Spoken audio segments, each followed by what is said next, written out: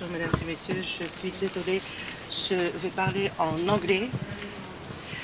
Et j'ai aussi en fait une mission très importante et difficile. Je m'appelle Sabine Schlorke, je suis l'ancienne responsable de la manufacture à la SFI.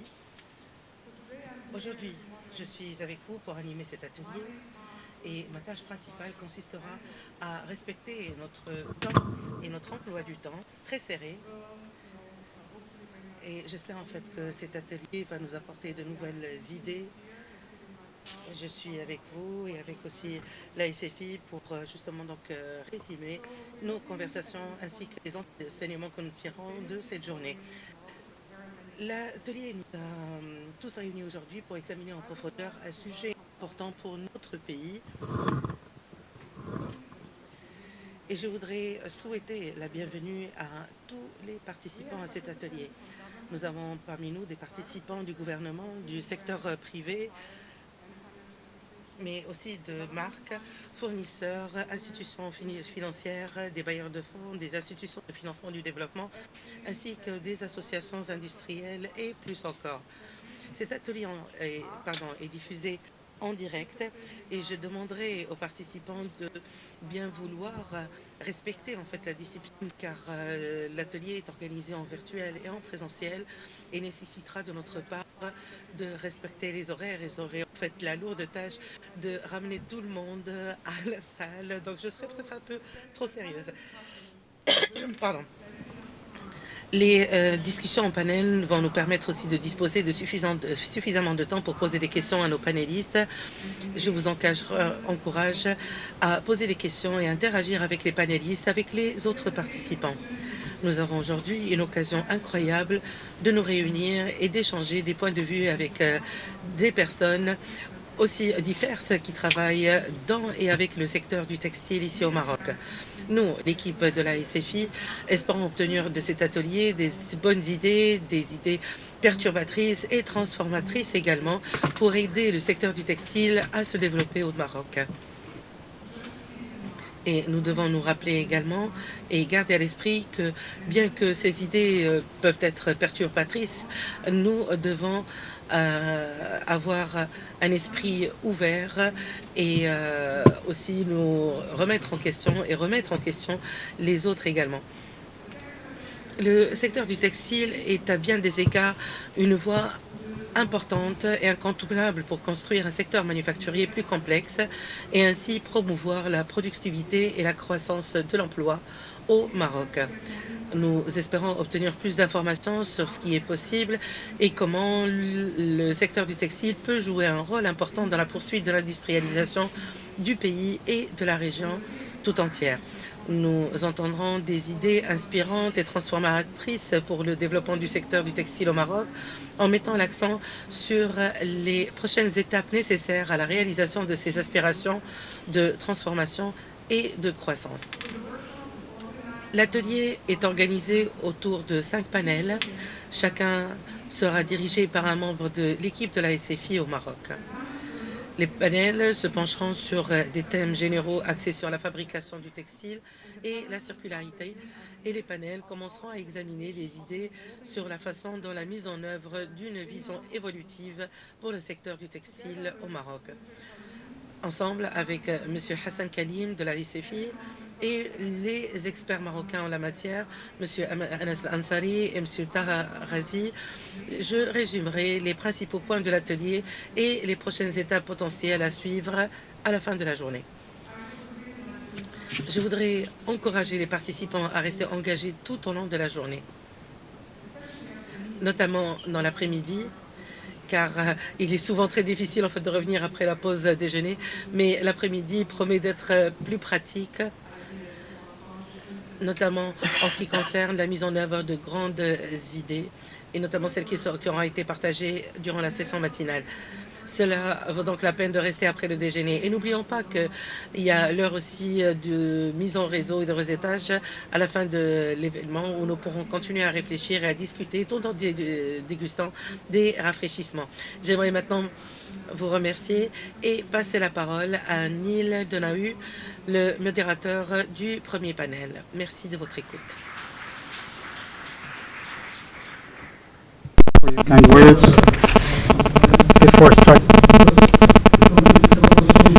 I will make a short presentation on the sector, on the elements we shall be discussing today. Can we move on to the next slide, please? Thank you. Of course, I have to introduce the sector. It is a key pillar of the economy. It contributes to the country's economy. It is after the automobile sector, it is the most important sector, and this is a sector that has shown Moroccan know-how and the quality of its products. Technical services, the apparel, especially during the COVID pandemic, where there was textile and technical and medical segments involved, and we will be talking about that as well.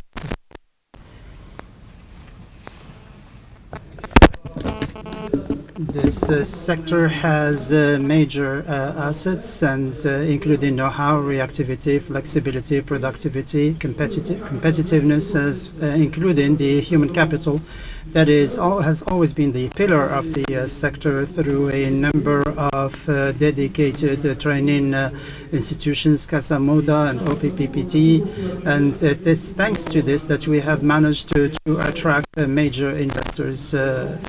We have some examples here on this slide. This has contributed to Morocco's reputation, and they all continue to trust Morocco. We have newcomers that are also entering the Moroccan markets, and that is a very good thing for the sector. The key word for us is resilience. The sector has met with some problems, but each time it's managed to rise again. And the pandemic had major impacts, but the rebound is there. There is a remarkable rebound. In the first month of the 2022, there is a 33% pickup rate, and therefore there are resilient 1,600 companies or firms. The turnover is 50 billion, 15 billion added value, and this was in 2019. I think that with the dynamic we've seen this year, we shall exceed that figure. The sector has also benefited from strategies and visions and the support of the Moroccan government, including the white book, the white paper that was published, and there is the rebound or the industrial rebound project that contributes to Morocco's competitiveness, and also the idea is to position Morocco for the carbon-free base. For the textile sector, the strategy for the state is based on four axes. The first one is to strengthen our positioning as far as export. Of course, calls for transforming and the finishing of products. The second is the integration of value chain, as mentioned by the minister, and we will be talking about finishing, about dyeing. And the third is the carbon, the durable and the sustainability that are key elements or watchwords for us as far as the sector's future is concerned, and that is what we are discussing today. The fourth axis is very important, that has emerged since the COVID pandemic, which is the Made in Morocco brand. And we have seen through the pandemic, we had a major mobilization of the textile sector to ensure self-sufficiency as far as masks and PPEs are concerned, and we also managed to export to European countries and the United States as well. This strategy has mechanisms for support, and to date we have two major support measures, and we have a physical cell at the level of the ministry to encourage the companies and firms to launch products, and also to accompany investment projects in the textile sector. This is an assistance that includes land, training, and I invite the firms to join us And there are two programs. There is Istithmar program on investment and new technology, and the program Tatwe, which means in Arabic development, which is dedicated to projects for companies that want to upgrade in order to achieve sustainability. And therefore, I invite firms to acquire information on these programs, and in case they need upgrading, there are mechanisms to do that, and we can accompany them as far as sustainable development is concerned, whether at the level of the ministry or otherwise. And to conclude, we have 2 dates, 2023, and we have a exemption period until 2026, and we will be promoting more traceability and the resort into recycled materials, and we have to work on the mindsets to make sure that firms are aware of what is required, and we're there to help them. And today the aim is to popularize all of these elements around the question of sustainability. And second, in order to meet these deadlines, the aim is to ensure sustainability. There are people who work in today, and they might be leaving us to go to greener platforms in the world. We need to capture shares of the markets, and of course there will be support provided by the government for all the stakeholders who would like to be compliant, and the aim is to make sure that the companies would be in a position to benefit from these renewable energy strategies and the investment opportunities and the training of human resources. Thank you very much.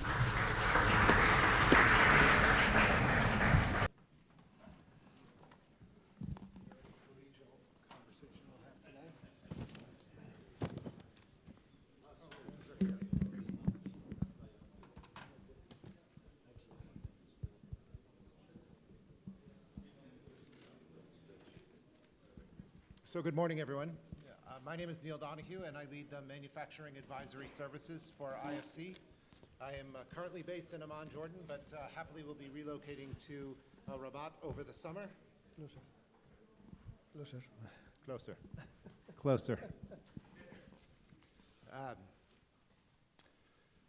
It is my great pleasure to facilitate this expert panel discussion this morning. Our topics are quite broad today, and our time is short. We have 6 experts to discuss a range of topics that could. Excuse me. It's very loud.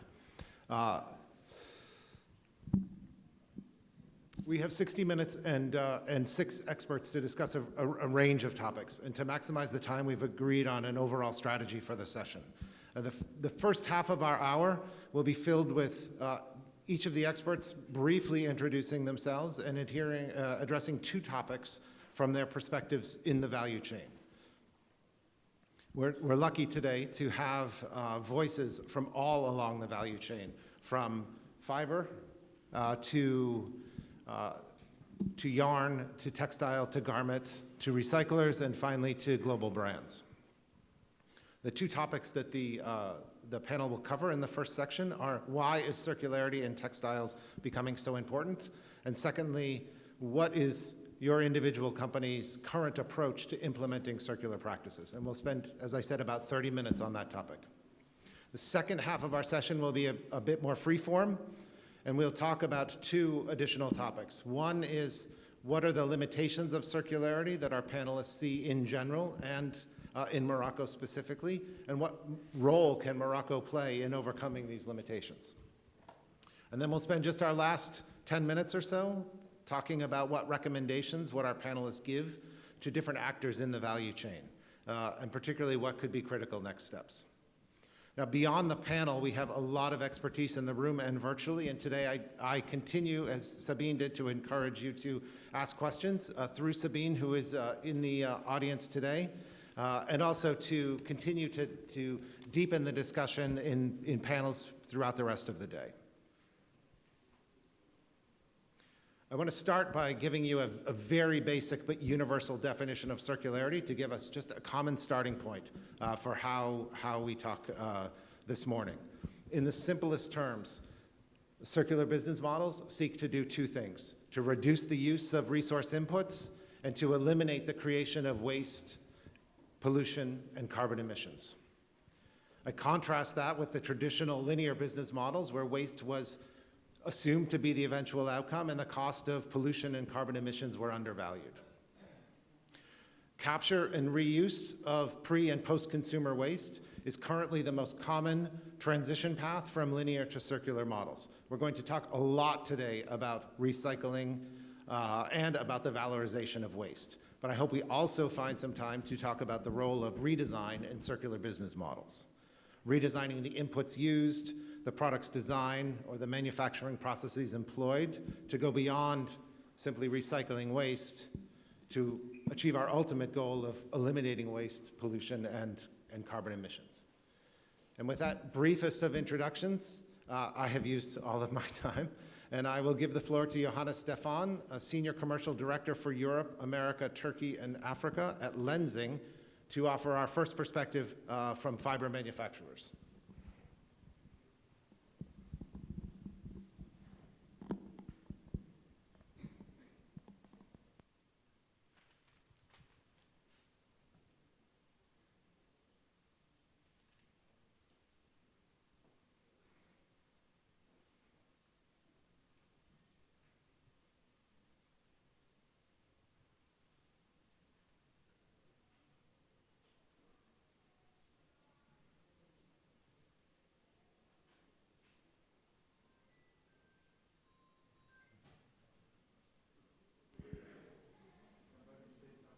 Let me ask our technical team if our video conference participants can hear us.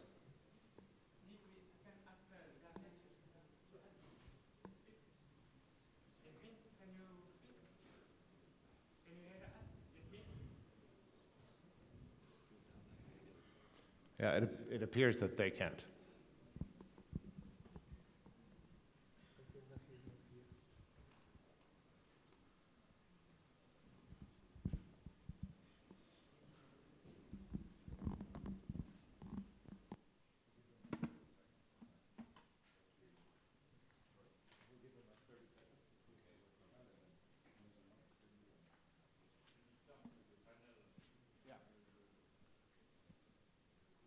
So our original hope had been to march through the value chain from fiber all the way to retail brands, but we'll go a little bit out of order for fun. So let me introduce Jordi from Halotex to give us a perspective on the textiles and garments point in the value chain. Thank you very much. Is it working? Yes. Thank you very much, Neil. Thank you everybody for coming. My name is Jordi Bonareu. I'm representing Halotex, a Spanish company. No? Now? Perfect. Thank you very much. Sorry.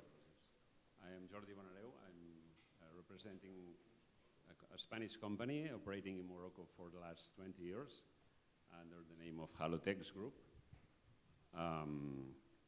We started our first 10 years with the traditional business sending fabrics to the country and manufacturing them. We moved to more integrated vertically strategy investments around fabrics and producing garments. We're supposed to be the last, starting with fiber and fabric, but this is what we do for the last 20 years here in Morocco. Do you want me to go to the questions or? Two questions that you're going to address. Why is circularity in textiles so important, and what is your company's carbon footprint? Perfect, okay.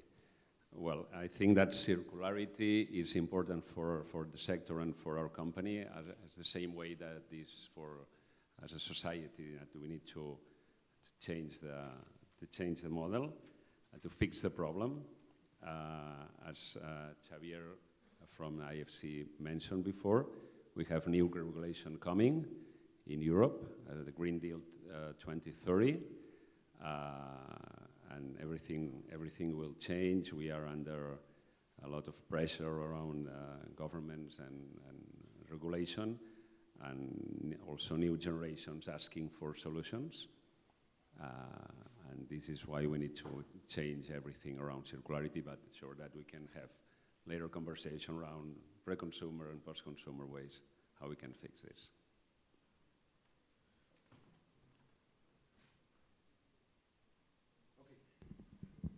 Do we have our online participants back?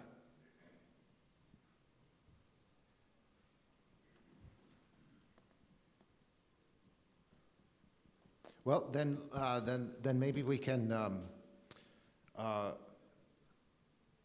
ask Jose Antonio Mazora, CSR manager for Santanderina, to comment. Okay. Good morning. Thank you very much. And thanks to be invited to participate in this conference about sustainability and circularity. My name is Jose Antonio Mazorra, and I'm in front of social responsibility and raw material purchases in Textil Santanderina.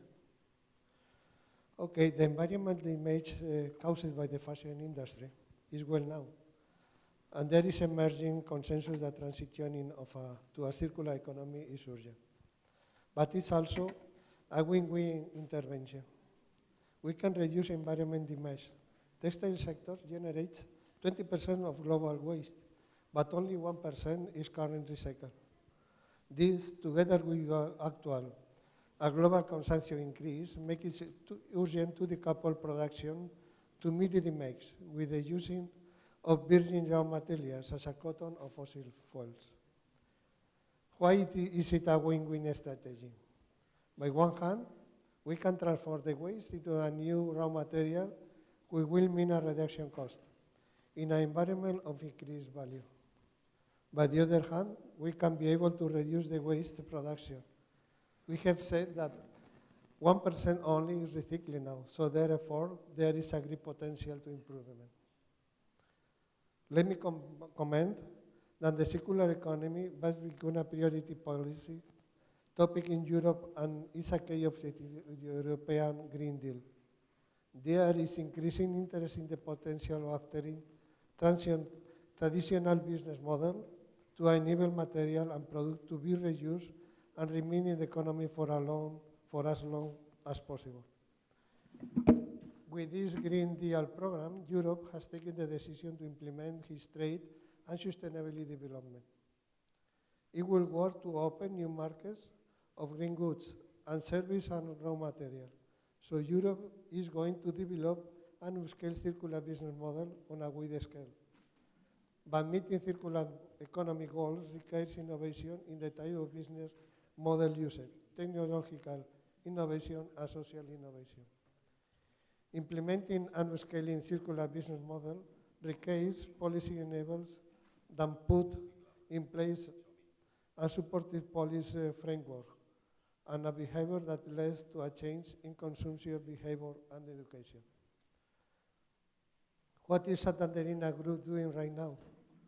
First, let me introduce that Santanderina Group is a family industry textile group located in Spain with production mills like spinning, weaving, dyeing, and facilities, and also 2 production plants in Morocco.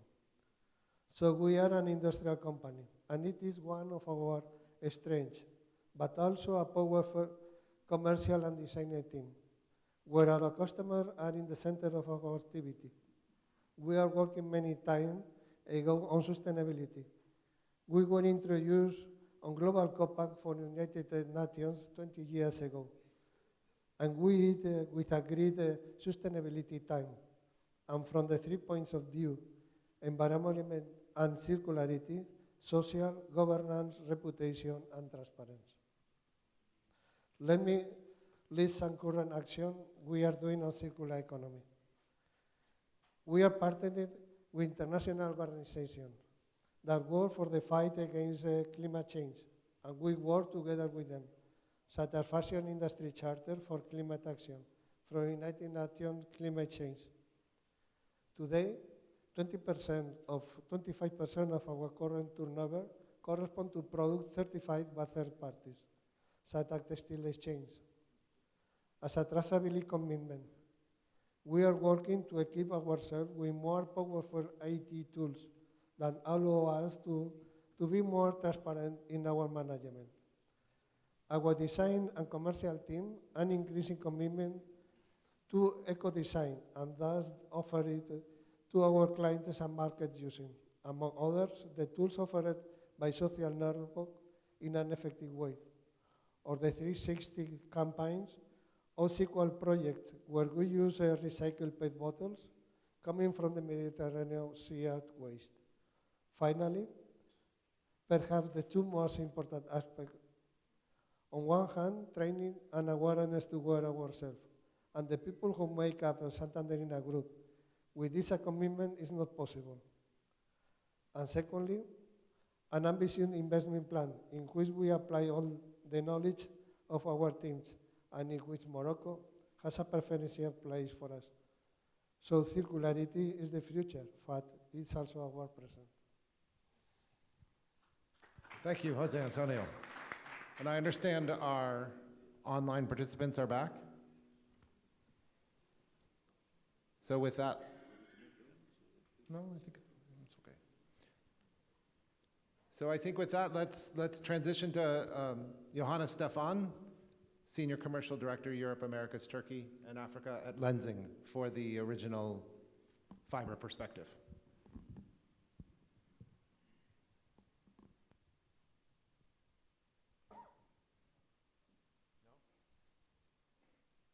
Okay, I think we still have some technical difficulties with bringing in our virtual panel.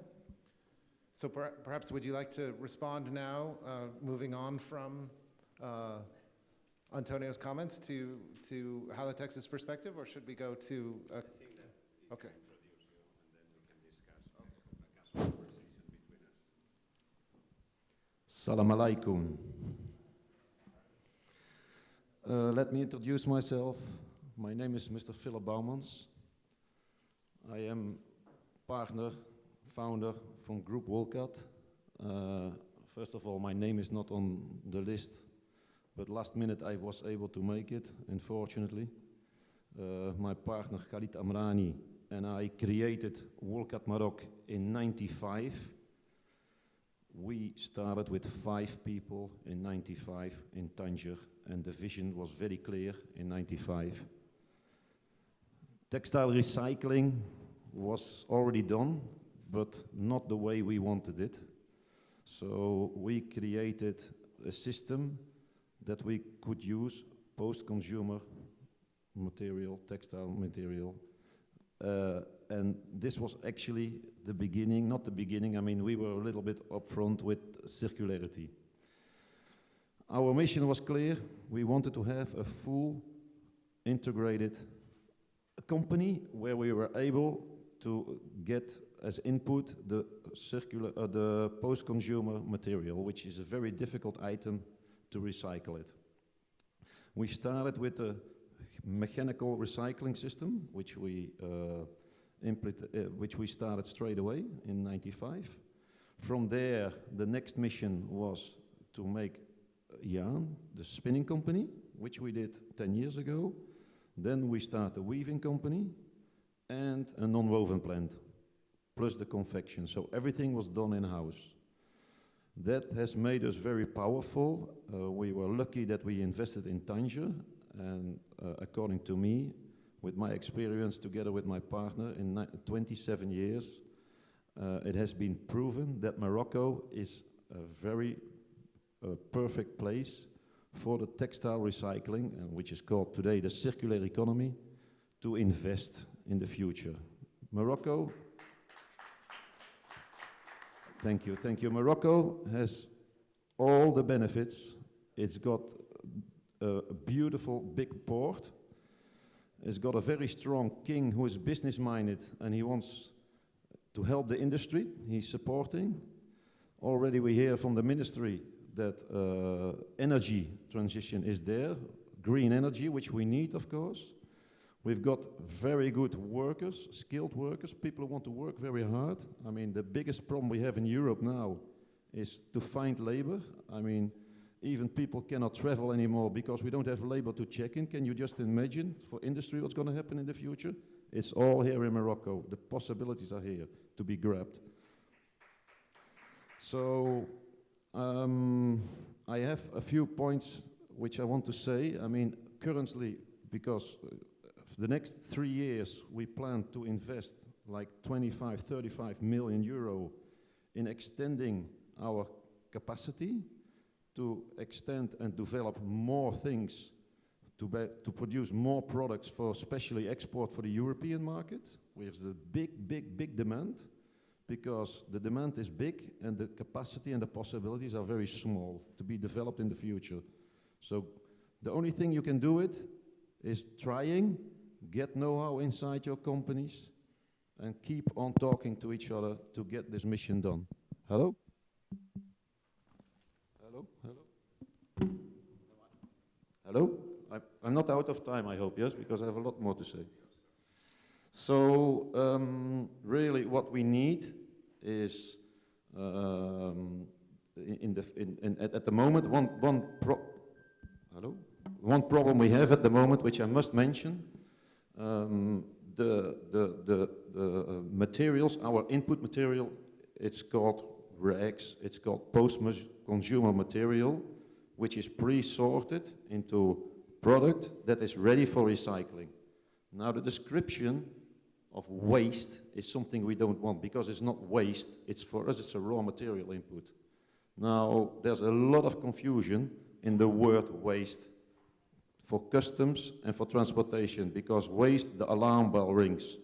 There are unfortunately people who take a lot of advantage in moving waste, recycling, blah blah blah around the globe, taking money, buying, selling things or getting rid of things without the recycling intention. We, of course, and many other people are very serious and active in the industry, doing our best to get things done.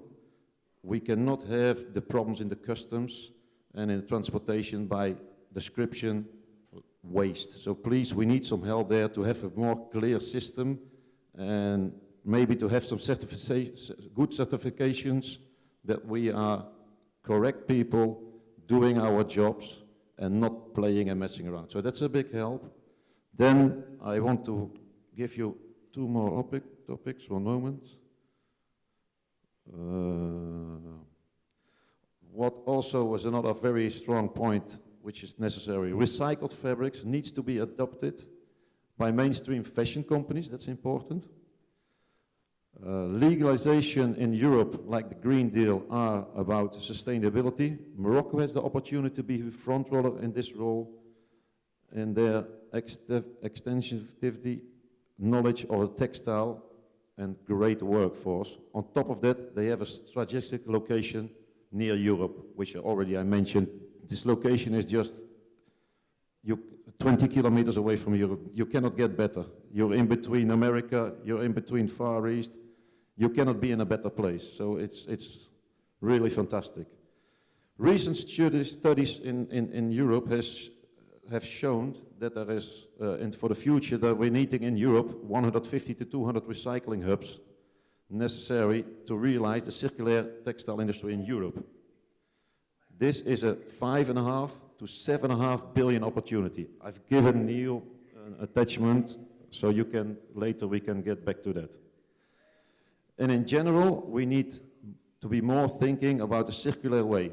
Products need to be designed for repair and also for recycling. So now, if you want to change the linear economy to a circular economy, we need to think how we produce raw material, produce fabrics or any textiles, because end of life, what we're going to do with them, we need the raw material back in the circular. That's the only way we can get it done. So we have to collaborate, especially at the beginning, when the fabric or any textile material is being produced. What are we going to do in the future with it? It's very important. Only then we can manage to get this world greener and to get this opportunity done. So I think, you know, I've given a little bit of information about our company. I think during the discussion, many questions are going to be, information is going to be shared, but thank you. And like I said, 27 years Morocco, I'm 50% Moroccan, I'm proud to be here. And thank you.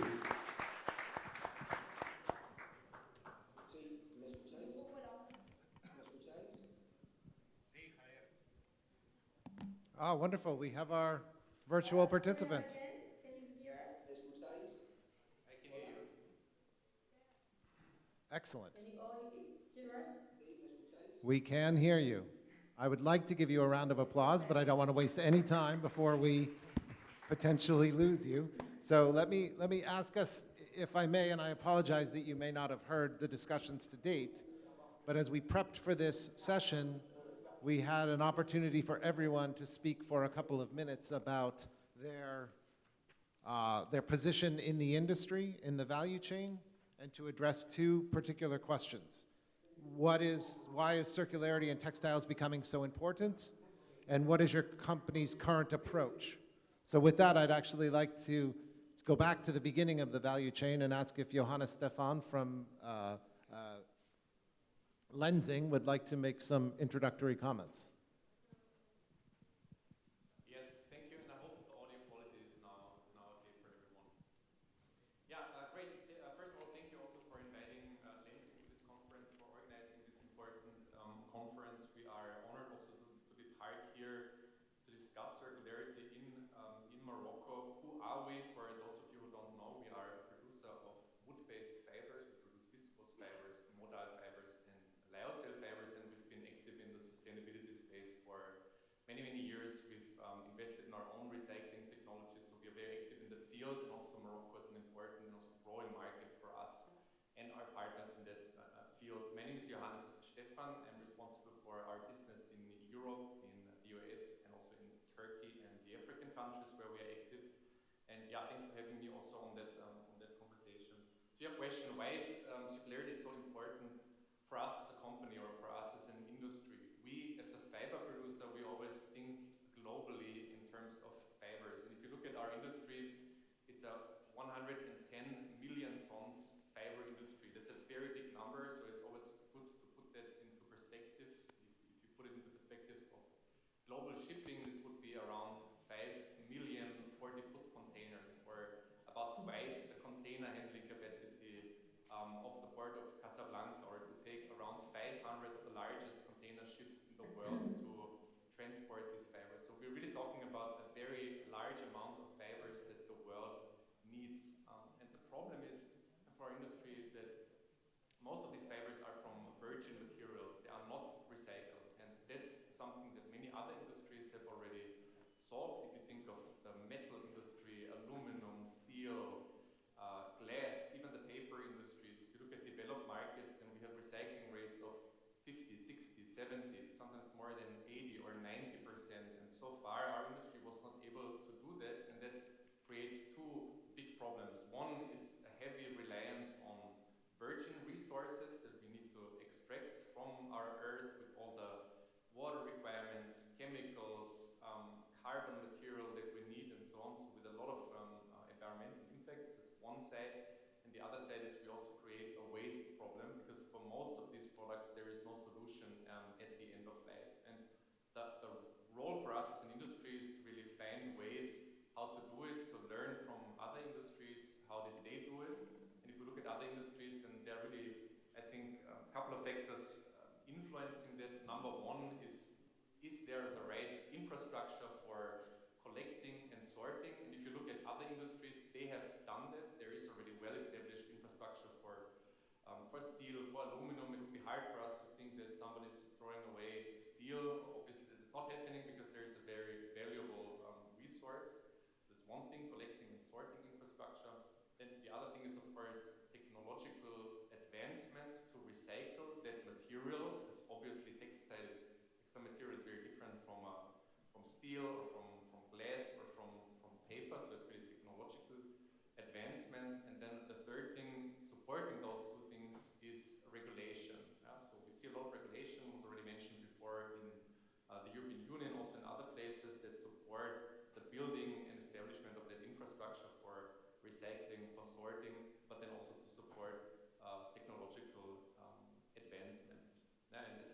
are active in, on the one hand, in the chemical recycling business. So it means we have developed a technology to not mechanically recycle waste, but to take textile waste, reproduce it into a pulp, and then make fiber out of it that has a virgin quality. So this is chemical recycling. That's our contribution number one. But then, of course, through our fibers, we are also able to help recycled materials, especially mechanically recycled materials, to reach, I would say, its full potential. So by blending virgin and mechanical materials, you can have some very nice quality products. That's number two. And then as a European producer, we are, of course, also very active in terms of policy support, in terms of connecting two different stakeholders, from yarn producers to fabric mills to recyclers to industry organizations, NGOs, governments, and so on, to make sure that the required support to develop this industry is there. And I think Morocco can play a very important role in that, so I'm looking forward to the discussions about how this can be done and share some of our insights and ideas. Okay. I think I'll hand over to, I'm not sure whom, I guess Yasmin. Yeah, it's me. Thank you, Hannes. Hello, everyone. I don't know if the sound is better now. Can you all hear me? I hope. Thank you for having us. I'm Yasmin Chipiron. I'm co-founder of Rive Droite Paris. Rive Droite Paris is an eco-design fashion label with a social purpose, and we operate in Casablanca. I'm sorry for not being here today because it's the Fashion Week in Paris, so I'm at our Paris office this week. So just to tell a few numbers, I agree with you about the tons of fabrics. When we founded Rive Droite 5 years ago now, we came up with three statements of why are we doing circular products and upcycling rather than other things. First statement is that numbers, people are not really set up on the numbers, but fashion is probably the second most polluting industry in the world. Más o menos. What we know is that 100 billion pieces of garment are sold each year, and this is twice as many as 20,000. So it's growing very, very fast. On the 100 million tons that you tell us about before, only 30 million of these tons of fabrics are thrown before even being used. And among these 13 million, well, only 1 million ton is recycled today. So things are going fast, but this is the statement first. Second statement, sorry? You still hear me? Okay, good. Second statement, fashion faces the necessary reinvention of the supply chain. As we all know, today, more than CSR commitment, being in a very local product supply chain, manufacturing to the final consumer is not only nice to have, it's a must-have to survive as a fashion brand. So this is the second statement. Third statement, which is the happy one, is that ethics are becoming the new standard in the fashion industry. All the studies shows, either in Europe or in the US, that market has never been more ready to make a change. And consumers are really willing to make that change. Three numbers, very quickly. This was a study in 2020. 62% of the fashion consumers are ready to buy only plastic-free apparels. 71% are ready to buy local. And 75% are ready to pay more for an ethical product. So this is the reality today, which is kind of good for all of us here today. So how we do operate in this environment? So we created Rive Droite in 2016. Our production is integrated and inclusive here in Casablanca, where you are.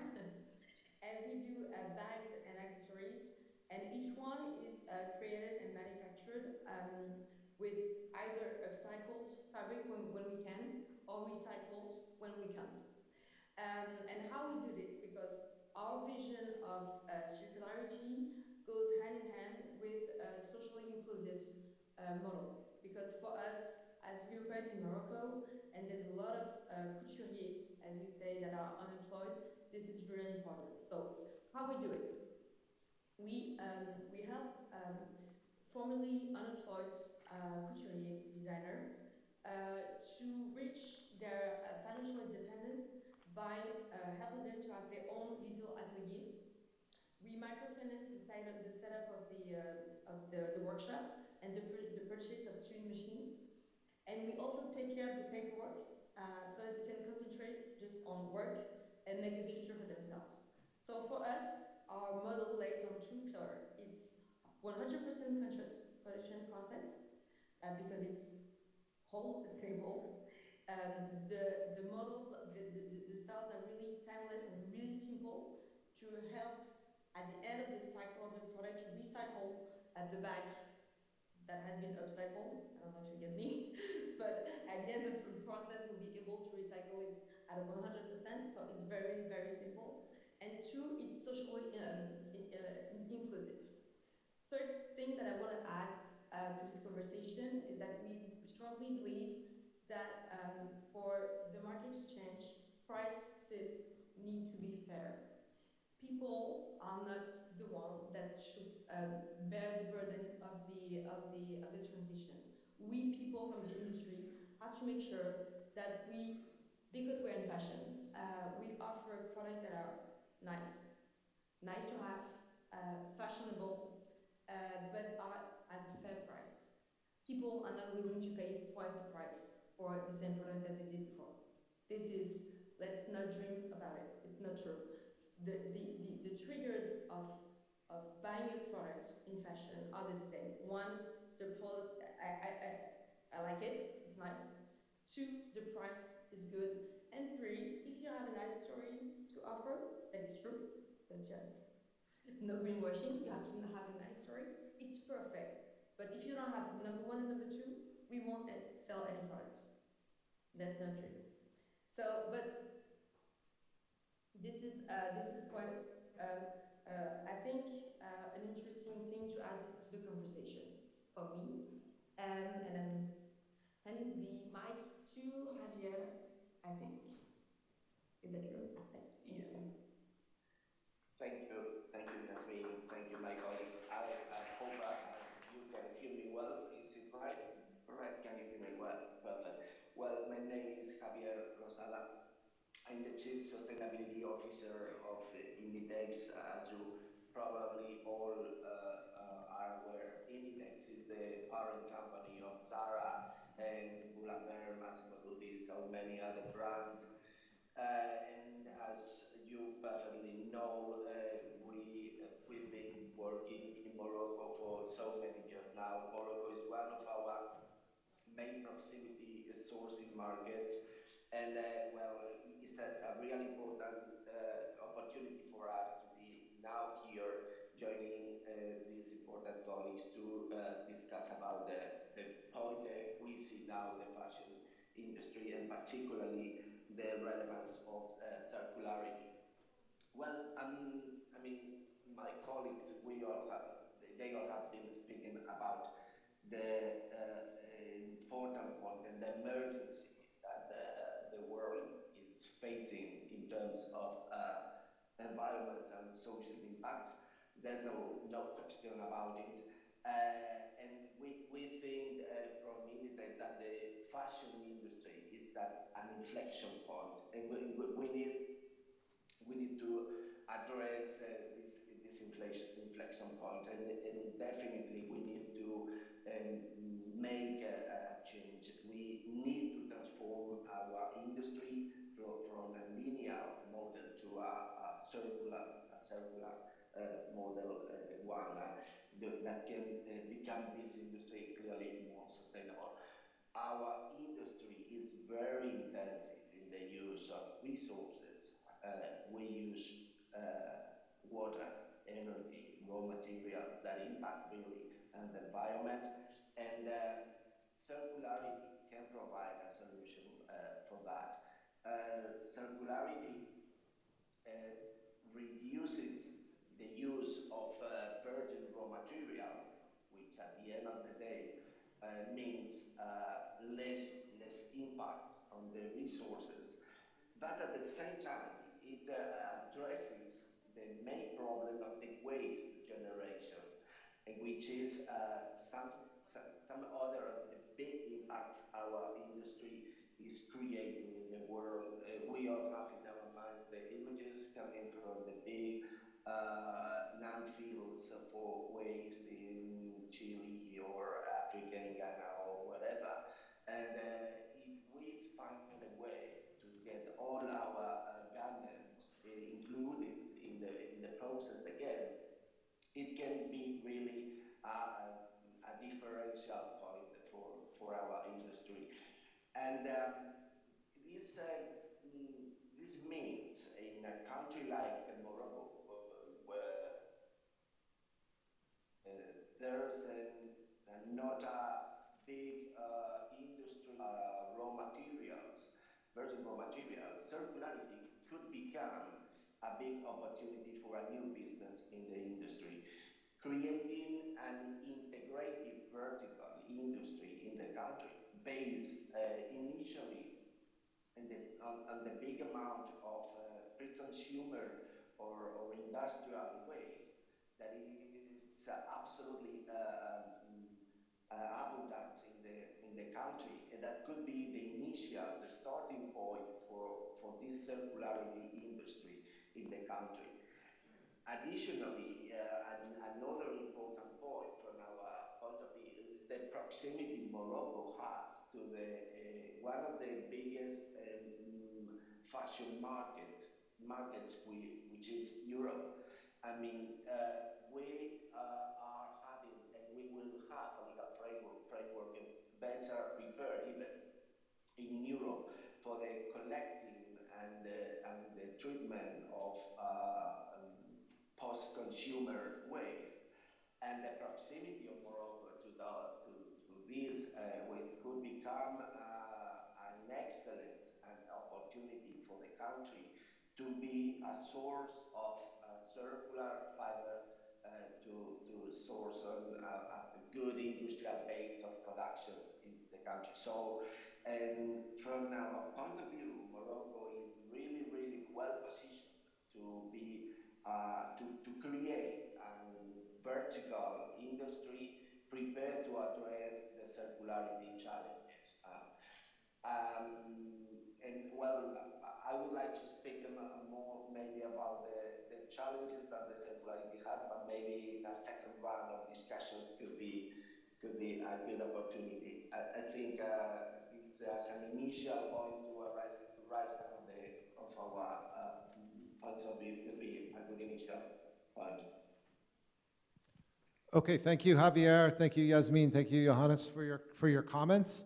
As a brief summary of these opening statements, I think we as expected, see a lot of shared vision and a lot of shared opportunity around circularity in the textiles space. I think as we transition the conversation to some of the specific challenges and opportunities for Morocco, I'll just take a moment to summarize a little of what I heard. First, we all agree Morocco has a differentiated competitive position due to location, right? Its location and proximity to Europe and American markets give it, from a circularity perspective, an opportunity to compete against the cost and carbon emissions from transportation. So as a starting point, we have that to work with.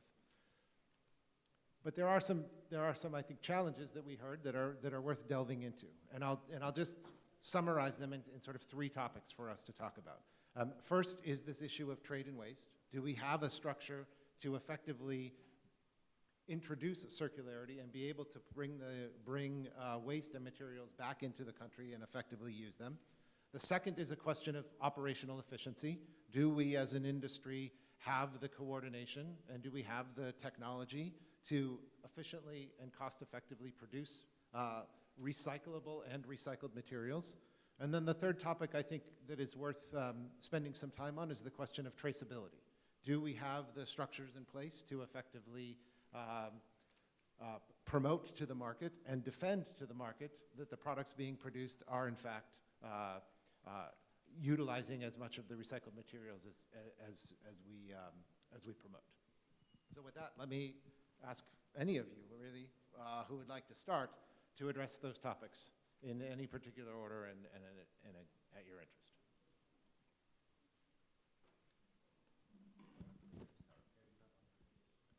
Yes, I want to take the advantage of having Johannes here and Javier as an example of what I want to say around how we can make this transformation around the sector. And I will give you an example.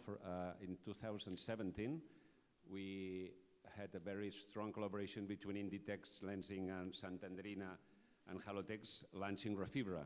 Refibra was the first fiber coming from waste, cotton waste, transforming to lyocell.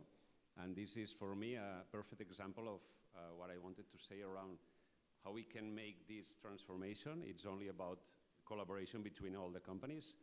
And now adding the post-consumer, as you mentioned before, as waste, as something wrong that we need. And we ask the government to help us to create the perfect regulation and the perfect situation to receive post-consumer waste or pre-consumer waste from other brands or some brands that they want us to make these new fibers or new yarns or fabrics and garments coming from waste.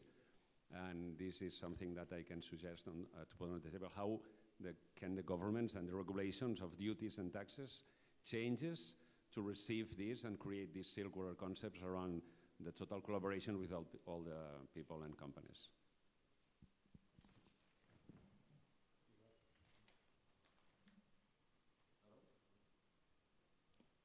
Hello, yes. I fully agree on this. I mean, regulations and customs, I mean, we need basic raw material input because that's where it all starts. And without this, we're dead. So that's a very, very primary topic that needs to be solved because another big important point is, I think, that I mentioned before, is that there must be a collaboration and a very clear strategy how to produce things. I mean, we are a recycling company and we have experience and we do mechanical recycling. There's two ways of recycling, mechanical recycling, and of course, there is a chemical recycling, which is a different system, of course, and it's more complicated. There's a lot of investment and research in it, and I'm sure in the future things will happen, but the mechanical recycling is already a business which is happening for many, many years. So there you are more quick in results in the future, and it can help if when you produce an item and think about end of life. That's a change that has to be made. I repeat again, that has to be made because that will help even in a chemical recycling, because I'm sure if you are chemical recycling, you know, you need one product. If you make blends of 3-4 type of fibers mixed, it's very difficult to separate them in the future again and reuse them again. And if we want to go circular, there's only one way, thinking about producing. This very, very important topic. Then a small other point which I want to give a message also is that people who want to invest, I'm here since 27 years, so I know Morocco quite well. And once again, many good things happening here, but there's a small point there which I should mention, is that real estate and renting property here as a business is not easy and it's very expensive. I will give you an example. I mean, if you go to Turkey, you will be paying like $15 for a square meter of industrial land. We know in Morocco, if you want to enter into a free zone, you'll be ending up with 200 euros easy for a piece for land. To construct a company here, you'll be paying easily like 500 euros a square meter. This can be done, and it's done in Turkey for $100 a square meter. So just do the calculation, what big difference in investment, because we're talking about a building. We're not real estate investors, we're industry. We need a building, and we need to be competitive. So there we need help we need because the amount of money blocked in a building or paying rent is blocking the opportunities of developing this business in Morocco, and people will disappear. So that's something which I also want to explain to the authorities here that think about that, because that will block people coming into Morocco. I think I'm not sure if there's any more questions. I mean, like I said, we have a lot of experience here. The basic thing is for our system. I'll just a little bit explain that do I have time? Can I? Our system is, we sort out the post-consumer material in our companies. We sort to quality and to color. From there, we start with fiberized, so we mechanical recycle the product back into fiber. From there, we go into yarns. We blend a little bit of recycled polyester, and then we have our spun yarns, which are recycled material, so it's very circular, what we already are doing for many years.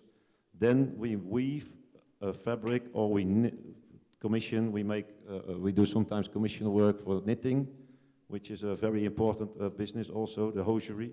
From there, we have products which are circular. So the steps are already there in our group, which we are doing. Now we have 5 companies. We have over 1,000 people working. And we are doing, like I said, a program of investment in the next 3 years, 25, 35 million euro is in the pipeline, which we want to invest because there's a huge opportunity and a huge demand for recycled products. So Morocco has to grab this. I'm just going to ask if we can cycle back. Sure, no problem.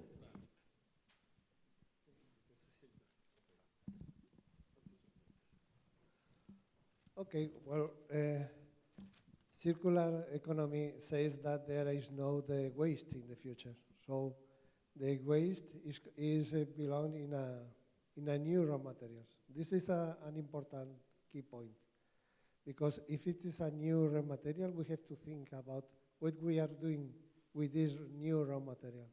And this is the first point, and we have to think about it not only when the waste has been produced, but we need to think about it before. This is what we speak about the eco-circularity or the eco-designs. This is the first point. The second point is that we have to think what we are going to do with this new raw material. We are speaking about recycle, but recycle is important, but it's not enough. We have to think another ways to use this new raw material. By example, the chemical recycle that we have spoken before about the lensing refiber fiber. This is important, but we have to think about how to reuse, how to repair, and so on. Okay, thank you. In the interest of time, we're going to run out of time in our session, but I'm not going to stop yet because I have a mic. So I want to at least go back to lensing for comments from Johannes on what is your perspective on the opportunities in Morocco and the ability to invest in Morocco? Thank you for the question. So maybe the single most important thing, from my point of view, to change, or a mindset change that is necessary, is to treat waste as a valuable product. Now, why is that important? And I think it's important to also look back in history. If you think back about 400 or 500 years, what happened in Europe, there was one industry that was growing extremely fast, much faster than today's textile industry. And if you think of it, you might know the answer, and it's the book industry, the printed paper industry. The book industry was growing extremely fast. And at that time, 500 years ago, waste was an extremely valuable resource, because textiles was used to produce paper. So people brought their old textiles, their destroyed old waste textiles to paper mills where it was produced into paper. It was already 500 years ago. And it was so rare, this resource, that it was even not allowed to export waste out of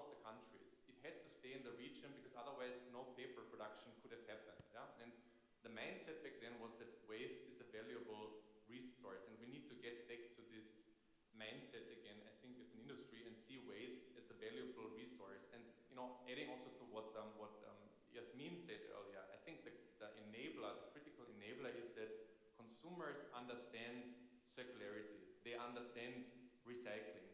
They don't know what sustainability is. Sustainability is a very vague concept, unfortunately. Some people interpret it in one way, some people in another way. There are no standards, it's hard to understand. But consumers know what recycling is. They know that from all of their other products that they recycle. They understand it. You tell them it's a circular product, they get it.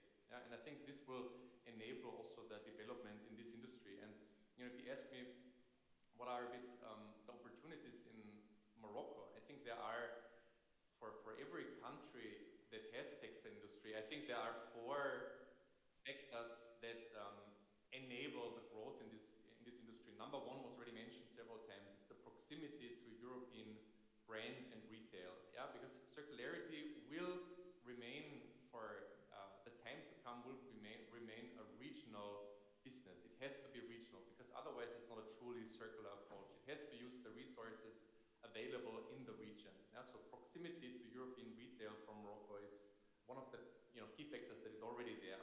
Yeah, number 2 is access to raw material. So far, raw material is treated in a way that only a virgin raw material is really a raw material, but it's not like that. If you look at Morocco, and I don't have the latest numbers, but I think there is more waste from cutting garments than imported fibers into Morocco. Yeah? So waste is available. Post-industrial waste, pre-consumer waste is available. Post-consumer waste is available. There is also availability of virgin fibers to blend those with recycled fibers. So that is also available in Morocco. Now, 2 things that I think need to get focused is the collection and sorting infrastructure, because it was already mentioned before that infrastructure usually also in Europe is not designed for recycling. It's designed for reuse. It's designed for exporting garments into other countries. It's designed for downcycling. It's designed for putting the remaining waste to incineration or to landfill. It's not designed for recycling. So I think that is very critical to have an infrastructure, build an infrastructure that is designed for recycling. Yeah, that's one area I think that a lot of countries, including also Morocco, need to focus on. And the second thing is recycling and reprocessing infrastructure and know-how. Yeah, that means everything from spinning the waste materials into new yarns, making fabrics out of it without deteriorating quality, because also what we don't want, I think, as an industry is we don't want to give only one more life to a fiber, we want to give several more lives to a fiber. Yeah? So we don't want to have a low quality recycled output product, which then anyway ends up in landfill. It's already an achievement, but we want circularity, and circularity means more than once. Yeah? So building up know-how, building up infrastructure for disintegration of garments, for shredding of fabrics and garments, for spinning new yarns from waste materials. I think that is the second critical thing. And I think in general, true for Morocco, but for everyone who is active in the textile industry, and it doesn't matter if you are a fiber producer or a yarn producer or a fabric producer or a designer or a brand or even a government. I think everyone needs a plan within that space. It will come whether we want it or not. We all want it. It will come. Circularity will come.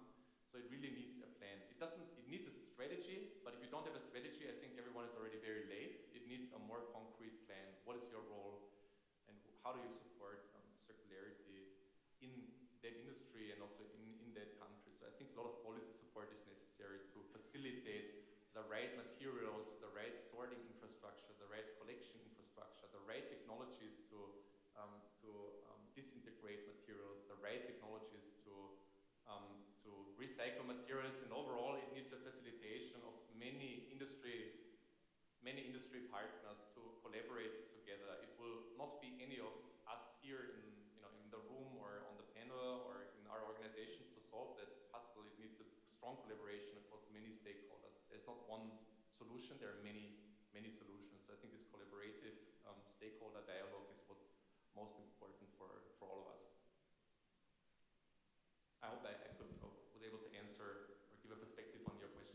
Yes, and thank you. And with that, I do have to acknowledge that we are out of time.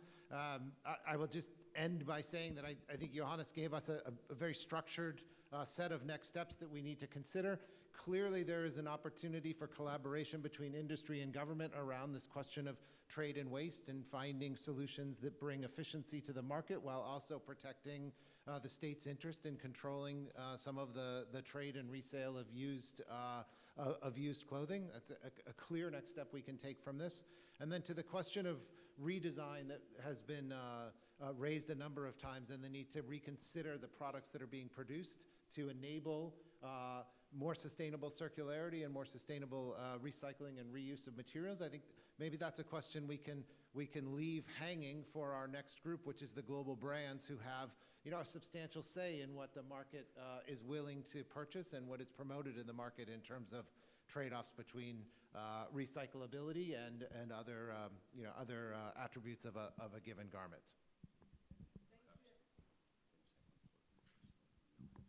Thank you, and thank you to all panelists. So thank you to all panelists, but please stay here for 1 second. I would like to give 2 minutes, and I'll say it in French. Maybe if there are 2 questions for your panel from the audience before we close.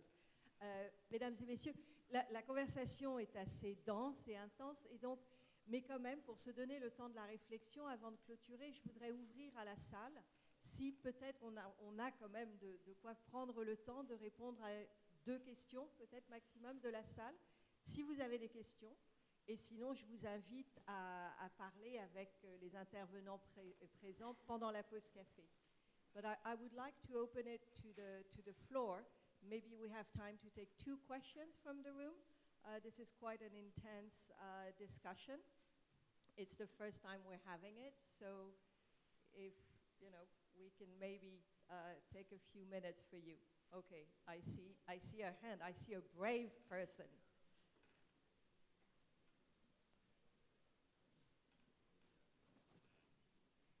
Si je peux vous demander de dire votre nom et si la question s'adresse à un panéliste en particulier. Bonjour, Atfa Abdelrahman.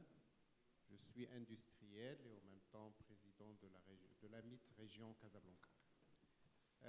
My question is, I have seen that the panel was focused on a kind of recycled process that is post-consumer or waste of what we have in cutting.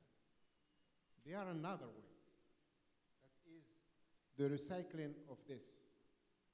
Why? Because we use a lot of polyester in industry, and I think that it's also one way to develop. Is it possible to have that in our country? Thank you. Thank you. And for our panelists who are on the screen and may not have seen the representative from Amit Casablanca, was showing a plastic bottle. So he was talking about plastic waste. So perhaps I can respond, but I'm looking to the panel if anyone wants to raise their hand to speak to the opportunities in plastics recycling. I think many of our panelists are experts in the textiles sector, but in my role at IFC, we do a substantial amount of work on promoting plastics recycling and the integration of recycled materials into plastics production. I think it is absolutely an opportunity in Morocco. Morocco does have, I believe, a relatively low percentage of recycled materials, which is not uncommon in the country, particularly for PET, and there are opportunities there. I think there are also opportunities for industry and the government to engage to discuss about the effective use of recycled materials in some plastics production in the country. But absolutely, these issues go hand in hand around transitioning to a circular economy is not necessarily done only at an industry level. It is a societal change of mindset around the way that we live our lives and consume all goods, whether that's clothing or the food that we choose to eat or the packaging in which we choose to buy and store products. So I take your point. I think it is a... Thank you.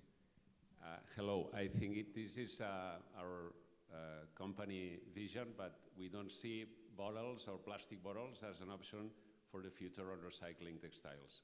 It will come more for textiles to textiles, and we will see what will happen, but this is perhaps the way that we see. This is not an option for the future, perhaps the plastic bottles for textiles. But it will be my pleasure if Javier and Johannes and Yasmin can do something. Yasmin has her hand up, yeah.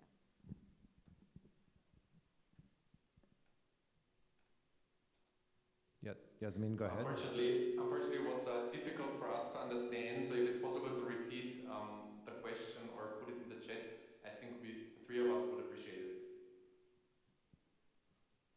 Yes, please. Okay. We have a second question from the room. So while the question's being put into the chat, Fatima Zora from IMI. I have a quick question, a practical question to the panelists. Can you hear me? Yeah. Actually, the recycling of plastic, of PET to make polyester is really interesting, and I believe that there's a few teams around the world working on it. It's very interesting, and I think it's something that Morocco should look up to. But before that, just to be clear, because we talked about pre-consumer and post-consumer waste, and I think that we all need to make the consumers really understand that thing. And we talked about upcycling and downcycling. So downcycling is really important because we need to recycle and we need to do something about the waste. But the first and foremost, I think, opportunity for Morocco as an industry in fashion that is really close to Europe, that has no taxes to come into the European market, is the upcycling of fabrics. Before getting into anything that is really high tech and that needs energy to recycle, let's upcycle. We have tons and tons and tons of fabric coming through from Europe to Africa and passing through Morocco. It's a tremendous opportunity. But I think that we need one thing in Morocco before getting into recycling plastic, which is a huge problem, by the way. But we need one thing, is to reinsure the markets. And how can we do that as a group? And everyone here today can have a play in it, is to join forces to reinsure the markets. How? By having a higher transparency on the supply chain. Because when you say upcycling, people need to know where the fabrics come from. What are the secrets of the supply chain?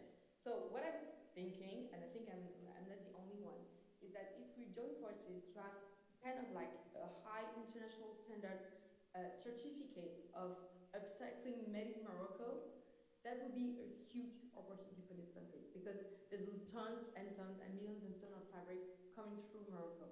And I think it's the biggest problem that we are facing now, before recycling plastic, which is quite interesting. I don't know if Javier agrees. Thank you, Yasmin. And again, in the Absolutely, Jasmine. I completely agree. We have to solve circularity inside our industry. And I'm gonna to finish the plastic point with my position. I think using polyester coming from PET bottles, well, it's fine. It's a first initial solution. In the meanwhile, what we create the necessary infrastructure to have enough polyester at the scale coming from textile, but it's not the solution. So definitely we need to create the necessary solutions, creating polyester coming from polyester, from textile polyester, and we need to solve our circularity inside our industry. The recycling of PET bottle should not be the solution for fashion. fashion industry. And finally, something, I mean, this is going to sound controversial, but definitely we need to address the polyester issue as a whole. I mean, trying to reduce the use of polyester in general in our garments. I mean, we know that we have noticed some replacement for some of that could replace the needs or the features of polyester in our garments, and we need to solve it. But we also know that from time to time we use polyester only as only based on price, not because it is providing something to our garments. So it's something we need to tackle as well. And coming to, finally to my speech, coming to the point that Justin was raising about the need for a joint effort here, the need for collaboration is definitely something that has to be done, because the size of the challenge is so huge that only by means of collaboration we can sort it out. And we need, the brands, we need to make our role, we need to commit to this new road of only circular raw materials. The supply chain has to make the road as well, has to be transformed, adopting all the expertise and the supply chain to these new needs. The financial institutions, and here with IFC, is a good opportunity to put this message on the table. It's a good opportunity to bring financial resources to the industry to facilitate this transition. Finally, I mean, the governments, and in this case, in the case of Morocco, but it's applicable to all the governments around the world, there's a huge and enormous opportunity to create the infrastructure that Johannes was mentioning, that is so necessary to collect, sort, and recycle the raw materials, particularly the collection. That is something that, from our point of view, must be supported by the authorities, the local authorities. We have tried to, I mean, we have put collection points for used garments in all our stores, and I mean, the amount of garment that we are able to collect is not comparable to the one we could collect if there were sufficient public infrastructure available to collect all the textile waste. And on a second step, innovation must be the solution for the challenge of the sorting and the recycling. That is definitely something that must be addressed. And there's, of course, new brand technologies, beautiful new technologies that could provide a solution, but also there's a lot of innovation around the traditional textile knowledge that can be developed, and we got very good examples with Santanderina Halotex here that has been making amazing work working with traditional mechanical threading of cotton, and to tune it, to make it fine and to get incredible solutions. So there's a huge opportunity and innovation to sort it out. Thank you. Thank you, Javier. And so we are officially done at this point.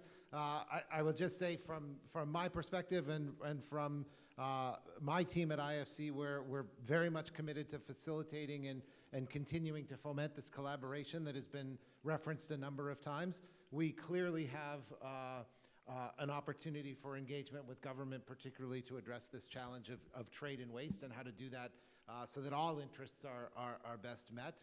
And then I think we've set a couple of challenges for the next panel when it comes to the global brands. What is the market willing to accept in terms of redesign of products to optimize for recycling? And apparently the gauntlet was laid down on polypropylene, so I look forward to hearing the global response on that as well. Thank you very much, and a big round of applause to our panelists. Merci beaucoup. Merci à tous nos panélistes. Je vous invite à faire une... Thank you, dear panelists. I would now like to invite you for a short break. We have some refreshments, and I would like to ask you, because we are a bit late, so the break will be a 10-minute break and not more, so it's just a way to have some refreshment and also to refresh a little bit, and we will resume with our session on global brands. Thank you, and please stick to 10 minutes. Je vous demande de respecter les 10 minutes de pause puisque nous avons déjà accusé beaucoup de retard par rapport à notre ordre du jour. Merci. Can you hear me online? Yes. Thank you. Donc, le Zoom. Voilà, je vais commencer I'm pendant going que to nos start panélistes s'installent. while our panelists are now getting ready. Donc, ce que je vous propose pour que vous puissiez voir tout What le I monde, je vais moi propose rester is debout that for et you to be avoir able to nos intervenants see everyone, sur la scène. I'm To going make to sure remain. everybody in the room can see our online panelists, I will stand and we'll have the two in-person panelists on the podium. For Nick, Sarah, Matthias, Ken, welcome. So you know, because you cannot see the room because the cameras are facing us, we have about 80 plus people in the room from the industry, financial institutions, international development partners, as well as government representative, all the stakeholders from the sectors. I will start in French when I'm talking to the audience, and I will speak English when I'm talking to you. Donc, voilà, je passe maintenant la logistique French. faite avec nos Now intervenants. the logistics with our speakers. Let me be back to French, and to you, the room. I have my talking notes because speaking in public is not my forte, and textile is a topic which is dear to my heart, and I'd like to talk about something that I love. And once again, allow me to speak out of my name is Eleanor Richardson. I will be the moderator for this session.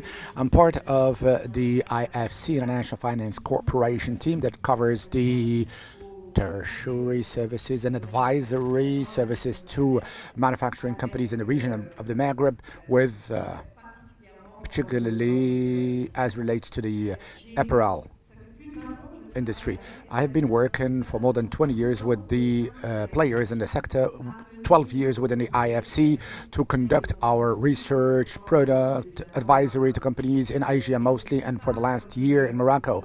I'm not just like the representative of Volcat of the earlier panel. I'm not half Moroccan, not yet. It'll take some years, but I reckon to be half Moroccan one day, and it'll be a real pleasure for me.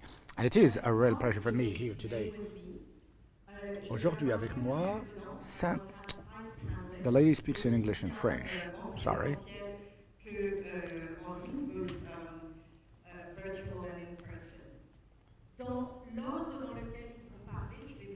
The order in which l'oratrice se fait sa propre interprète. Merci. Tout d'abord, Monsieur Nick Allen, Patagonia Senior Manager for Traceability. Madame Sarah Diaz and Mr. Matthias Herler, the founder, qui sont respectivement who are respectively VP for products for women and sustainability, and the manager of their private labor. Mr. Ken Williams of the PVH company, Vice President and Hub Leader for Africa. Also with us here in the room, Madam Wafa Hamlishi,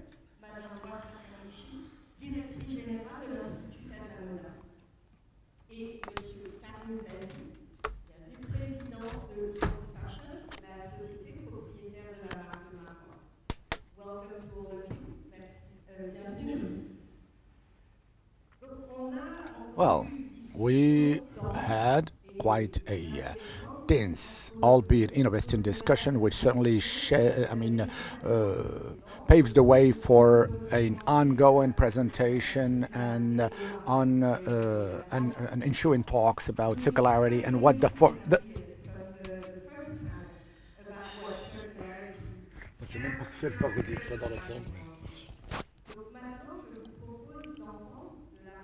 now I would propose to you to hear from both domestic and international players, to have them talk to us as to how they see the circularity and what's their thought on the topic and how we can lay the foundations to starting a transformation in the sector. We heard from the technical players about circularity. I want to invite some of the major players in the industry to tell us about how this fits with their perspective and how we can make it come together to transform the sector in Morocco.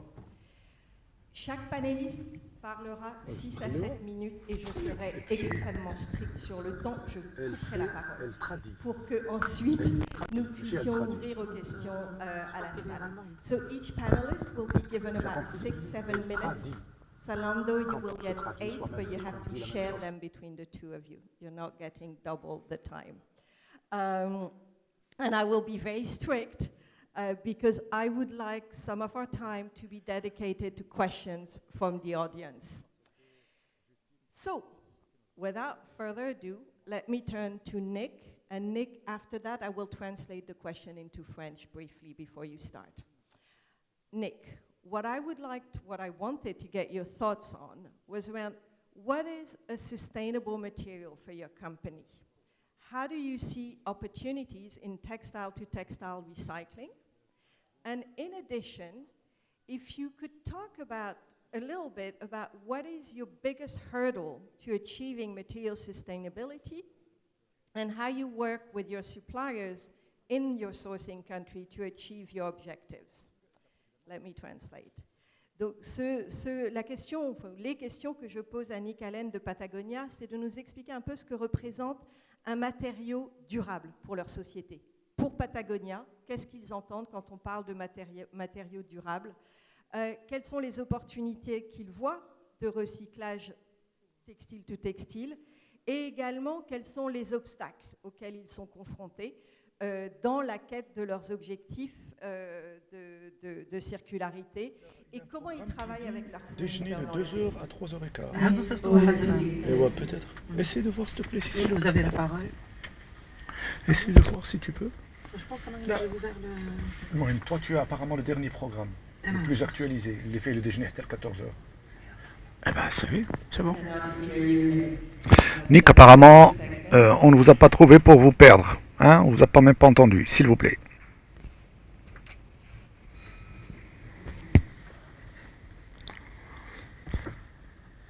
Vous voulez dire qu'il peut le pire, peut le mieux. Après... Qu'est-ce qu'il dit le Mzgildi? Un petit test, s'il vous plaît, avant de commencer. Oui.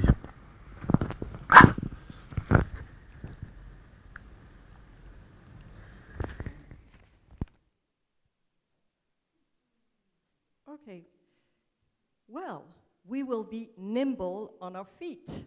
Il faut innover, se transformer, sans cesse se renouveler.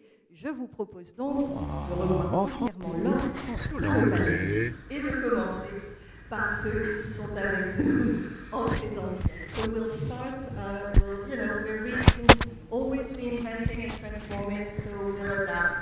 And we'll start with the in-person panelists here today. And then we'll get back to you as soon as we sort out the audio issues. So, Monsieur Tazi, je vais donc vous offrir la parole. Mr. Tazi, I wanted to give you the final word and the closing remarks, but you're going to be having the introductory remarks to pave the way for the discussion. And My question to you, talking about value chain, and we're going to have it said by our other speakers, how can we see it, attend to it, that these new sustainable value chains we're going to talk about today be beneficial both for the Moroccan consumers as well as the international consumers? And how can one develop a relevant subsector that makes it possible to pave the way for the future? Thank you for... Sorry. Yes, thank you for your question. Good afternoon, everyone. I would like to commend the organization committee for the very sterling quality of the event. You are raising this question. Your question, I would like talk about the export, the local market and the export-oriented market. Unfortunately, on the local market, the constraints of the purchasing powers, circularity ought to be given priority by local consumers. What we do, in any case, in our experience at Marwa, we do have an extremely short production system between the time we create a design, a model, and the time it is being sold in the shop. Of course, the timeline is about 2 weeks, which means that we harness in the most performing manner the level of stocks that are not sold. And hence, we do have unsold stocks that are below the 2% bar of all we produce.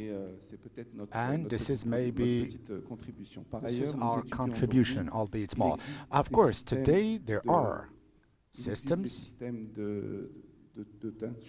of dyeing, finishing that are new, extremely interesting, that make it possible to reduce the consumption of energy, of water and chemicals, while maintaining both competitiveness and desirability. That are the two criteria that are often sought after by our customers. The real topic today is mostly the export one.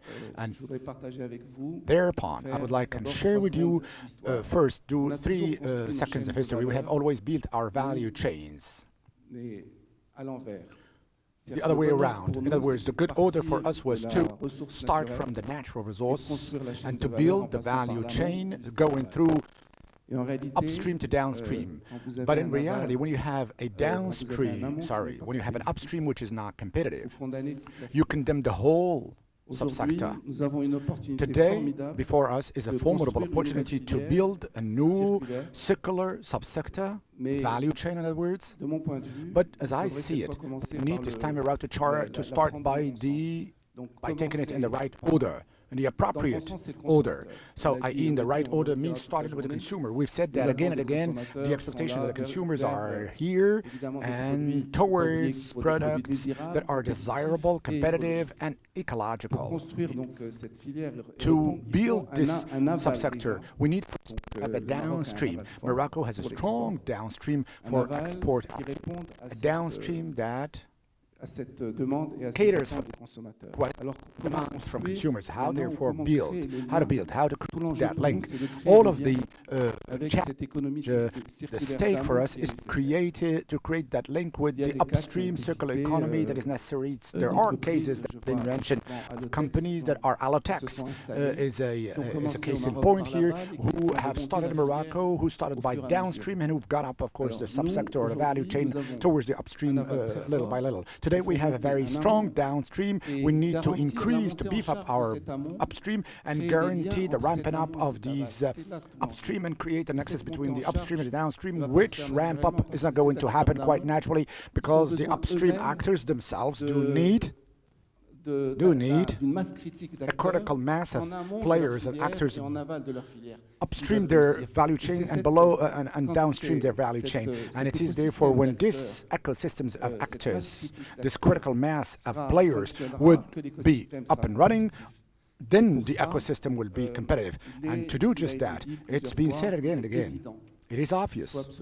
that we need to have a very strong partnership between the different stakeholders, which we have seen today are extremely interested to come and set up shop in Morocco, and the public powers who have set up a whole slew or battery of incentives that are going to be shared as we go along the day's work.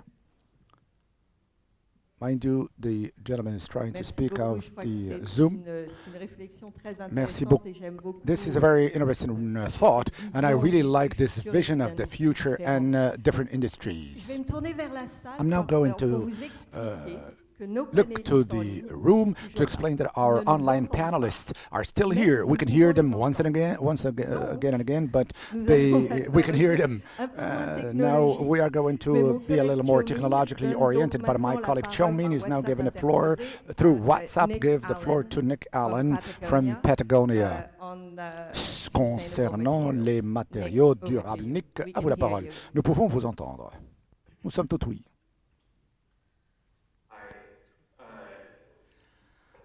La qualité du son, si elle reste comme ça, malheureusement, ne va pas aider l'interprétation. On fera de notre mieux. Merci de comprendre.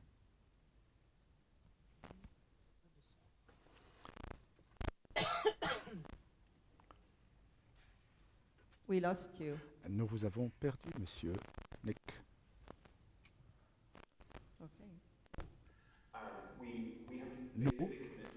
Nous avons des engagements, en l'essence, à essayer de nous approvisionner des matériaux avec l'impact environnemental le moindre possible et de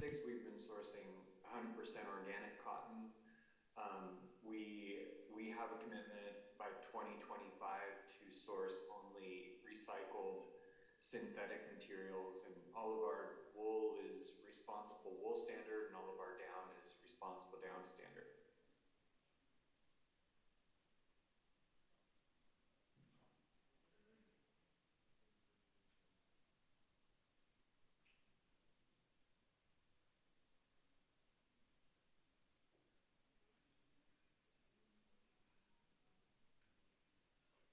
As much of the circularity into the material stream as possible, and it's something that we've been working on a lot for the last several years.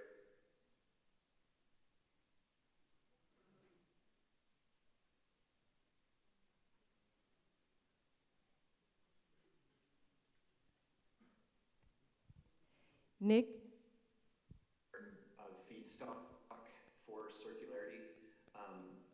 As many of you will know, the vast majority of the huge quantity of textile waste is actually blended material.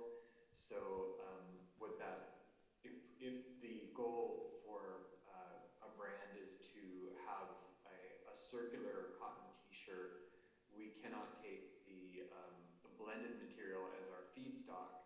So what that means is we would need to find pure feedstock for that material, and very often that will be from cutting scraps from a finished goods factory, for example.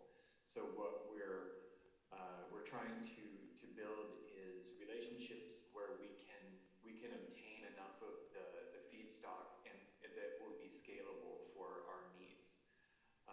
We also are working on new technologies around chemical recycling that can handle blended material, blended feedstock, and that's of very much promise. But it's definitely a challenge. We all know how much textile waste there is, but trying to obtain the correct material for our supply chain is a challenge. And one of the things that we've also encountered is that for polyester, for recycled polyester, in previously much of the feedstock for recycled polyester was PET bottles, post-consumer PET bottles. And we've now found that the supply is being outstripped by the demand. And in fact, a lot of that comes from the bottling sector itself. Many brands of beverage and famous brands have commitments to use a certain amount of post-consumer recycled material in their own bottles. And so that has meant that we're basically competing against them. And so it's very challenging to try to obtain a secure source if you're competing for the feedstock material. And one other thing that I would mention too before handing it over is just that for us and for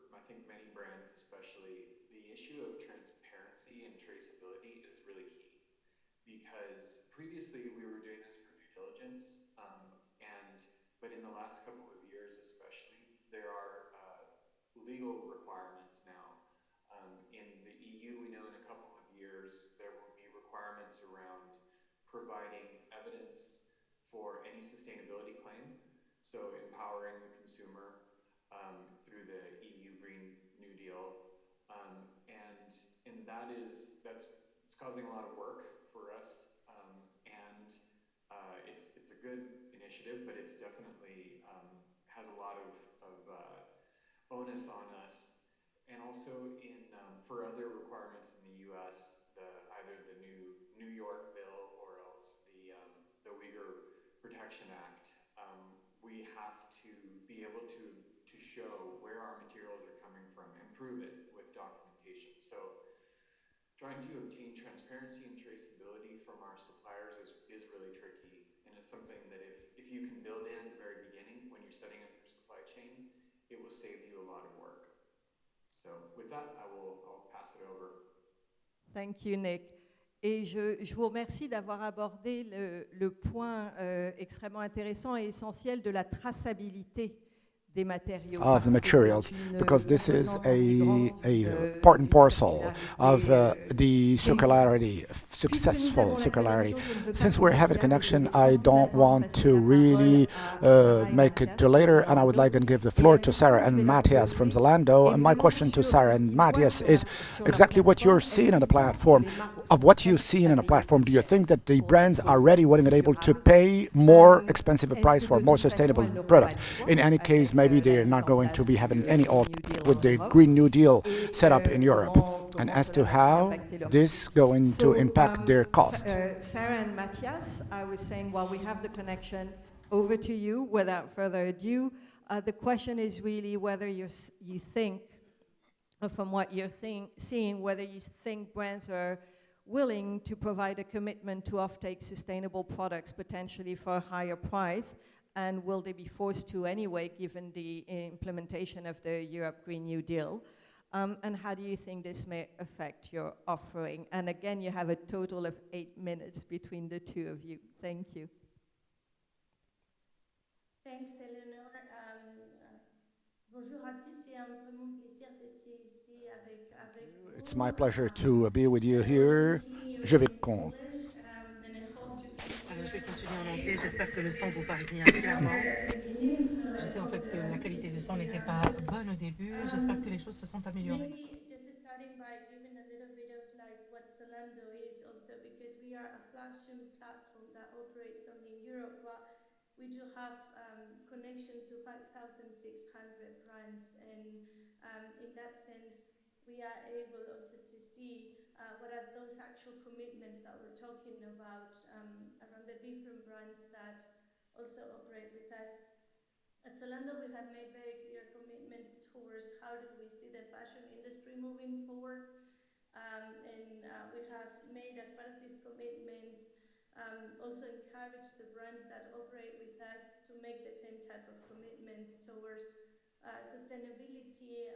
Now, obviously, and just reinforcing the message that Nick has brought up, also now it's about circularity, about bringing more transparency and traceability and offer that transparency to our customers. So what do we have foreseen is that the brands are really willing to make an effort that is coming in many cases not only from a realization of like this is the only way to go in the future, but there are two main pressuring factors here to take into consideration. One is the customer. The customer is really going now to a high level of scrutiny, like younger generations are really willing to engage more with brands that are making commitments towards delivering a better planet, commitments towards environmental causes. But also we see the regulations in Europe, and regulations that are coming at a European level in some cases, like the PEF, but in some other cases we have seen how many different countries are already starting to impose their own regulations. So there is, from these two angles, but I guess more like this pressure to the brands that we're not having sustainability at the core to really make a difference right now. Again, either because they need that to connect with the customers, or also because the new regulations will force that to happen. And we understand that that is not an easy shift, but there are also tons of great benefits, mainly when we're talking about the customer side. So as a platform business that operates digitally, we have also observed that the engagement for customers that buy sustainable products is much higher, that the conversion rate of more sustainable product is also higher, that the return rates are lower. So we are also trying to put certain KPIs attached to doing these practices that are intending to also make the business to still be able to operate. And I will pass the word to Matthias. Matthias represents the private labels at Zalando, and he can add his perspective on the topic. Yes, thanks a lot, Sarah. And yeah, basically based on what Sarah said, I will talk about our private label aspiration. And here we indeed try to take a leading role on the platform when it comes to these aspects of sustainability, transparency, and circularity. So we do have 6 brands, and we actually set ourselves quite ambitious assortment targets on sustainability, but also circularity, where we actually just recently launched, in collaboration with the Ellen Arthur Foundation, a set of criteria. And obviously we're working very much towards this. Also, we set ourselves science-based targets to reduce the carbon emissions in our supply chain by actually 40% till 2025. So that's quite an aspiration as well. And with all these efforts, actually, we're seeing ourselves relatively well prepared for the upcoming legislation changes we already talked about. There's a lot in the pipeline, and there's a lot to do, I think, for all of us. But overall, we are very much moving in this direction with our business, and trying also to, of course, support our branded partners on that journey as well. When it comes to the product cost, which is obviously an important piece as well for everyone producing goods, right? Of course, that has an impact, this level of aspiration and effort we're putting in. So here we do hope, obviously also based on a joint effort, to bring down the costs by really, investing into this sustainability materials, also the new technologies, right, to bring them to scale. With that, obviously, to impact the prices positively.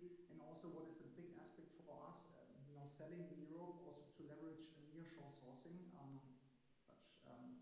like countries as Morocco, right?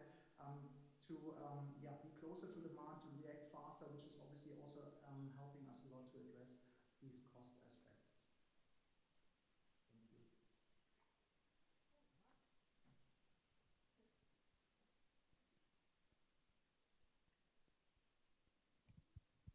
Because you actually went under time, you caught me off guard. Thank you. Ken Williams from PVH. La question que je vais poser à Ken est vraiment de savoir si pour une grosse organisation comme PVH, PVH, which is a huge company that has Calvin Klein and many other known brands. If Morocco, for example, offers you the production with more sustainable products, would this be an attractive proposal for PVH? And there's also an important issue.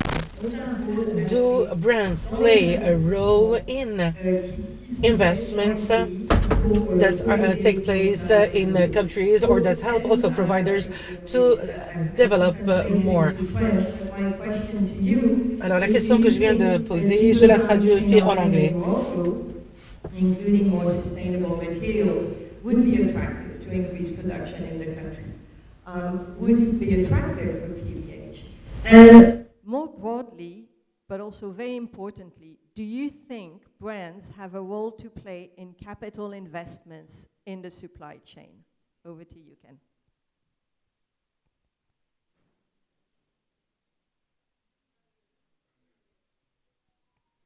You're on mute, and I think this time it's not on us. This was my apologies. I was on mute. Yeah, it's like somebody had to make a mistake. It's me. As ranking all-timer on the group, I afternoon, everybody. Mazel khair. Thank you for the opportunity to talk to you today. Thank you to my co-panelists as well. Inspiring stories from Patagonia and Zalando. I mean, they are Zalando. They are the market leaders in this space, right? And it's inspiring to hear their stories and how they go about their everyday events. And also, hi, Mr. Karim and Miss Wahla. Sorry we couldn't be there with you today as co-panelists. So PVH is not a brand. It stands for Philips Van Heusen. It's an old company, 140 years old, and it, like an American business, it tends to own a basket of brands, not very European in that respect. So we own brands like Calvin Klein and Tommy Hilfiger. We are a global market supplier, so we source from around about 50 countries around the world, and we have retail space in the Far East, in fact across the world. So we came to Africa in 2015 with positive intent to develop the region as an alternate to some of the locations that we were previously using. You might think, well, you know, why have you done that? Well, it was simply because of people like me who have been in the industry for over 30 years. We'd seen a lot of change, not all of it good, and we saw Africa as the opportunity to take all those learnings and do something that was best in class. And that's been a great journey. We've started off in East Africa, in Kenya and Ethiopia and Tanzania. Now we're in Madagascar, and we're also again in Egypt and Jordan. We do have some facilities in Morocco. To your question, which I think is a great question, all the tailwinds right now are blowing towards Africa. I think it's fair to say that. When you think about our market, the China-US trade war, things like the sourcing of cotton from China now being outlawed in North America, some of the resiliency challenges, some of the economies that we traditionally source from are struggling with. You can obviously hear about some of the things that are going on in places like Sri Lanka, very unfortunately. And again, as well, the escalating logistics and supply chain fractures that we've had, maybe as a legacy of the pandemic, but certainly today, the desire to have as much sourced from the needle point or vicinity of the needle point has never been more prominent. So where does Morocco sit in that? Well, it's quite an interesting time. I think, most of the time the textile and apparel sector has been probably justifiably accused of looking at cost as its primary objective. I think cost will always be there. However, now it's vying with a lot of other things, particularly around sustainability. People wanting to know, as my colleagues there at Patagonia and Zalando mentioned, where's their product come from? Where has it been made? How it's been made? What's the base material? This consumer today, in my lifetime, I've never seen. The reality is that people really want to care about those aspects of sourcing. So the opportunity is a slightly different one, I think, to the conventional mechanisms that we used to have. Countries would want to enter the textile and apparel sector and build a value chain based on conventional parks. Cotton sourcing would be cotton routing and cotton sourcing would be one of the primary objectives. That's great, and there's a place for that, for sure, absolutely. But what are you going to do differently?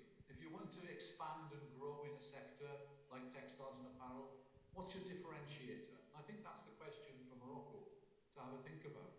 It's very developed now as a country. It's got a very, very mature mechanism around the banking apparatus, customs and excise. Its ports are world-class. It's situated in an extremely good position to service both North America and the European market equally, without differentiating between the two.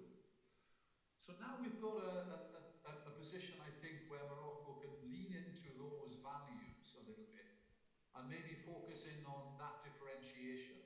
And I think the elements of the product that were extolled by my colleagues is probably a unique selling point that Morocco could deliver on. It's got its advantages, as we've just identified, but it also has the opportunity, I think, to lean in a little bit more than it has done in the past on those elements that I think people look for these days. Proximity to market, the lack of logistics, pipeline challenges and fractures that go with it. Renewable energy sources that are growing, which are fantastic. The port, as I said to you, is now certainly in certain parts, in Tangiers particularly, world class. So those are the elements I think the country can focus on. And as a brand, as PVH's brand, what's our role in that?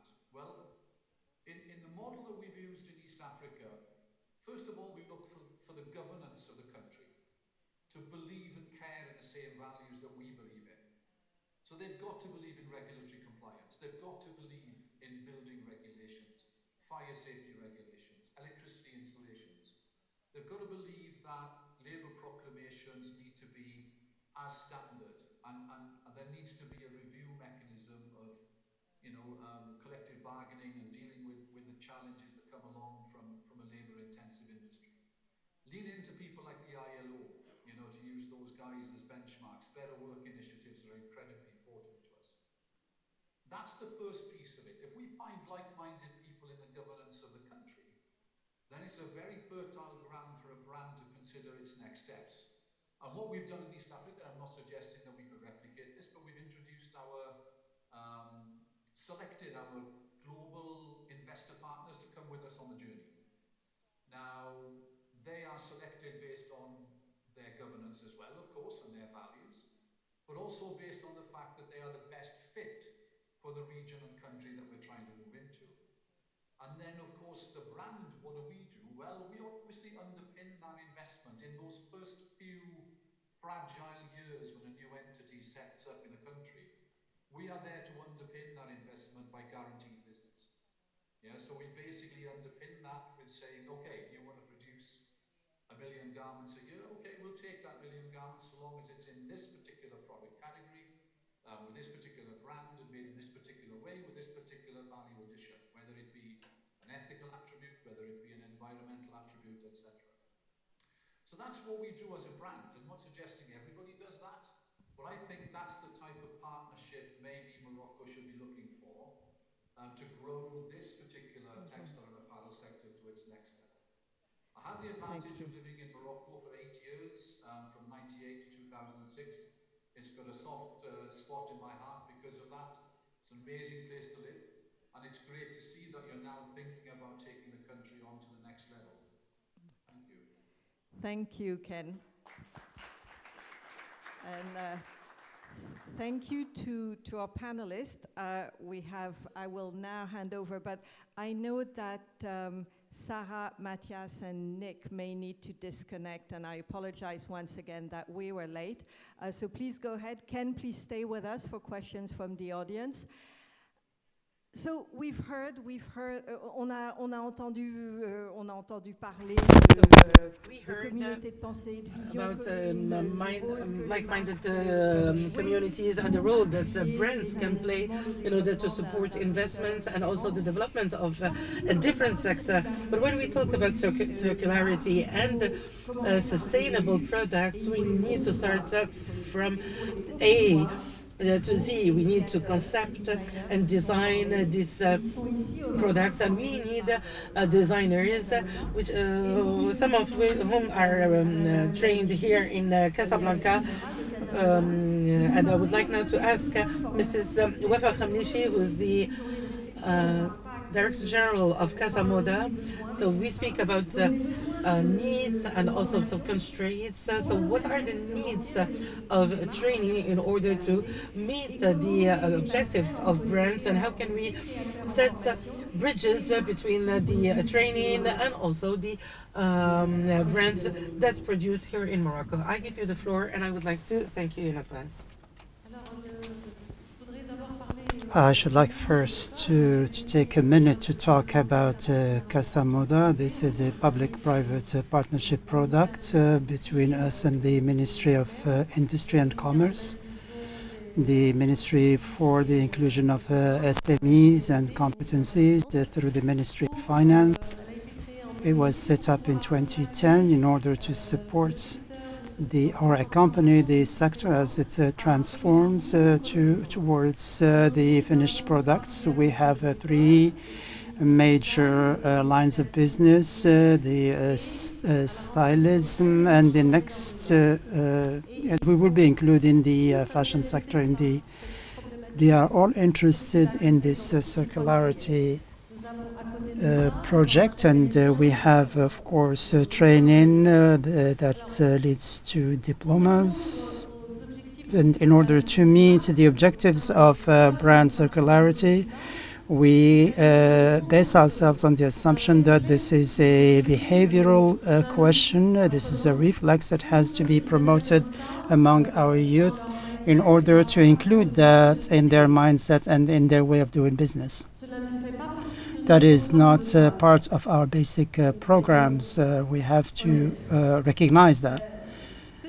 What we have tried to do, what we have tried to implement at the school was first to organize a seminar held on the strategies for eco-responsible collections, and we wanted to provide awareness-raising programs so that the beneficiaries can include in their modules, in their design modules, themes such as upcycling, recycling, sustainability, so that this can be part of the work methods of our learners. And the second event that we did was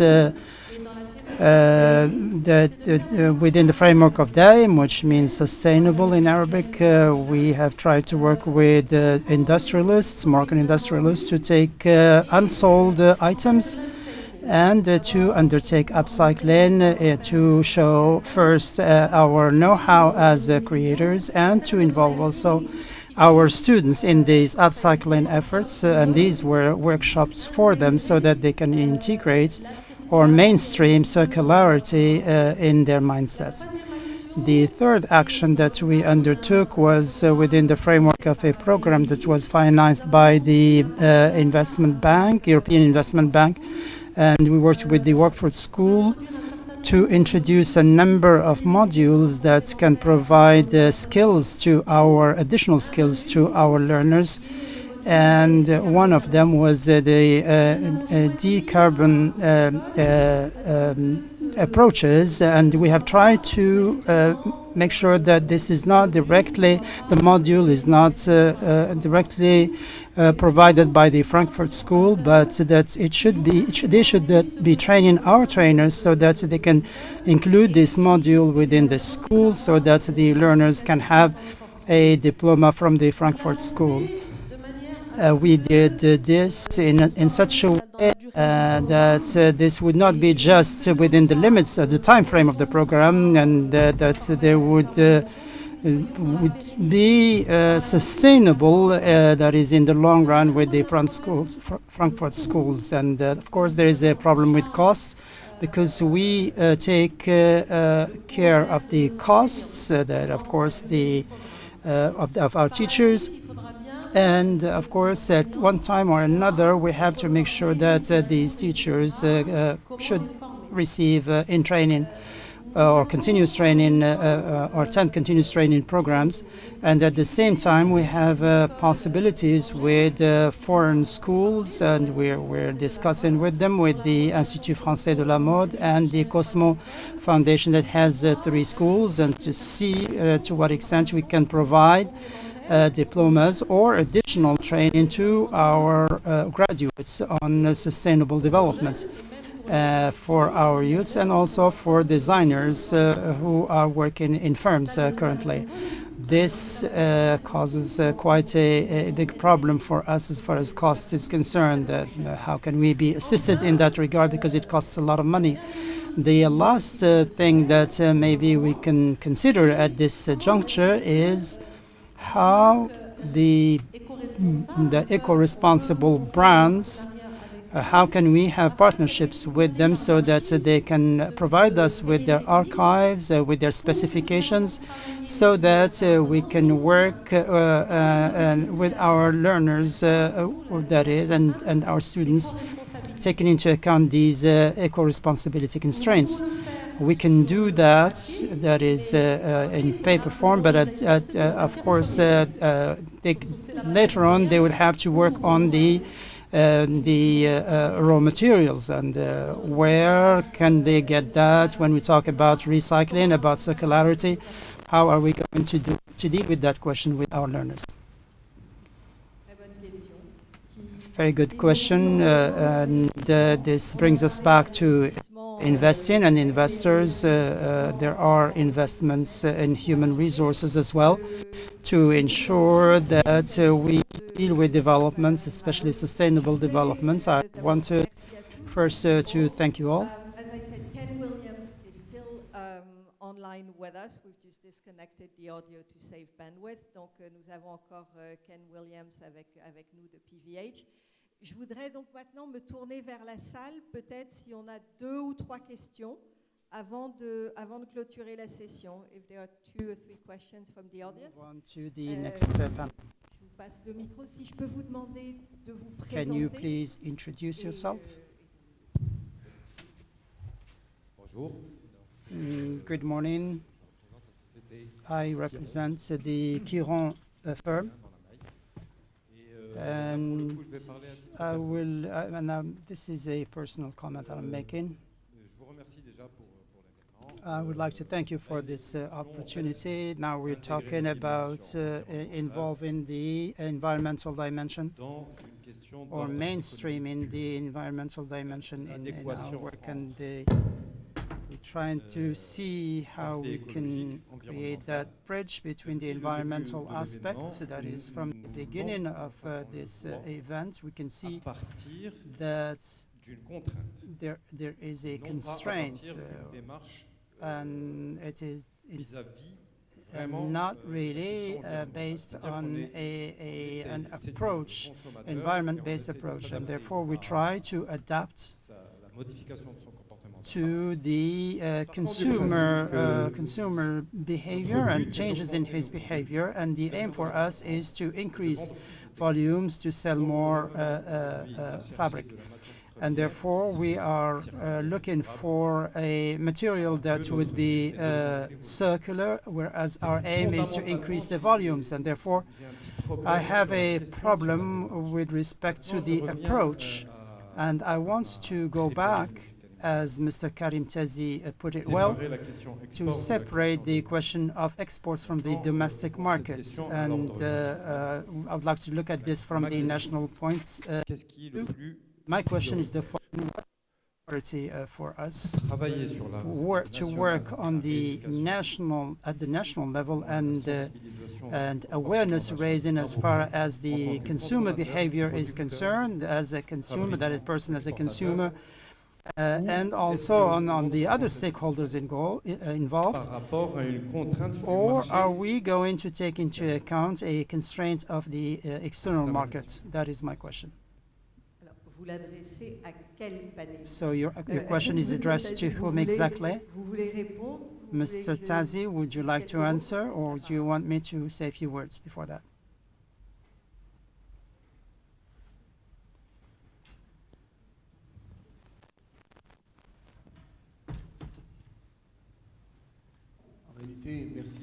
Thank you for your question. I'll start with the end. And actually, there is no choice to be made. There are 2 things that have to be addressed simultaneously. It is the question of exports that was addressed, that is in a systematic way. The stakes, as far as exports are concerned, is the ability for all the stakeholders concerned to create that link, that bridge, in order to ensure the sustainability of the system. We need the public authorities. They have come up with a number of tools and mechanisms, support mechanisms on a priority basis in order to ensure this circularity, but not just circularity. There are other things. We have also to listen to what is said. Mr. Twalka talked about constraints as far as land is concerned, and the competitiveness of the contribution of the public authorities can happen or can take place at the level of land and human resource training. I think that these are the elements on which we have to work so that we can make sure that these investments are cost effective. Of course, there are real constraints as far as the purchasing power is concerned. The sensitization is already on.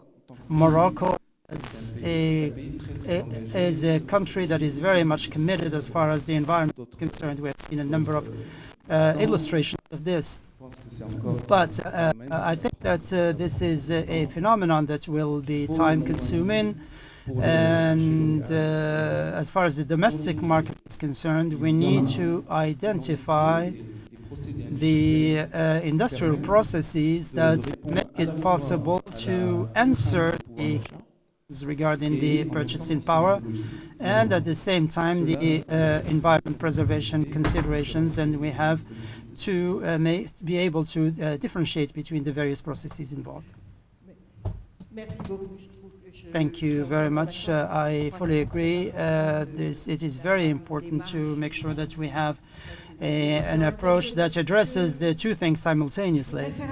I need to pay attention to the time constraints. About we're in behind about 45 minutes. Do we take a question, or shall we move on to the next panel? Sorry. I think that there is a question in the room. In fact, to react to what my friend Karim said about this question, I think that I did explain in my presentation earlier that the support provided by the ministry and the government authorities in particular, whether with respect to investing, to financing, on all matters relating to training, I think that support is there. It will be strengthened in the future as far as the circularity question is concerned. And I think that this is the purpose also of this workshop, to be able to come up with the elements that would help us make a difference between normal investment projects and circularity-based project, whether with respect to the access to land or other considerations. The minister said this morning. I don't think this is a constraint. I think it is a very interesting opportunity to be able to differentiate and position itself differently.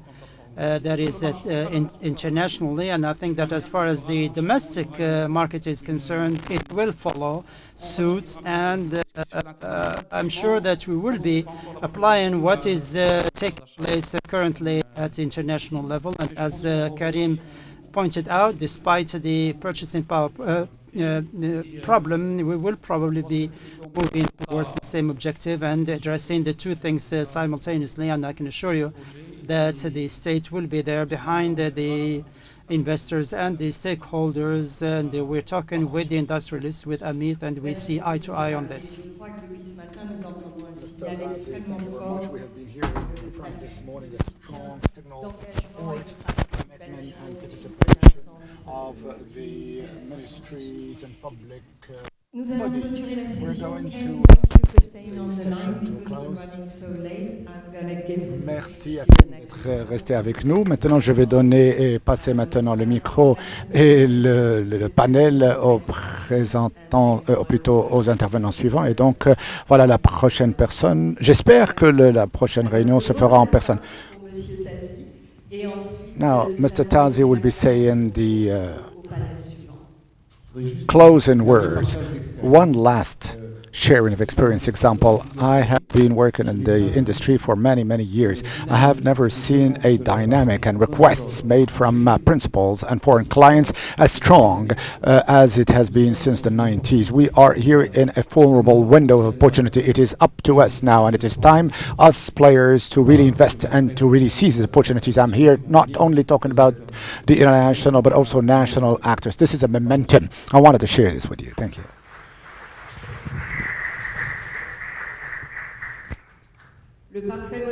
Now, the most appropriate closing remark. Thank you, Mr. Hamlish, Mrs. Hamlish. Sorry.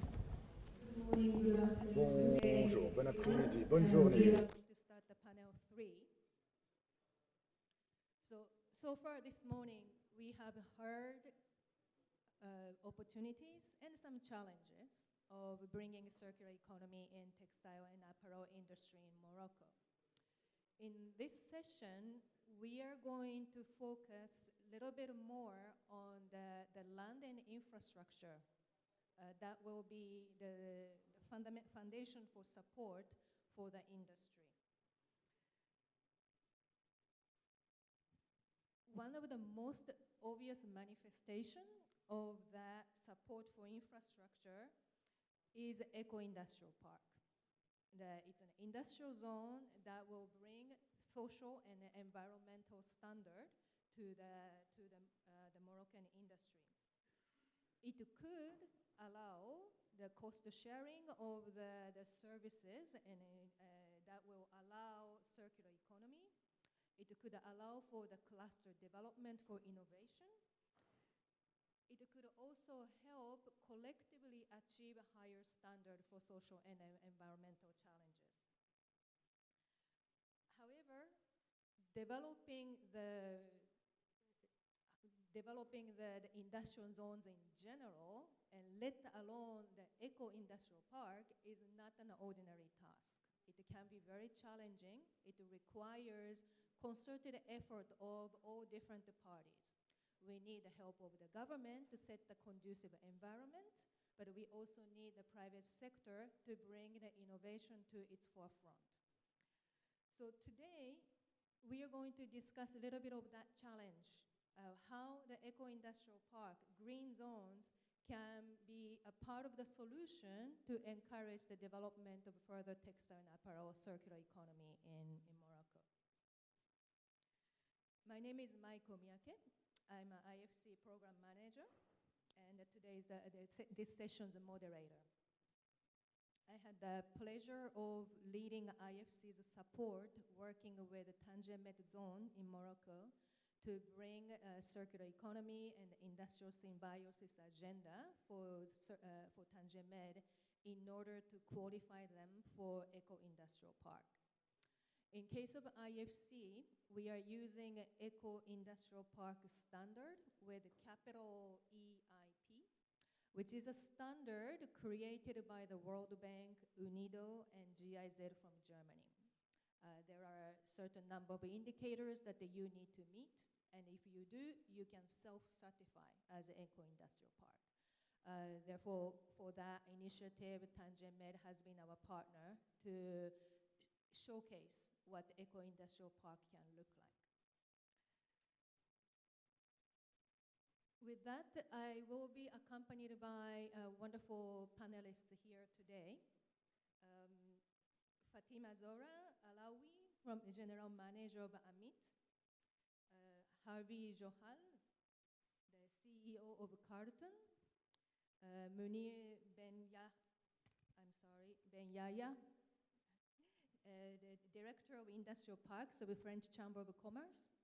And then Sarah Mohin, Director of Technical Assistance of MCA. So thank you very much for being here. And I'm the lucky one to have all the physical in-person attendance for this panel. So I will be asking them to introduce their work in the broadly speaking, touching on the industrial park and eco-industrial park, and their views on its role in Moroccan textile and apparel industry to start with.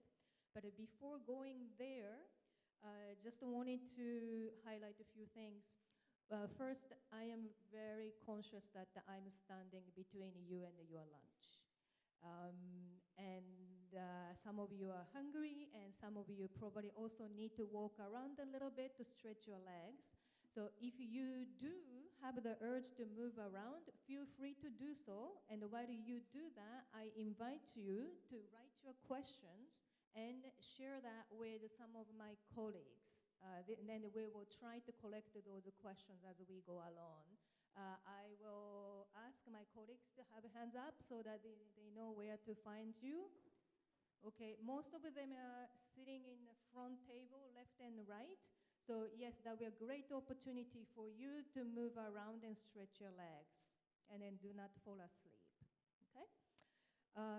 Finally, I am also very aware that we have been running a little late on the schedule, and I have been given strict order to stay on time. Now, I'm a Japanese, and you probably heard about the Japanese and the punctuality. So I will be a little brutal on the time management, so allow me if my intervention is rather abrupt, but please help us to stick with time. Okay, with that, so maybe I'm just gonna take the turn from Fatima and invite you to do 5 minutes or so of introduction of your work, and then your views and how you see Eco-Industrial Park in Morocco. Okay, thank you. Can I speak French? Would you understand if I speak French, or do you? Okay, I'm fine. Perfect. Donc rapidement, je me présente, Fatima Zahra Alaoui, je suis la directrice générale de l'Association marocaine des industries du textile et de l'habillement. Textile and apparel. La question des éco-parcs. Now, the question of eco parks is one of prime importance, a question that we have been addressing for many a time now at the and in the industry in partnership with the public and with our manufacturers, industrialists, and international and national partners. Earlier on, Mr. Minister and the President have referred to the new vision that we have adopted and implemented and defined for the Moroccan textile industry, which is called Dayam Morocco. Dayam, of course, being sustainable in Arabic. And amongst the activities we have undertaken, we have defined 10 resolutions, 10 commandments for the implementation of this vision. And a key element of this vision is what we've called our textile valley, just like the Silicon Valley and not the Silicon Valley, and the textile valley which hovers around this very notion of an industrial eco park. For today, you cannot pretend to have a sustainable industry that produces in a clean, eco-responsible manner if you don't have industrial zones that are exactly compliant with these standards. So the work done with the public and private partners is rightly so to identify zones wherein all of the necessary infrastructures is available to make it possible to this value chain, which is responsible to be put in place. And we all know that the industrial zones do exist. We do have some of them. The problem lies in the fact that it is much more difficult to really upgrade an existing industrial zone than creating a eco-responsible fresh field zone, IZ industrial zone. The work today being done with the different stakeholders is rightly so to implement or to identify new industrial zones which have such qualifications and certifications of eco park. So this is a work which is done collaboratively between the actors and the industrialists and the sectors that are best placed to voice out the needs and to really uptake the requests from clients, sustainability wise, and with the public powers to put in place the incentives and the solutions, be it IT, renewable energy step, or the processing stations and the triage and textile selection or sorting out activities, etc. All of such elements together, we do know that in view of the different, or in light of the different studies and exchanges that we have had, permanently having with the industrials, the principals, the clients, and the public and private partners to define the criteria and the terms of reference of these so-called eco-responsible industrial zones, EIZs. So today we only need to find these EIZs. We need to find their venues, locations to set them up in employment pools, in job available pools to set up these eco parks that will allow us to be perceived as a clean and sustainable textile industry. Thank you very much. First, thank you for having us on this panel. My name is Maury Barham, Director in charge of the industrial parks in the French Chamber of Commerce and Industry in Morocco. And for about 2 decades, we have been supporting the Moroccan state, the Ministry of Commerce and Industry of Morocco, as well as some regions, accompany them in developing industrial parks. Now the plan is to be more interested in systematic, of course, which was the one done in the first panel. You are manufacturers, industrialists. You're not real estate developers, investors. And hence, we've tried to simplify the life of industrialists, really get down to the activity at the real estate. The real estate in Morocco does exist. It is available, but it is part of a big speculation bubble which causes up, and mostly if we have to do some benchmarking, I would say that the first calling of an industrial is to put money in the productive apparel or device and not in the real estate, and not to bury them in soil of the land. We have therefore set up industrial parks that are based on rental, that allows the industrial, which is almost zero, a field or a land on which they can start their activity after building the IZ, industrial zone. And in the old industrial zones, often these are quarters and neighborhoods that are de facto industrial. They used to be simple land, and through massification, these areas we have found ourselves industrial districts and neighborhoods without earlier management organization that is specific to these.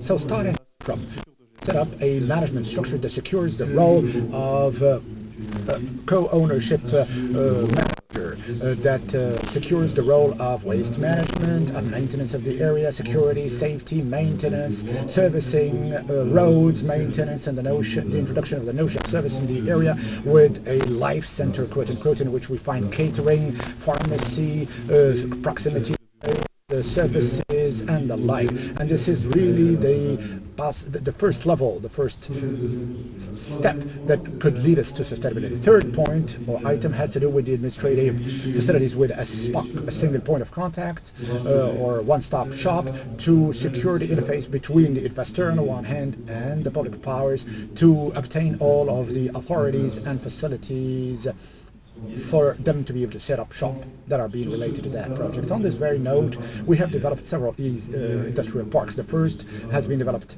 close to Bouskoura with about 100 or so companies. After that, we've developed in another one in Oulat Salah, adding a novel opportunity. We've built about 40 or so ready, plug and play, ready to use plans. The investor comes in, they have the walls, they have the offices. All they have to bring is their machines and computers and whatever other activities. We have also another Setat-based project, which is about 60 kilometers from Casablanca South on the way to Marrakesh, with a young developers, a company incubator for the startups, for the development of their projects. And by 2016, Morocco organized the COP22, and this dynamic that has been triggered by COP22, we have, with the public powers, launched the first ecological eco park in Africa, that of Barshid, a project that is up and running today. It is the Barshid Eco Park. This is the first that has been HQE, high environmental quality certified. This is a certification which has become internationalized, and we have been the first Africa-wise to have had the label.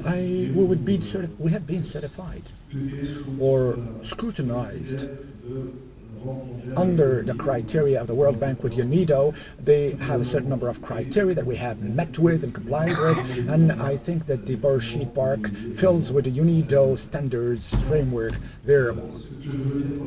All this boils down to saying, as far as the eco parks, industrial eco park is, we do not think as a company and a process. We don't optimize only the process of the company. We need to do that within each company. Optimize energy, identify the squandering and the wasting of the resources to mitigate them, reduce your carbon footprint, and also the pollution on the environment. We reflect as a group collective thinking. These companies in a group would have a systemic fashion, first level, first step towards afterward design. Sorry. You have maybe there could be a case where the waste of a company X or the raw materials of a company Z. So therefore pool these resources, and for that the role of zone manager, the role of zone manager could be of course that conveyor belt that would raise the awareness of each of the industrialists of the benefits that they could draw there from, and have to match the company A with what can offer the company B, also located on the same venue, and which is going to encourage all of these companies with the public powers, with the state actors, etc., to look for more innovative and overarching products, be they with respect to the wastewater treatment plants, etc. We could talk also, of course, renewable energies. We can also talk about the CSR, social corporate responsibility, with a project that are being qualified as given the chance to a maximum number, up to and including those with reduced ability. Gender approach also being respected by improving the employability of women. So this is an approach fraught with responsible opportunities for industrials. Not only constraints, not only something more costly to do. It is more costly to ill do rather than do well at the start. When we make an error at the beginning, and when we are going to be stopped in our momentum because of new laws, etc., and the requirements of new orders and principles or givers. So lest we adapt, lest we prepare the future, we will be in a stalemate. And I would say that this approach, mutualized, pooled in the industrial eco park, this pooled approach could be turned into an opportunity and not a constraint. Thank you. Well, good afternoon, everyone. Thank you for the kind invitation to participate at this panel. My name is Mohim Sara. I'm Director General of the Technical Assistance Department of the Industrial and Real Estate in MC Morocco Challenge Account. It's a governmental agency which is in charge and tasked with the implementation of Compact 2 of MCC between the government of Morocco, partnership between the Moroccan government and through the Millennium Challenge Corporation between Morocco and the U.S. It relates to two projects that have been identified as curbing and stifling the development are having an impact on social development, to the training for employability and real estate productivity. And within the framework of the real estate productivity, we are working more specifically on the industrial real estate or land base. And the objective of our intervention is that we are undertaking it with the contribution and the input of the Ministry of Industry and Commerce. We are adopting a new approach for the development and revitalization of industrial zones.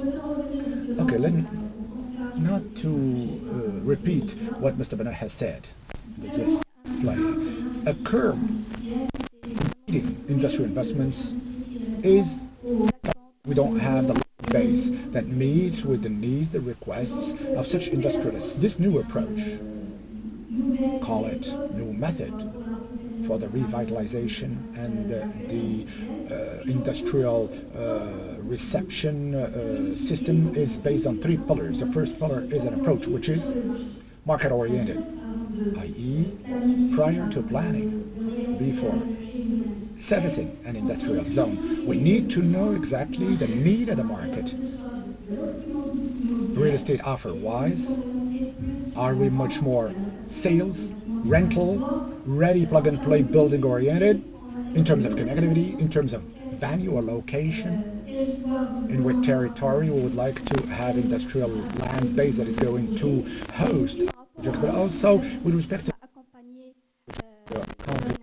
the industrial zone and indeed of the commissioning of or the entry into force of this industrial land base. So that caters for the first pillar. A second pillar is now based on revisiting the way in which such industrial zones have been launched. The earlier was, of course, state-led.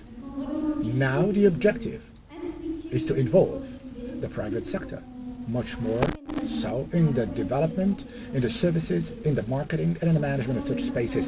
So the PPP, therefore, is a key, is a pillar for this new approach of achievement. Now, another important element that we are discussing about today is very question of sustainability.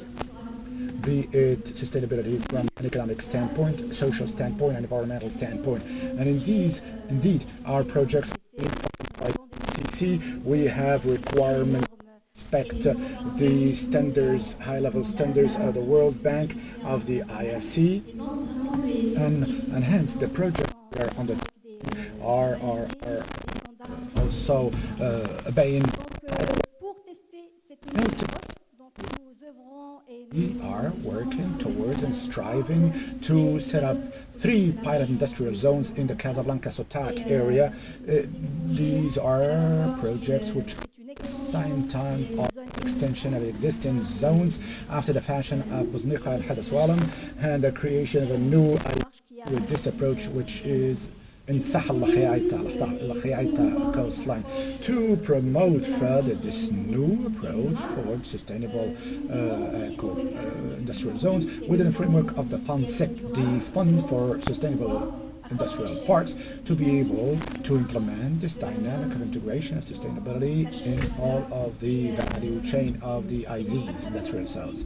Through the FUNSIP, we provide support, both financial and technical, to give financial, to subsidize to a certain level and the requalification of industrial zones that are now in these sustainability approaches, but also a technical support to different players and project owners with a view to be able to easily integrate, streamline the sustainability criteria. And Mark, I think I've gone around the situation. If there are any specific questions, I may come back onto them.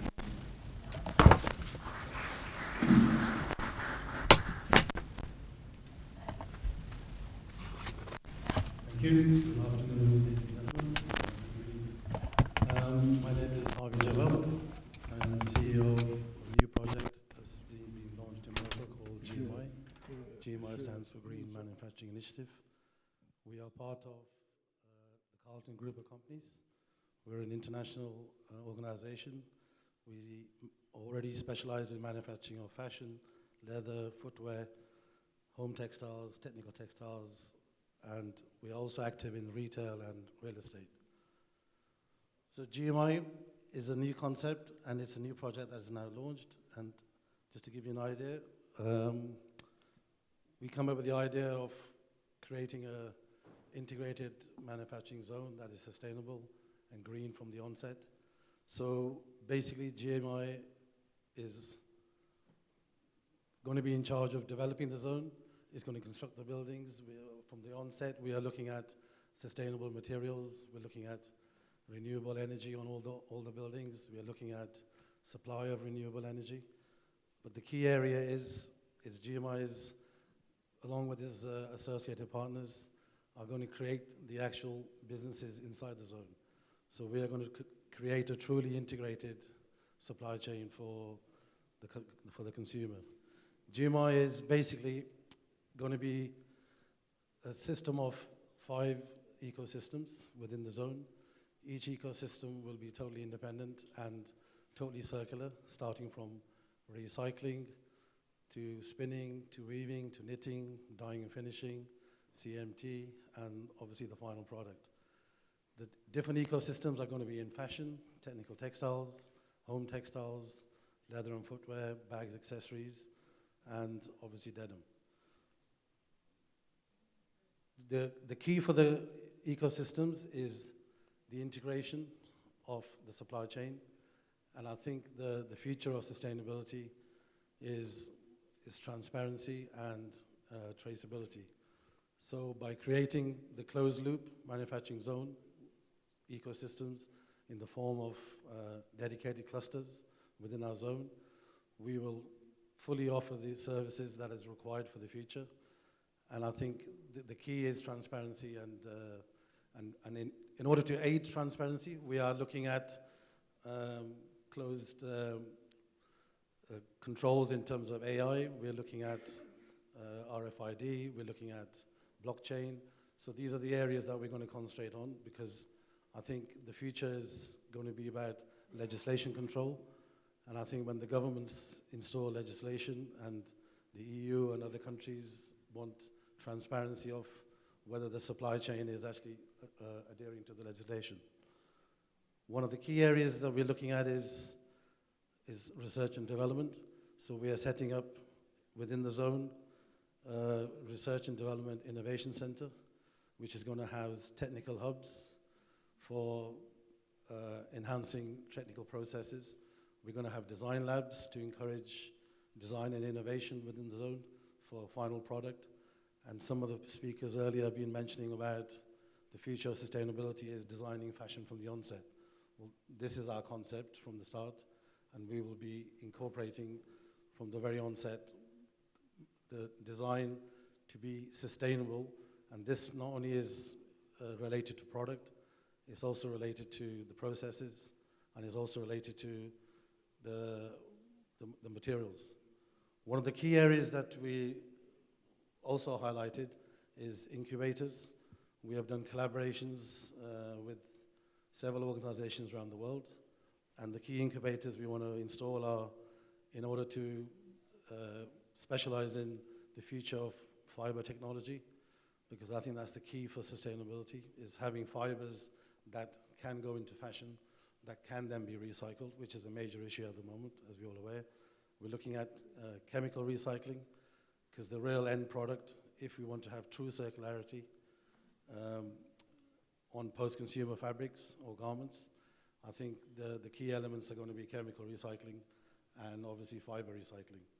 The other area that I think is very important is looking at replacement of some of the fibers. I know we keep mentioning the pollution is caused by polyester and other man-made products. We feel that some of the areas that are being not being pushed enough, and I think could be the future for some of the fashion areas, is hemp.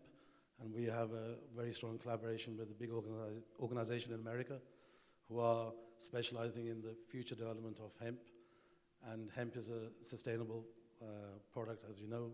It's grown locally. And I also feel that with the future government plans for growing of hemp in Morocco, I think it could be a unique opportunity for the industry to focus on this area. The other area that we feel is very important is sustainability is a big word, and everybody is talking about recycling of garments and how you can have circularity. I feel one of the important factors in this is the social aspects of sustainability. So we will also set up a training center in the zone, and our key is to educate not only the junior staff, whether it's designers, the future scientists. We feel that everybody has to be part of this journey, and the workforce or the integrated supply chain of the human resources has to be sustainable, and that's the key to the future. You cannot just be sustainable on products, you have to be sustainable on the social aspects. And there's other areas that we will be concentrating on as well. We feel that there's a broader importance, and that is for governance. And I think with true sustainability and to have true circularity, I think legislation has to get tougher. I think traceability has to get tougher, and that in return will give the confidence to the world consumers that this truly is a circular product, this truly is a recycled product, and it is truly produced in a sustainable way. So these are the areas that I feel that governments can change and help and support. We as a organization are working very closely with some major retailers who also have the same vision. And our vision is not for 1 or 2 years. This is a 10-year vision as a minimum, because I think it'll take a long time to finally get the final solution. But at least we are starting. And We have the collaboration of retailers. I feel the appetite is there. I feel the government aspects are also now aligning. And I think to have true sustainability and success in Morocco, I think all parties have to be in collaboration on the same path, on the same regulation. And I think Morocco has an absolute golden opportunity. And hopefully we will help save the future of fashion. Thank you.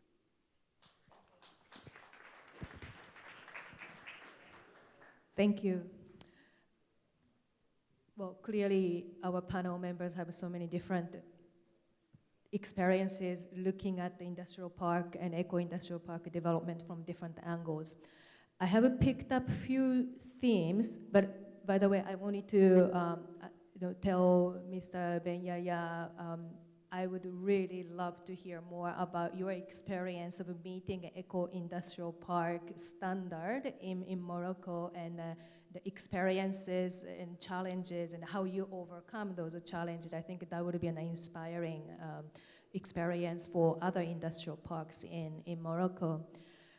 Other few themes that I have been picking up from the panel was on the importance or the opportunities in a public-private partnership. And I wonder, the speakers who touched on that, if you have any suggestions on how PPP can be improved, or that you already had a successful story and something to be replicated on. I also heard infrastructure needs. I think one item that was recurring was around waste management. And I wonder what experience you all have on the waste management. And then another one mentioned was renewable energy. I guess that will constitute a critical part of making an eco-industrial park. So those are some of the things I picked up. That would lead me to my next question, which was about what support would you need for your eco-industrial park to be more successful? And in some of those issues seem to be already you are preempting my questions. But either you can help me to answer those questions, or if you have other specific questions you'd like to answer, please do. I don't want to make it too structural. So any volunteers to go first? Yeah, sure.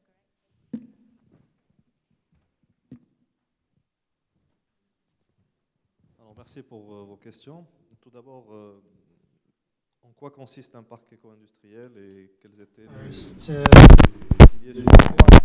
are the pillars on which we have built our operation in order to be compliant with international standards, the high environmental quality, and the guidelines of the World Bank, and the contribution of the German part of the GIZ. Morocco has already contributed to this discussion, and in the websites of load a guide on sustainable standards that gives you an idea of the specificities or the particularities that have to be met by the parks in order to be a part of that process. And this is, you don't have an eco park and you stop somewhere, you continue to improve things and you continue to undertake research in this regard and towards that objective. In order also to make the most of the opportunities that can be leveraged.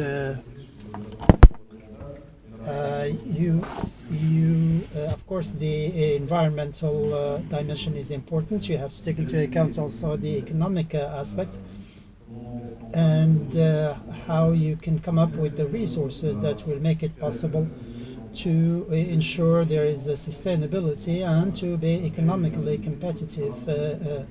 That is taking into account the functioning modes as well. I will just open a parenthesis here to say there are examples that is in the Mediterranean basin. Each one of the countries involved has come up with economic system in order to undertake the operationalization of these parks. And the manager of the zone is also in charge of the energy in the area, the energy used in the park. So the energy is brought to the zone, and there is the equipment is part of the park, and there is a distribution of the energy, and it is in light of the distribution that there is a profit margin that is makes it possible to improve services, including waste management, lighting, etc. And therefore, this is part of the economic aspect. We talked also about the social element as well. This is the actual goal of the whole endeavor. The actual stakes for a country such as Morocco is to create as many jobs as possible, quality jobs that are compliant with international standards, that provide for the dignity of the workforce, improve the employability of people with reduced mobility, improve the employment of women, improve the training, in-service training. The staff may not have the proper training to access a different pay grade, and therefore the training is very important in order to be able to have a job and at the same time to ensure a good career path. We also talk about the work conditions. We spend, unfortunately, a lot of time in our offices and in the firm rather than at home, and therefore we have to make sure that this work time is as comfortable as possible, and we have to think about also the workforce. What saddens me is that sometimes when you go through the Casablanca zone, you see people who are there eating just on the sidewalk, and therefore nobody thought about places, decent places where these people can rest and can eat also in the proper conditions. We can also think about proximity services, for example, healthcare that has to be accessible to people. You need also kindergartens. Maybe you can ask why have a kindergarten there? Well, that would contribute to the employability of women, because these women cannot work if they care for infants or children, and therefore they have to have a place where they can put their children, and then they can free themselves for work, and that improves the employability of women. That's the social aspect. The environmental aspect is, this is not just greenwashing. There's a lot of speeches in this regard who would just wear green things and say we are for the preservation of the environment, etc. We're talking about a process, an approach that can have impact, that can expect reduce energy consumption. The use of raw materials. We've been talking about circularity,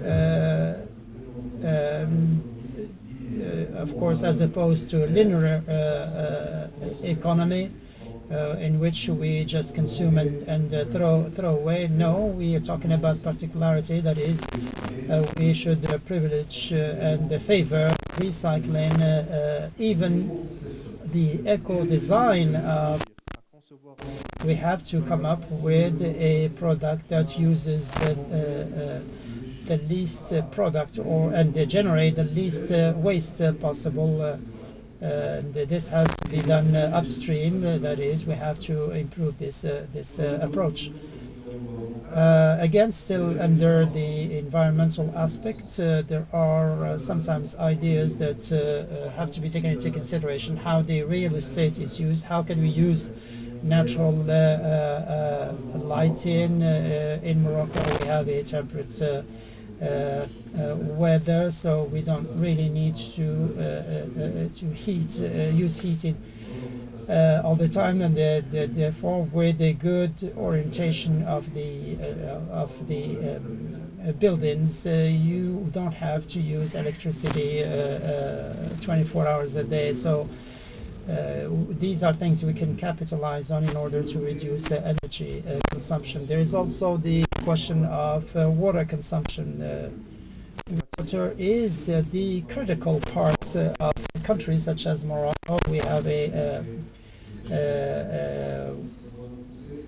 problem with water resources, so we have to see how we can reduce our water consumption and what to do with the water that we consume, the water that we pollute, and therefore we have to come up with solutions. For example, use water for gardening, for irrigation, etc. You don't have to use drinking water for these kind of tasks. So therefore, you have to use a lot of common sense in this regard in order to use or to and reprocess water in order maybe to use it for irrigation. We can recover water and put it at the disposal of industrialists, and therefore you don't need to consume drinking water for these purposes, and therefore can think about each one of these themes, and the idea is not really to be completely or sophisticated as far as these approaches are concerned, but to think about what we can do with the constraints that we are facing, what are the smartest solutions that will help us to maximize the positive impact and minimize the negative impacts. My last maybe remark is we talk about the reducing the carbon footprint, but we don't talk about adaptation, climate change. We have to reduce or mitigate the impact of climate change. Of course, these impacts are there already. We see them. There are peaks as far as some hot episodes are concerned, and of course we have to take into consideration how we get our supplies, how to think about the layout, how to think inside each building, how it is adapted to climate change. Climate change is already here, so we are not going to wait for the legislation. The climate has already changed, and therefore we have to take that into consideration. That is from the beginning, that is from the design phase to take into account all of these elements. So this is another aspect that has to be taken into consideration when we talk about sustainability, everything that has to deal with climate change as well. Thank you. Thank you, Mrs. Adawi. Alors, je voulais juste vous rappeler que nous avons... through my colleagues. So feel free to walk around and pass it on to my colleagues sitting on this side and that side of the table. Yeah, thank you. Alors, je rejoins parfaitement ce que vient de dire Sibnihia et c'est ce qui me fait dire aujourd'hui. I agree with what Mr. Ben Yahya just said, that the question of Apple Park is a very limits more or less the scope. I think that we have to talk about sustainable industries. We have, of course, to mainstream the environmental sustainability aspect, and I think this was said since this morning, and it still applies, of course, and I'm sure that it will come back in the panels we'll have in the afternoon. Morocco has a chance, has an opportunity that has to be leveraged. We know what is going to come. We know what's cooking in Brussels, what is being decided to the European Union. We know what will be the constraints for us in the few years to come. We know what's happening in the United States. We know the impact on the environment. We know that the consumers are changing and they are more demanding. Therefore, we have to come up with industrial zones and parks that take into account everything that will hit us later. So we have, as of now, come up with everything that is needed from a social, environmental and economic standpoint. Of course, we have to ensure that we are sustainable and cost effective and make profit. And that is the first question I asked about at the first in the first panel. The first question is about the profits and cost effectiveness, and therefore we have to come up with industrial zones that are sustainable, of course, and we should not develop industrial zones that address an issue that is current today but that will be obsolete tomorrow. So we have to come up with the entire infrastructure, all the services, related services that make it possible for these industrial zones to meet our needs in 10, 15, 13 years time frame. Therefore, we also talked about this question. We talk about upstream integration of the T&A sector. We have something to do here. I think if we do not work upstream, then that's the end of it. Maybe it's a good thing that we don't have upstream today. It's good to build it now. I think it's good to build something upstream rather than have to suffer from the negative aspects of an upstream that exists. People are wondering how they can upgrade, taking into consideration what's happening in Brussels. Therefore, we have the ability to start this upstream environment that will be very important, that take into consideration these expectations of the clients and the principles. Of course, Morocco has a card to play, and it can.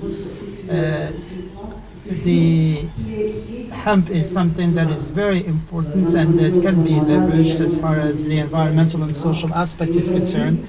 And I think that since Morocco has now decided to legalize the cannabis growing, I think that we have the entire ecosystems that can be developed with a resource that would be Moroccan, with an ecosystem that is 100% Moroccan and sustainable. Alors, je reçois un message. Les participants. To go quickly, apologize.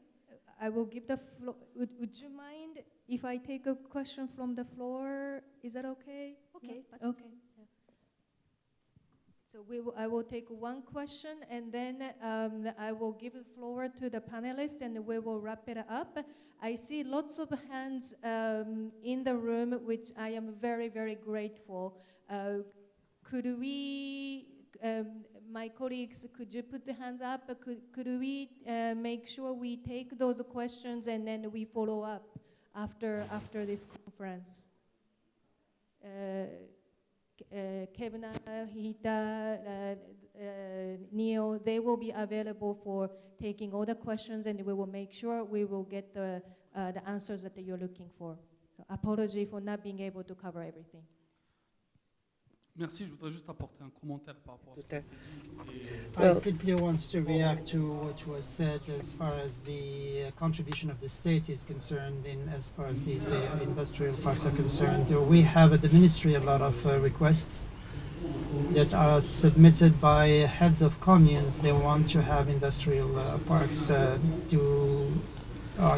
we going to build the necessary facilities? Will the people from Casablanca go to Oujda, for example, in industrial parks that are empty for the time being? So these are questions that have to be raised. Of course, there is an effort to be made to go out of Tangiers and Casablanca. The zone in Oujda is empty, and we need to make sure that it is operational and attractive, and therefore we have to also take into consideration the cost effectiveness. The question of real estate is important, so we need to have dedicated real estate, and the industrialists have to think about these aspects and about the employment pool, as is the case in Berkane, for instance. We have to consider the possibility of going outside the Casablanca, Rabat, Tangier axis to be engaged in other eco parks. Developers will not go into these parks if the industrialists do not go there. Therefore, the state has been working on this, and this is an element that has to be synchronized to make sure we work properly with between the industrialists and the state as far as the real estate is concerned. Morocco has undertaken several initiatives to make sure that industrial real estate is a lever for industrial development. We, of course, have a specific context. The Casablanca region has its assets, and there is an existing pool there, and we should see how we can promote the industrial development elsewhere. We have to involve other regions in Morocco, but we have to think of the link, the bridge between supply and demand, take into consideration the needs of the sector, the specificities of the sector. For example, when we talk about textiles, it's not the same thing as the aeronautics or the automobile industry. Therefore, the expectations and the services are different. The support mechanisms and measures are different. Therefore, there is a momentum that is unleashed, and we have, and there are good examples, success stories that are there. We have 9 projects that we're supporting at national level, that in the Agadir region, in Tétouan, in Fez, in Casablanca as well. So this is an approach that is a proactive, that of course calls strong support and good communication between the various stakeholders concerned, to make sure that we have an ecosystem that involves different regions, taking into account the needs of the different sectors involved. We have this opportunity to have public-private partnerships to ensure the sustainable development projects. The pilot experiments that we have had, we see that $1 that is invested by the state brings in $7 by the private sector. So this is a lever for economic growth that is very important and significant. So this partnership, the public-private partnership, makes it possible to share responsibilities and obligations, and the private stakeholders bring their know-how, they have a very clear idea about their needs, about market requirements, they bring in their partnerships, and the state comes with financial support and assistance to have cost effectiveness, to make sure that we have a real estate offer that is quite competitive as far as prices are concerned, taking into account again the sustainability, the infrastructure, the wastewater and the treatment plants.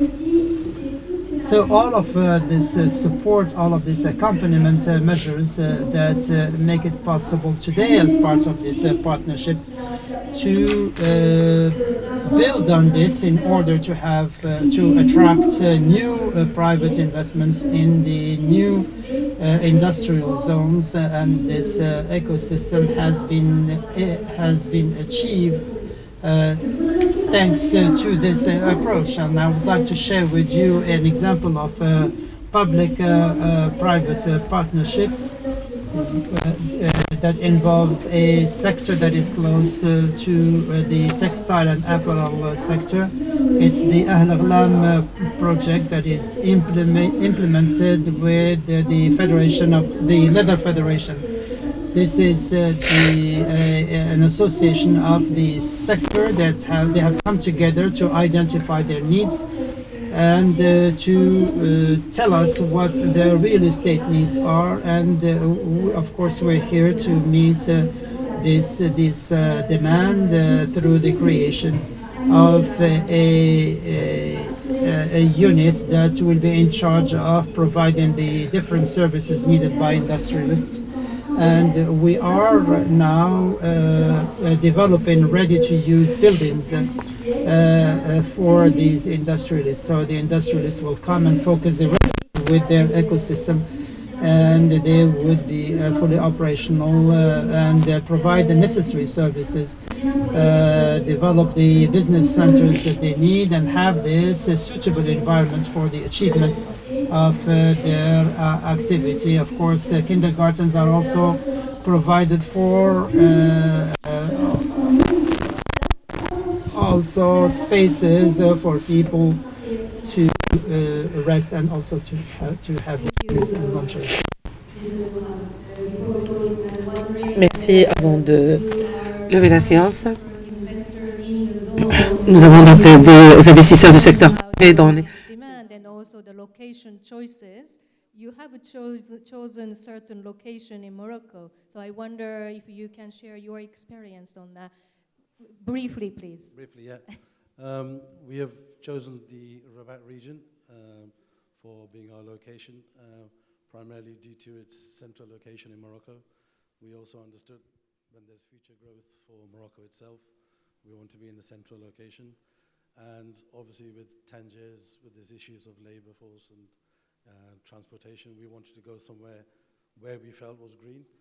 And when I met the authorities and saw what's being done in the Rabat region for the general region to be sustainable, there's many projects to not just industrial parks, but the city as a whole. I think it's one of the greenest cities in the world, most probably. So we felt, where do we put our dream project of being the first truly integrated sustainable zone? And we chose Rabat as our location. Obviously the challenges are there, workforce, training, innovation is going to be there, but I think, and I'd like to just point one more thing I was on the panel mentioned. I mean, it's funny, most of the points raised of what we should do, not trying to sound arrogant, but we are actually doing in this project. And one of our key human aspects is we're setting up a foundation, and it's for the welfare of the workforce, and especially young women who have young children. And we are setting up kindergarten and schooling structure for them, so that we give the incentive to people to come and work for us. Because I think this is the future. You have to give to the people, give them the opportunities, give them the training, give them the dream of moving up in terms of achieving more in their lives. And that is sustainability. It's not just the product, it's the whole social aspect. And I really feel that we're industrialists, we think for money. We're here to make money, obviously, but I feel this is the first time in a generation that I think it's a fundamental change. The world is changing, and I feel we as industrialists, governments, and retailers have a moral responsibility to take this opportunity to truly work together, to work in partnership, and really achieve the future, which is going to be closed-loop manufacturing and integrated supply chain to create true sustainability and circularity. Thank you. Okay, I am getting absolutely not. You need to close, sign. So I will close the session. Thank you very much for staying with us. There are a lot of interesting experiences of the zones and eco-industrial parks, including a social development agenda in Morocco, and hope you will use the lunch break to exchange more and learn more about these experiences. Thank you very much. Vous avez pu le constater, nous avons un peu de retard sur l'emploi du temps. Je pense que, bon, évidemment, c'était dû aux difficultés techniques de ce matin, mais c'est également avant tout dû à la richesse des échanges, au fait que tout le monde est passionné, intéressé par le sujet, et que chacun choisit le plus d'opportunités possibles pour faire perdurer le dialogue. Ceci étant, pour quand même essayer de rester dans les temps, nous allons raccourcir toutes les sessions de cet après-midi qui vont alors durer 45 minutes chacune uniquement. Donc, et nous allons, les 3 prochaines sessions, les faites les unes à la suite des autres. Il n'y aura pas de pause café comme c'était prévu à l'ordre du jour, mais le café reste disponible dans la galerie, donc allez vous servir quand vous le souhaitez. So just to make up for some of the time we lost, or we didn't lose the time, but mostly due to the interesting and the depth of the conversations that are going on. But to make up for some of the time, we will shorten every session. All 3 sessions this afternoon have been shortened, and they will last 45 minutes each only. There will also be no coffee break, but coffee remains available in the gallery. So whenever you want coffee and sweets, just go help yourselves and come back. So without further ado, so we will start with the next panel. Donc nous allons commencer avec le panel numéro 4, développement des nouvelles approches pour assurer la croissance des investissements et des investissements dans le secteur du textile. Textile sector is one session will be followed by the support measures for the sector, technical and financial ones, and we shall be discussing the future of the textile sector in Morocco. Je voudrais donc souhaiter la bienvenue à ma collègue Kevna et je demanderai aux membres du 4e panel de nous rejoindre à l'estrade. Good afternoon, everyone. Kevna Naran from IFC. If I can please invite my panelists to join me on the stage. Those that are here in person, Mr. Navdeep Soni, Mr. Anas Tahiri, and I believe we have Matthias Knapper joining us online, if he's ready. He's ready? Okay. And Mr. Danny Zantaka. Thank you. I didn't forget you. Donc, comme son nom l'indique, l'Agence marocaine de développement des investissements et des exportations est l'établissement public en charge de l'attraction des investissements nationaux et internationaux. Investments, both domestic and foreign, and to promote exports and support firms and companies in finding new markets. As far as attracting investment is concerned, and regarding the textile sector, we've worked for more than 5 years with the Ministry of Industry, especially with Mr. Taha Ghazi, Director of Textile and Apparel.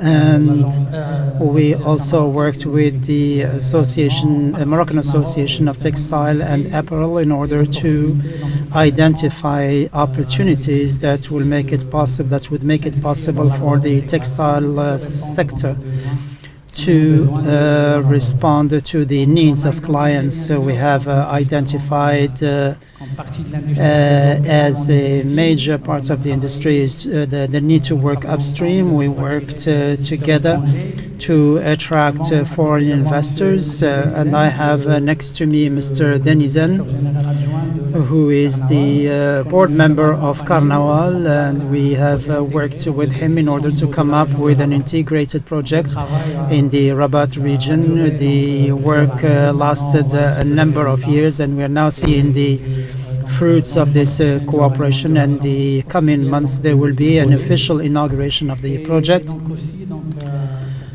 And as far as the development of the sector is concerned, we work together to attract green cities. We add the term smart green cities. And Mr. Arvi, who was one of the panelists in panel 2, introduced the green city in the Saleh region. We also supported that project, and we worked with Amit. This is a first in Morocco, and we shall continue to work to replicate this type of project in other regions as well. Therefore, as far as the industry part, that's what I had to say. And with Mr. Omar, who is to my right, we try to build up a case as far as the cannabis is concerned, in order to come up with an ecosystem and develop it. And this is expected by a lot of stakeholders. In his presentation, he will give you more details about this. There are a number of opportunities to replace imports. And that's as far as investment attraction is concerned. There's also a part on exports and the finding new clients or principals, and we are just a link in the ecosystem. Although we are the agency for the development of investments, we work together with the association, with the ministry, with the regional investment centers in order to develop regions in the light of priorities, sectoral priorities. Therefore, we try with our partners to identify new clients or principals in order not to be restricted to just one or two clients, because that is a hindrance or a barrier as far as the future development is concerned, whether with respect to products coming or inputs coming from Europe and even Asia. We work with different partners, and we also try to go to the clients directly in order to convince them and try to encourage them to have offices here in Morocco. So that is basically the kind of activity that we try to promote, to accompany and support the sector. And of course, we are open to different suggestions, and we try to see how we can come up with new actions in order to develop investments and identify new markets. Thank you. Thank you very much for that. Khaled, it's over to you, please. And just to explain to us more on Kipash's activities, we understand that you're already producing fabrics that meet circular economy requirements, integrating waste into new fibers. And just to understand, have you considered Morocco as a destination for your company's growth, for Kipash's growth, and what are some of the advantages that you see of Morocco? Thank you. First of all, I'd like to thank you for first of all, I'd like to thank you for inviting such an important event. Kipash is significantly developing itself in terms of waste material consumption and develop innovative fabrics and yarns from waste material. And every day, our know and our potential is increasing in terms of sustainable textiles. When we call sustainable textiles, there are a lot of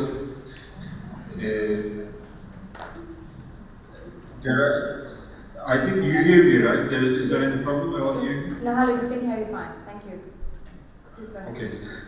In terms of sustainable and responsible production of textiles needs a lot of requirements, but when we call pre-consumer or post-consumption of textile, we are classifying only the raw material part of the subject.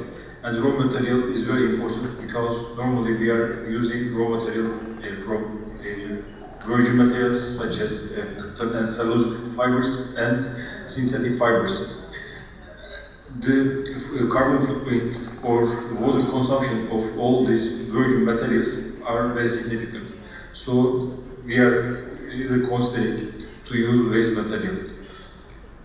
Being one of the most important garment manufacturers as Morocco, I think there's a very big potential of using all this waste material, because the waste material now is our new raw material, our new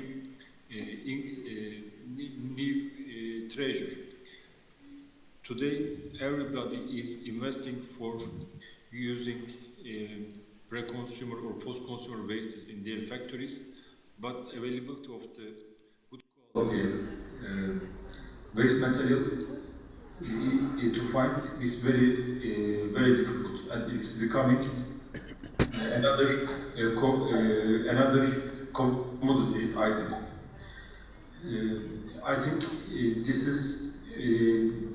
garment manufacturing hub makes Morocco industry very critical in terms of sustainable raw material consumption.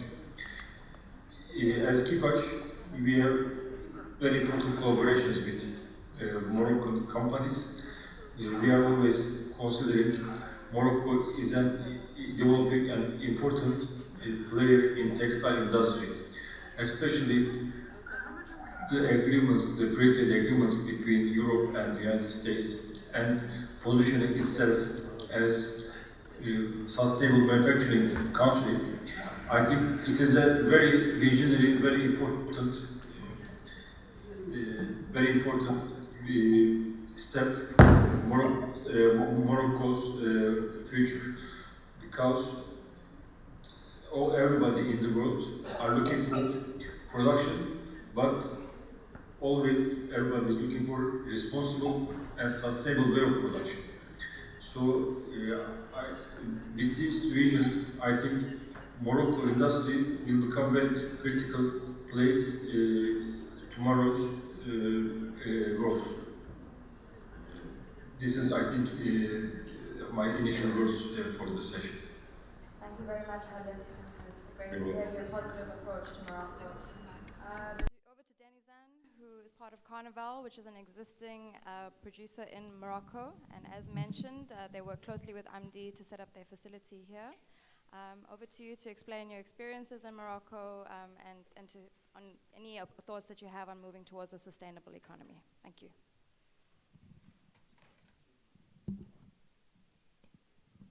First of all, thank you very much for the nice presentation.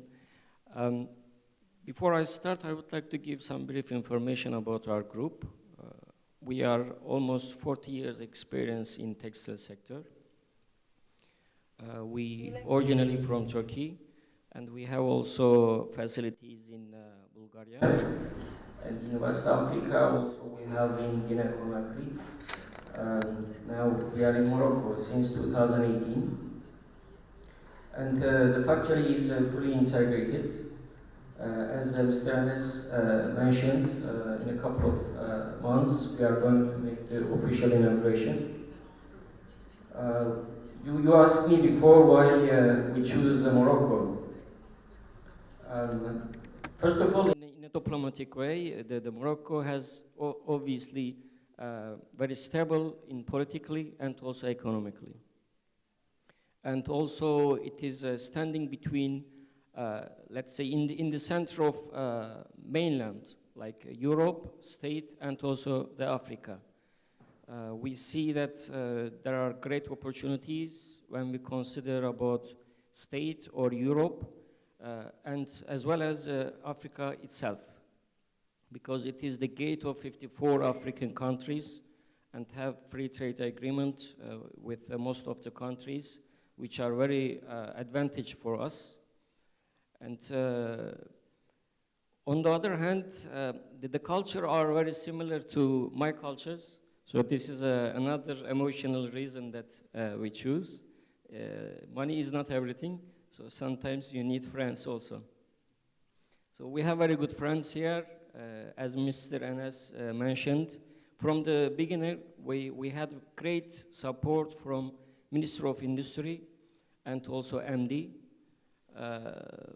So we are very happy to be here, and we are hoping to stay here for a long time. Thank you.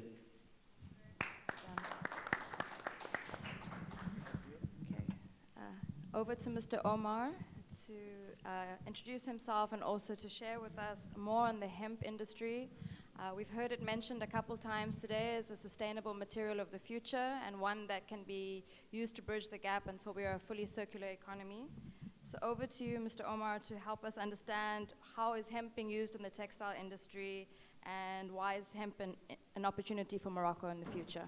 And please feel free to use either language. Thank you. Good afternoon. Thank you for the invitation. I will talk to you about plants, and then we'll move on to textile to know a little bit more about the transition, why this ancestral plant has been used also to make garments. It does more than just that. It provides livelihood and other things as well. My name is Omar Safrawi. I have set up my firm in 2008. We work on industrial hemp in Morocco, use of industrial hemp in Morocco. We don't have the legislation for that yet in Morocco. We will be talking about the medical aspect as well. To give you an idea about the two plants, we have a plant that is destined for therapeutical uses and another species that is different. It's about 150 centimeters to 180 centimeters long. It is used for therapeutical purposes. So, whereas for the other use, we use just the roots, 4, 5, 6 centimeters approximately. With INRA, with RATES, and with the Royal Gendarmerie, we have planted a variety, a European variety, to show that the TNH content had to be taken into account. We had a very good surprise with the yield. We had 24 tons in the hectare, whereas in 70 days, whereas in France they have 8 tons in 101 days. So we have 3 times the yield in twice in less times. We have I think the climatic conditions are important. So we're using this in areas where there are 45 degrees, and we're also lucky that in the last 15 years there's been a lot of innovation and in order to come up with a product that is of good quality. Once we have made the difference between the two species, a lot of people say, Omar, so it's up to you now. You've been working on this for the last 15 years. Now there is a law on that. I just want to clarify something. And the aim is to be able to receive support from different quarters. I have explained why hemp can help Moroccan industrialists. We are not able today to come up with industrial hemp. This is not to discourage this, but it's just that Morocco has come up with a law that is taking into account a social emergency. This is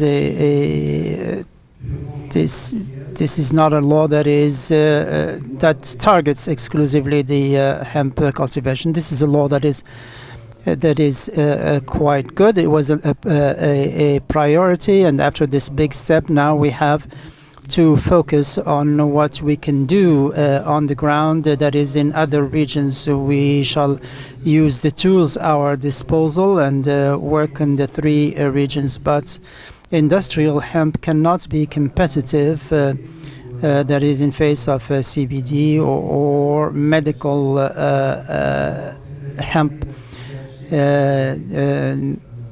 The experts would probably prefer not to go to industrial hemp. So that is the problem or the issue that we have to deal with in Morocco as far as industrial hemp is concerned.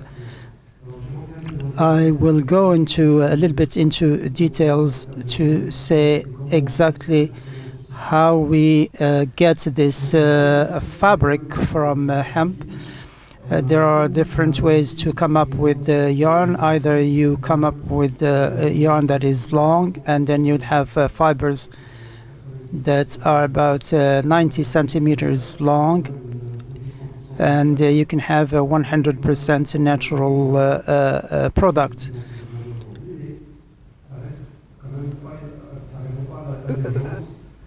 The product we get does not really respond to the urgent demands on the markets, and what we have today is the cotton hemp. That is hemp that is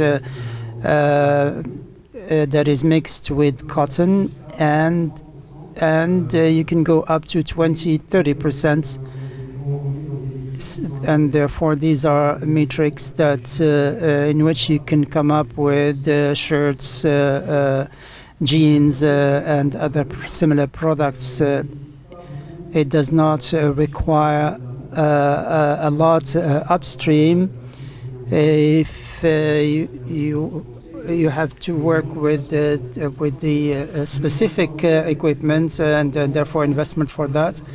Therefore, with the international context we're facing today, there are spikes as far as prices are concerned, and as far as raw materials are concerned, we don't even find it, although we are prepared to pay for it. So this is something that is a priority for us, and this is what will make it possible for us and for our industrialists to come up with different proposals. I have given an example of what was done. I have a partner in France who takes hemp fiber and takes it to the another partner in Turkey, and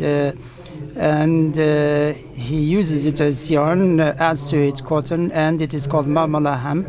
That makes it possible to have a full traceability, to know that the hemp came from France and it is processed properly in Turkey, and then it can be sold or used in Pakistan, and the clients know exactly the traceability of the product.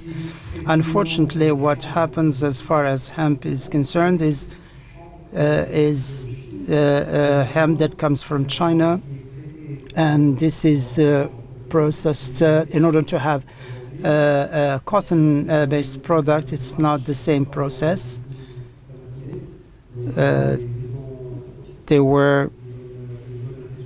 There was a good discussion about this aspect this morning. Therefore, you have to tell a specific story to say this is where the product comes from, this is what it has gone through, and it can be very operational already today. So this hemp can be proposed, and the hope is that there are no doors that are closed in Morocco, and then I have planted in 2010. I have built houses using that material in 2013. As was pointed out earlier, and as Anas said it, we are supported. We simply have to find the possibility and the process to come up with or to use large surfaces or areas. In the production we have today in Morocco, in 56,000 tons of jeans that are exported, about 50,000 out of 56 come from abroad, and it's something that we can do in Morocco with the local or domestic product instead of going through the Mediterranean countries. It can come originally from Morocco. And I think it's important that we highlight the possibilities and the opportunities that are there. So thank you. Over to you, Navdeep, just to give us some international context based on your experience on how to move towards a circular economy that will translate to large-scale opportunities for Morocco. Thank you. Good afternoon, ladies and gentlemen. First of all, I would like to thank IFC, Amit, and also the government of Morocco for inviting me here. I represent our company, Getzi Textile Organization, which is based in this tiny city of Zurich in Switzerland. The company was founded in 1929. So over the last 90 years, we have seen and witnessed various waves which have shaped the history and the politics and economics of our great industry. I would like to take a cue from what has already been mentioned by my distinguished panelists, and I have the honor here also of our distinguished customers like Kepash, who are present here, And then we have the Carnival group, the textile leaders present here, which is a great honor. Now, let's talk about the big mega trends in our industry and try to draw some lessons for Morocco from these trends, you know. I mean, our industry is a very old industry, you know, cotton as a fiber is more than 3,000 years old, so, you know, there's a lot of historical context. So our industry has gone through several waves. I'm not going to go into 3,000 years ago, but I would like to mention about the two waves.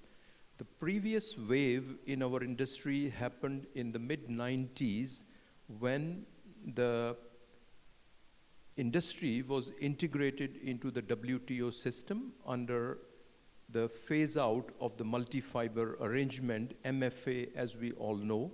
So this happened over a period of 1 decade from 1995 to 2005. So that was the first wave, which led to the shift of the industry greatly from the West, but also from the Far East to the Southeast, and most especially China.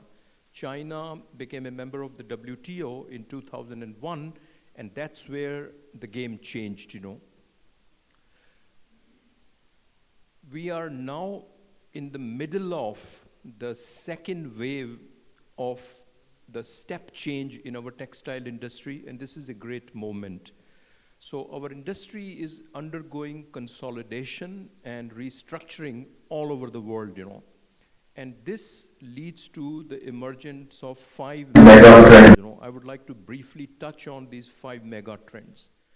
The first mega trend is the good news that the textile consumption is increasing on a very stable and a long-term basis at approximately 2% every year, you know. Why is it increasing? Because of population and because of GDP increase, you know.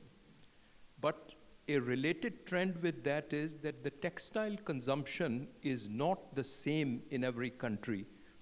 8 billion people in this world consume something like 115 million tons of textiles every year, which means something like 14 kilos per capita of textile consumption. But this 14 kilos differs a lot. We have OECD countries, Japan, America, and Europe, which consume something like 30 kilos per capita. We have Asia, China, India, Indonesia, etc., developing countries. They consume about 14 kilos per capita average. We have Africa, 54 countries, consumption 3 kilos per capita. But that's not the bad news, that's the good news. And that's where we have Carnival here, which is looking at the future of the industry and consumption also in Africa. Imagine in the next 40, 50 years, the African consumption grows from today's per capita of 3 kilos to even 10 kilos per capita. I mean, it means a lot of textiles to be consumed by more than 2 million people, 2 billion people on this continent, you know. So that's the first mega trend. The second mega trend is that the international buyers, they are very keen to diversify their sourcing of textiles and apparel, you know. It happened in 95 and it's happening again in 2020 afterwards. And this is happening due to 2 reasons. One is the economics of production. I mean, China was bound to move into a higher level of economy, and therefore their costs are going up. This industry is no longer as strategic as it used to be 20 years ago, and so on. So the downstream industry, especially garment manufacturing, the confection, it has started to relocate from China. The second factor is the geopolitical factors, the trade wars and so on. It happened with Japan 30 years ago, and it's happening with China, you know. So this is a natural phenomena, you know. So the shifts in sourcing, and this is where, you know, the opportunities for us lie. Trend number 3, sustainability. Now, sustainability has various dimensions, and I'm not going to go into that in great details, but in sustainability, there are the focus on sustainable manufacturing and the raw materials. These are the two most critical components. Why is sustainability today very important, and what is driving it? There are three factors that are driving sustainability. First of all is the consumer awareness. I mean, today's young consumer, especially in the West, is much more aware about what she consumes, where it is produced, how it is made, and so on, you know. Conscious buying decisions. The second is the awareness of these consumers leading to the pressures on the brands and retailers who have made huge ESG commitments to their shareholders to ensure that they reduce the global footprint or the carbon footprint of their industry on the world, you know. Third factor, regulation. I mean, business people, as everywhere, they will not be dictated by anything other than the bottom line. But, you know, consumer awareness and regulation is driving them in the direction of sustainability. Our company is working with the Eurotex in Europe to create what we call as re-hubs, that is recycling hubs, you know. In Germany, there is going to be a next trash can in every household to collect textiles, you know, and that will be driven by regulation, you know. So the third factor. The other mega trend that is happening is in terms of digitalization. Now, what does digitalization mean? Digitalization on the demand side means that today we have these animals like, sorry to use the word, like Amazon, which was selling books in America 10 years ago, but today they are creating brands, they are setting up factories, and, you know, they are interfering, I would say, in our industry, you know. That's one digitalization. Then you have digitalization on the supply side, which means production technology is becoming more and more automated. 20 years ago, we spoke about different technologies, you know, appropriate technology for Asia and less technology for Africa. But today, all these curtains have disappeared. There is only one technology, which is the state of the art. So whether you are producing in Morocco or in Multan in Pakistan, it is one state-of-the-art technology, you know, because your customer is dictating these things, you know, digitalization. The last mega trend which I would like to refer to is in terms of the advanced materials. Out of the 115 million tons of fibers that our industry consumes, more and more is now coming from synthetics and man-made fibers, you know. In 1960s, cotton had a share of 70% of the textile fiber consumption. In 2030, when we will consume something like 140 million tons, the share of cotton will be only about 20%. 80% of the materials will be the man-made fibers or other materials, etc. You know, so that's an important trend, you know. So based on these mega trends, what are the opportunities for Morocco? I mean, we see a great opportunity for Morocco and also the region, you know. We are involved in a study for the World Bank to look at the opportunities in West Africa. But what is applicable to West, I would say to a greater extent is applicable to the Maghreb region, you know. So what are the specific opportunities that we see available for Morocco? The first big opportunity we see is that Morocco could be made into a recycling hub of the West. You know, this is where the biggest demand-supply gap lies, you know. Europe needs to take care of something like, I mean, let me give you one big statistic before I lose my train of thought. We, as I said, consume about 115 million tons of textile fibers. Out of that, only 1% is recycled. Now, this is quite a stark contrast from other industries like steel and plastics, where the recycling rates on an average are about 20 to 25%, but could go up to 100%, you know. Construction steel is all made from recycled steel, you know. So our industry has this unique problem or a limitation of recycling only 1%. And this is where we believe that it could be a game changer for Morocco to enter this demand-supply gap, Now, what could be done here? Now, recycling has to start with the sorting of fibers. You have post-consumer waste, you have pre-consumer waste, you have post-industrial waste, and so on, So we believe that the first step is the sorting and the garnetting of fibers to regenerate them and blend them with virgin fibers, So you now have a recycled fiber.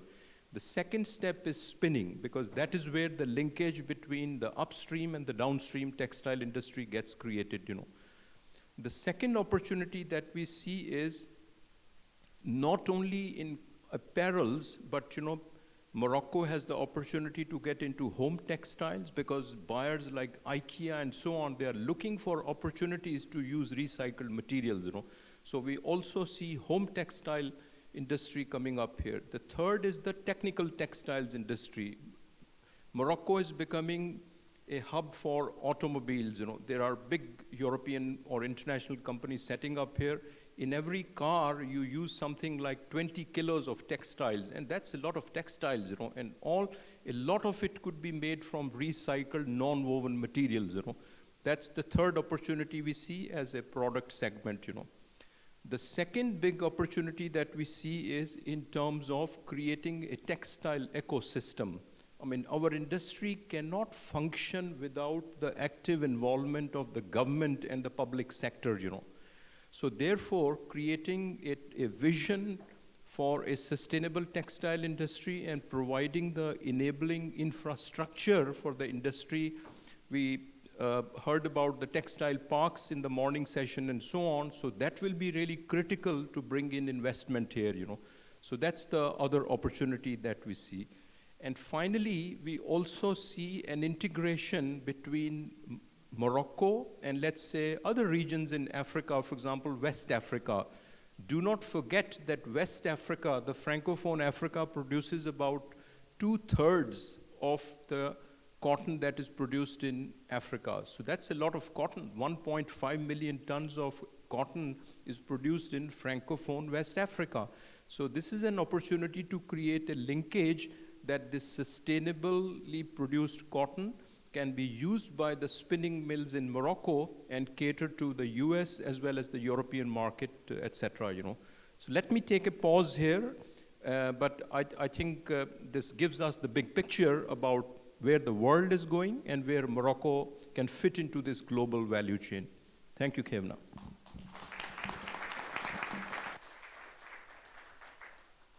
Thank you, Navdeep, for so eloquently summarizing some of the key trends and setting us on the right course. Lastly, I have Matthias, who's on the screen, and he's from Menatex, which is part of ITC, to share with us, based on the global experience of ITC, how does Morocco compare with other countries that focus on the textile and apparel manufacturing? And how does Morocco better position itself for the strengths and opportunities that it has at its hand? Thank you.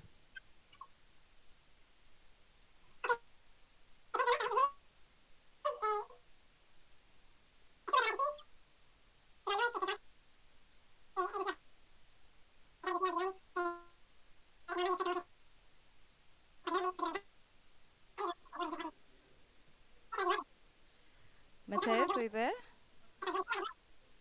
Sorry?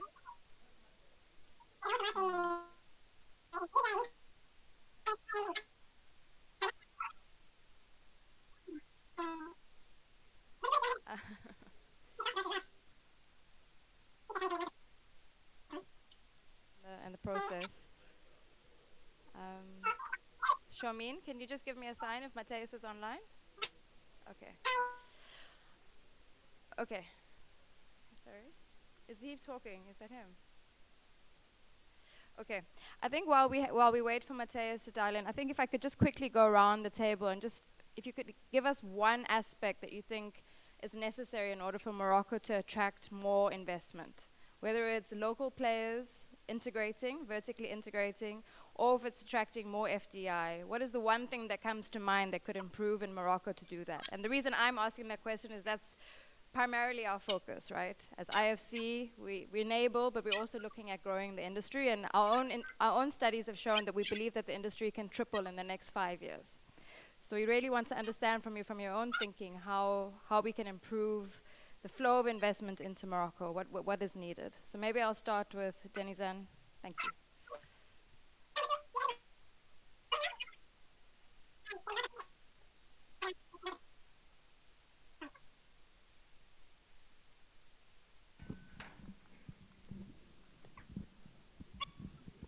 Okay. Thank you. I think in order to answer your question, maybe we should focus on how the successful countries made it. So I can only speak where I am coming from. So I don't know other countries, how they made it. But in Turkey, we have full support of the state. When an investor wants to make any investment, especially let's speak about the textile sector, and we have too many functions to receive from the state, even if a company doesn't know how to export and how to make international business, they give full support. And also they have some financial aids, let's say, financial contributions, which also gives confidence in the businessman or in all the entrepreneurships. And we have also, in Turkey, it's called Turkality, which is based on Turkish made. So I see here that Minister of Industry and also the MD, well known all these procedures. They are following the world very proactive way. So I think they know what to do. It's not my duty to tell them what they should do because they already made their plannings.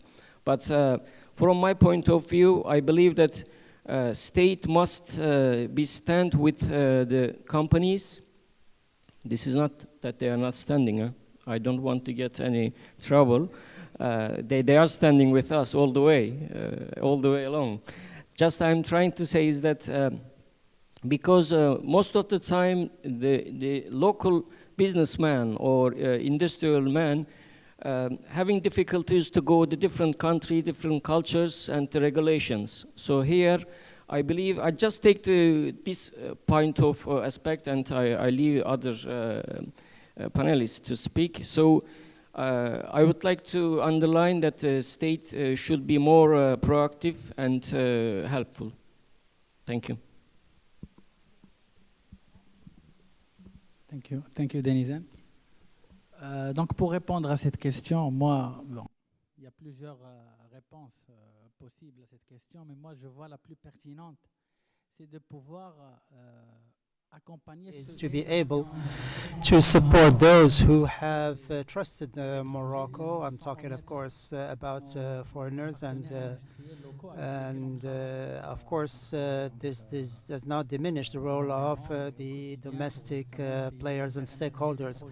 So we are working together in order to come up with products that can help us achieve that sustainability and also move forward. And going back to the foreign partners and the contribution they make in terms of introducing missing parts or missing aspects in the ecosystem, as Carnival Group is here, as the Portuguese stakeholders and the Carlton Group, they're all here, and we are really pleased and I would say pleasantly surprised. There are, thanks to Carnival, we have contacted a number of Turkish firms. Same thing with our friend Mr. RV from India. If we manage to convince our partners to continue to trust us, that can only be helpful to us. Textile in Morocco is basically thanks to the domestic market that it is really prospering, and I think that there's a lot of good work that is done at local level, and that makes it possible to attract new investors that can contribute to the ecosystem in general. Thank you. Merci. Il nous reste encore 5 minutes. Je vois que mes collègues en fait me font signe, mais est-ce que nous avons au moins 2 ou 3 leçons que nous pouvons tirer? Comment nous pouvons soutenir les producteurs en attirant davantage d'investisseurs? Je vous donne la parole en 2 ou 3. Alors, comment répondre à cette question? C'est difficile. En tous les cas, me concernant par rapport au champ industriel. As far as industrial hemp is concerned, the industrialists are there. They are waiting, and they would like to have an idea, maybe as far as investment is concerned. And in order to have an idea about the ratio, the industrial hemp in Morocco, let's say the average would be 18 to 20 tons per hectare. Therefore, about 80 to 100 million dirhams will make it possible to work on 24 hectares a year. In Afurar, we had 24 hectares and about 3 to 5 hectares per family or household. And there's about 600 families, about 80 to 100 million per year as far as wealth distribution is concerned. And the investors are ready to work on that basis. So I think that with this, we have about 60,000 tons, on average about 20,000 tons of fiber. In Morocco, of course, we can go up to 100% as far as hemp usage is concerned. Just in jeans and other apparel, just tomorrow we would have to come up with 10 firms, 10 as far as our hectares, as far as hectares is concerned, we have 20,000 hectares of beef for the cultivation of beets. In 2013, with the Ministry of Agriculture, we showed that we could increase threefold the income of farmers and continue also growing beets. So we would like to be supported by investors such as was shown by the gentleman next to me, and this is very important as far as Morocco is concerned. This is a key link in the textile chain that we have lost. I was 6, 7 years old. I used to color the cotton, and you had about 50 linear meters that to be colored. Therefore, we had that in those industries. And as was explained earlier, this is exactly what we have to do. The things have gone eastward or southward, and it's up to Morocco to see how we can deal with the situation. Morocco is at a crossroads, and I think that we are capable of providing something to the clients, to the principals, and the carbon tax is here, and therefore among the countries that can reply to that and stand up to that is Morocco. Alors, apparemment, Mathias a réussi à se joindre à nous. Je voudrais lui donner l'opportunité de prendre la parole. Alors, apparemment, il est avec nous via son téléphone. J'espère en fait que... Clear. Please go ahead. Okay. Thank you. Let me pick up a couple of things that Nafdeep has been saying, but maybe starting with what is ITC, a joint organization of the WTO and the UN, and we work in many developing countries on trade promotion, export development. And we have a program which is called the Global Textiles and Clothing Program that operates in Morocco, but also in Tunisia, in Egypt, in Jordan, and in sub-Saharan African countries, and also in Central Asia. So coming back to your question on Morocco and how it does as compared to others, I would like to point out that Morocco has an exceptionally strong institutional ecosystem that supports the sector. So if you look into the four aspects of the 5 mega trends that Natif had been sharing with us, I think the creation of a textile ecosystem can be based on a strong institutional ecosystem that you already have. No, you have Team Maroc, you have the institutions, you have the academia and the training institution all aligned. So that's a big point, a strong point for Morocco, also to attract more investment. If it comes to companies, they are also very good, but they are focused very strongly on fast turnaround. So meaning basically that their business model is CMT business, fast fashion. And this is a little bit a legacy of its dependence, Morocco's dependence on a few markets, and within this markets, a few customers only. And they have been imposing somehow also their business model. So we're trying to change this in our program a little bit to help companies to get out of the CMT business and move up the value chain into FOB and even further if possible.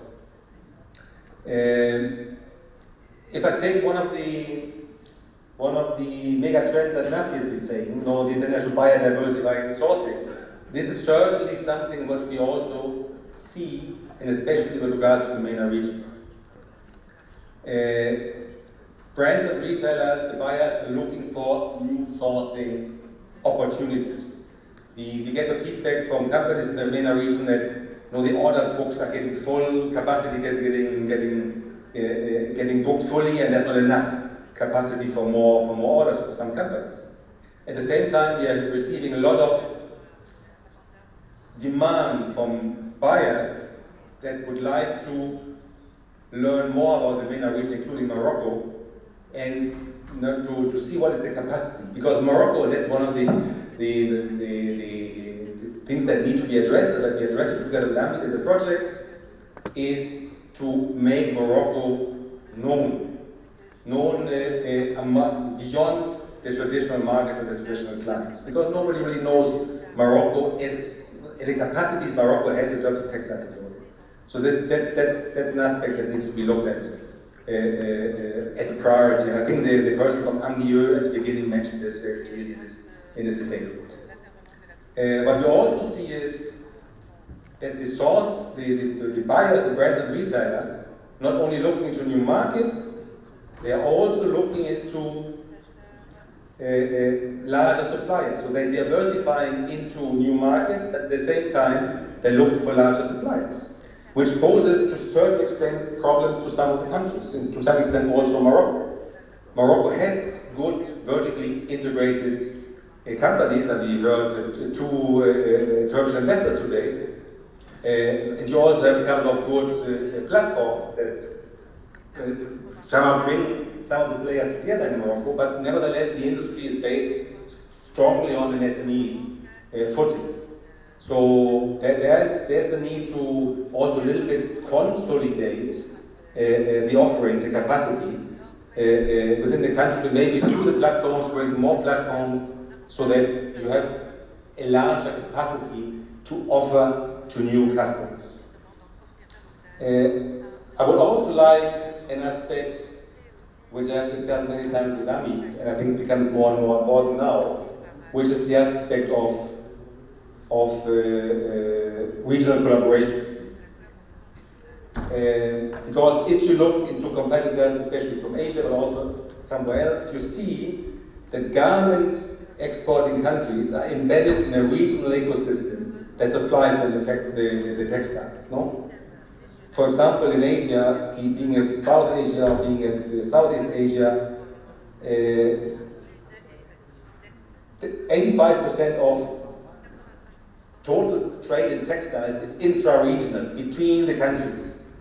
If you look into Central America, if you can compare a little bit with the MENA region, but for the US market, whereas the MENA region looks at Europe, of course, to a large extent, there the intra-regional trade of textiles is compared to all textile trade. And I say textile, not textile sectorial. Textile trade is still 22%. If you look into the MENA region, it's only 1.4%. And this came out of a study we did together with Euromonitor. So there's something needs to be done also to work together at the regional level. And that brings me to the other aspect of nearshoring. I mean, you probably have discussed it already. Nearshoring is really taking place, as I mentioned it earlier. Order capacity is getting full. So I think there is now finally a good economic sense of more regional collaboration between companies to work together to attract, to have the capacity to attract even further and larger buyers from Europe and possibly from the US as well. And since we're at the end and we're not asking any more questions, I think one important aspect I would like to mention also is that there's a move in the industry also towards not only diversifying sourcing, but also developing a new kind of relationship between manufacturers and buyers, retailers and brands. Because everybody realized what happened to the pandemic should not happen anymore, and that the risks in the supply chain need to be balanced somehow between manufacturers and buyers. And if we can work out a kind of a new business model that will not only help manufacturers in Morocco and otherwise, and retailers and buyers, but it will also have a very important environmental impact. Because we can talk a lot about green production, which is very important and what Morocco needs to be doing, and we have seen the trends from NAFTA. But the real environmental cost is, for the fashion industry worldwide, is overproduction. Too many garments are not sold at all, and then or sold at discounted prices. So if manufacturers and their clients and the buyers can work together, by building capacity at the manufacturing side, but also by building more transparency, creation of partnership, sharing data at the retail side, with the manufacturing side. If we can develop a new business model that tackles this big problem, then everybody, including the environment, will gain. Because we'll get companies more profitable, CMT businesses or FOB businesses, manufacturers in Morocco and elsewhere, not exposed too much on risks, and probably get a larger share of the value created, while also, on the buying side, international buyers will, of course, gain, because the biggest cost for them is what they can't sell in the end, but have been produced. So I think we need to work on the business model here, and we are working together with the International Apparel Federation, Amit being a member, a very strong member of this, and some brands and retailers and also some consultants to develop this business model. But I think it would be good if Morocco could also take a very active role in this, because the future for the fashion industry is... Ladies and gentlemen, I'm now going to call on Salahuddin Kamali to join us for the last panel, the panel 5. Rainer Fitz. Rainer, I see that you can go directly. We should have online with us from FCDO Charlotte Beck, Mr. Ibrahim Arjdel from Maroc PME, and Mr. Tawfiq Lahrash from Tamwilcom.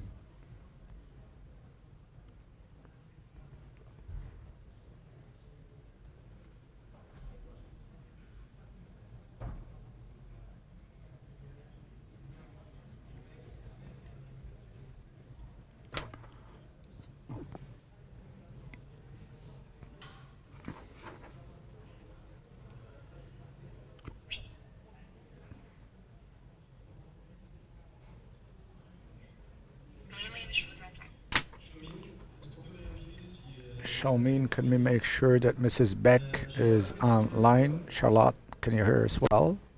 Charlotte, pouvez-vous nous entendre? Oui. Nous pouvons commencer, si vous voulez bien.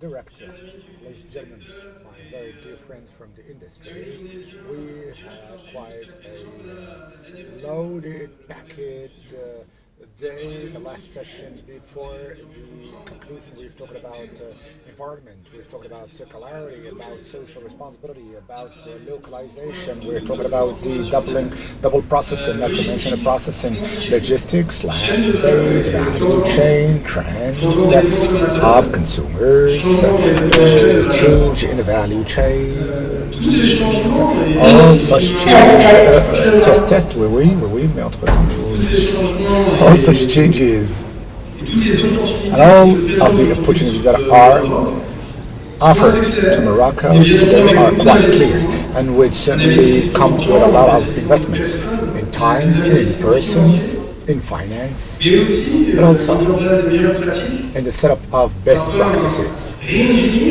Sometimes even re-engineering of the capacities in place, substantive changes, and also know-how.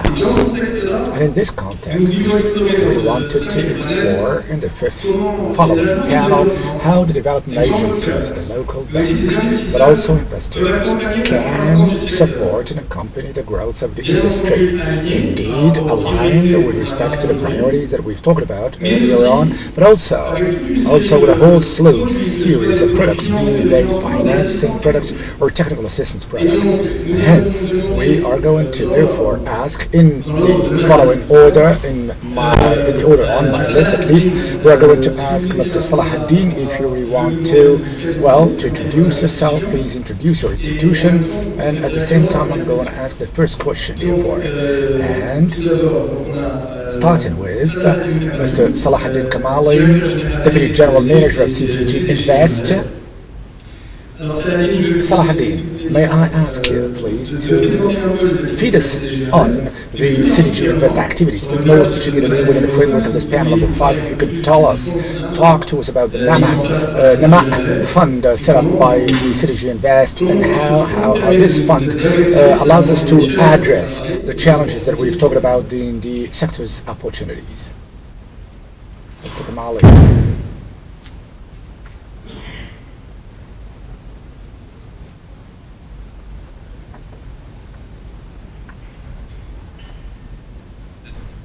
Yes, test is conclusive. Test. Yes, test.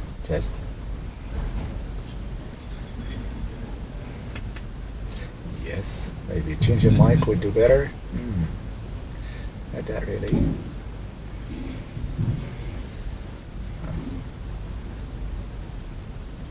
Microphone seems to be choked. Test. A little less choked. Thank you, Henri. Thank you, Henri, for the question. Thank you, everyone, at the IFC, at the Ministry of Industry, all of the organizing committee for the invitation extended to us. And before catering on the question directly, I'd like to recall what CTG Invest is. In fact, it is the investment arm of the Caisse de dépôt de gestion. We decided strategically to consolidate the investment activity that we have been practicing for many decades and to put it into a new structure that is called CTG Invest, with an anticipation of anchoring this important activity from our standpoint within the CAS CTG. As part of our mission, also to allow us to have a framework towards launching many initiatives to this end. And one of this initiative that we have launched about 2 years ago, we thought to implement a fund of investment that has a specific focus. This very focus has to do with industry, and most particularly the export-oriented industry. Can someone not tap into another microphone, please? Yeah, this is a specific positioning, and naturally quite now the textile sector is one of the top priorities of the positioning of the trend. I'm not going to repeat the reasons for the textiles is a sector of priority. We have at length talked about this morning and this afternoon, but before even starting rolling out our investment strategies, including in the textile industry, not to mention the other industrial, please can you stop tapping into the other microphone, please, whoever. So we have done our internal work. We wanted to also have the same reading as industrialists to understand the challenges and the stakes that they are faced with, and to what extent our value proposition can release the potential of this sector and to really support the different entrepreneurs, both national and international alike. For now, the NAMA Fund, Growth NAMA Development Fund, to give you a figure, it is capitalized, it has a cap of 150 million euros, which can be scaled up to 300 million euros, all sectors combined up to and including the textile sector. Now, quickly speaking, when we try to think out and ponder on our positioning on the textile sector, we have started on the basis of two scenarios, two situations. The first one is positive, i.e. in the extreme, in the downstream extreme, we have still capacities of subcontracting, but we still have capacities whereby our knowledge is being recognized, our actors are being seen as earnest, the principals, the clients are there, they use them, and I did understand when I was talking to many operators today that the capacities that today that we have available are not enough. There is a very important strain imposed on the capacities. So this is a very important element that we have taken into account in our strategic positioning. The other component, which is to be improved, is the industrial upstream gap. This is something that everyone has diagnosed, and hence we have decided to position ourselves on the two extremes in the following fashion. The first stake/challenge that we would like to address is the stake of deepening this downstream, which is interesting, and to push the operators to really deploy themselves on the end product. That is very important to densify the players who are working on the finished products on the basis of these subcontracting capacities that are of good quality. For that, there are two challenges. The first one is the scaling. We do hope to accompany the players, the actors on the finished products in order to bring the size twofold, threefold, fourfold. When we talk with our players with whom we are in an investment process, their colleagues, their competitors from foreign-based competitors, sometimes Turks, sometimes Asians, they 2, 3, 4-fold this figure and size, rather. And hence it is very important, of course, to address this gap of scaling, of size. On the finished product, one of the pillars, of course, is to accompany the operators, the actors, in order to ramp up their scale. The second element, still with respect to the finished product, is to push the integration, even in the finished product, vertical integration, to really go and grasp added value by integrating things just like the digital printing, be alive with the standards, be able to structure a subcontracted ecosystem that will allow us that are so critical faced with a client, and hence we need to invest a lot of efforts, probably money and collective intelligence. So this one block on which the NAMA fund for the apparel industry is quite active and proactive. Another element, of course, this is no surprise, is the industrial upstream. And here today is thematic for us. We've integrated it, we've streamlined it. Even before we had this conference 2 years ago is very relevant. The industrial upstream for the circular economy. This morning I heard someone say that it is easier, much easier, quote unquote, to build an upstream with this redistribution of cords than the circular economy so allows. There is a shooting window that we have to tap into, and CDG Invest and the NAMA Fund are well positioned today to support and accompany this type of investment industrial upstream with the greatest integration possible, and basing themselves on the green dimension, which for us would make it possible to maybe reconceptualize the competitiveness on this very segment of the value added, which unfortunately on the current models are coming to the situation whereby Morocco cannot be competitive on the industrial upstream with the scale that we have, with the scale, economies of scale, without the green economy, which for us opens a window, a vista that we have to tap into, and we have investment capabilities that we could deploy and roll out to the end. Value proposition of the MAP vis-a-vis the operators. First thing to be said is that we're working with both nationals and internationals. Many business cases that we are processing today with international players, so we are open-minded with respect to that. We are deploying capital, what we call our counterparts at IFC can understand this smart capital. In other words, we're not only bringing capital, we're bringing in all other things. Standards, because we have an operator who's going to grow twice, thrice, 4 times its size. It's not going to manage in the same way it managed its SME when it was SME. Sectoral expertise on which we do have a lot of investments to be able to speak the same lingo as the industrialists. So this is the NEMA value proposition. Thank you, Salahuddin. Very clear. New capital to develop upstream and downstream, the scale-up and integration, and also push ahead the green investments and smart investments. I'm now going to Rainer for a technical reason. I was asked to ladies first, Charlotte first. Charlotte, c'est un réel plaisir de vous avoir avec nous. J'espère que vous pouvez nous entendre. Est-ce que vous pouvez confirmer que vous arrivez à nous entendre? Non, alors on vous entend dans les baffles. Désolé. No, I did prepare a question in English. I'm going to read it out to you in English, and you can answer in French or English, whatever you want. DFCDU, en fait, avec la technique.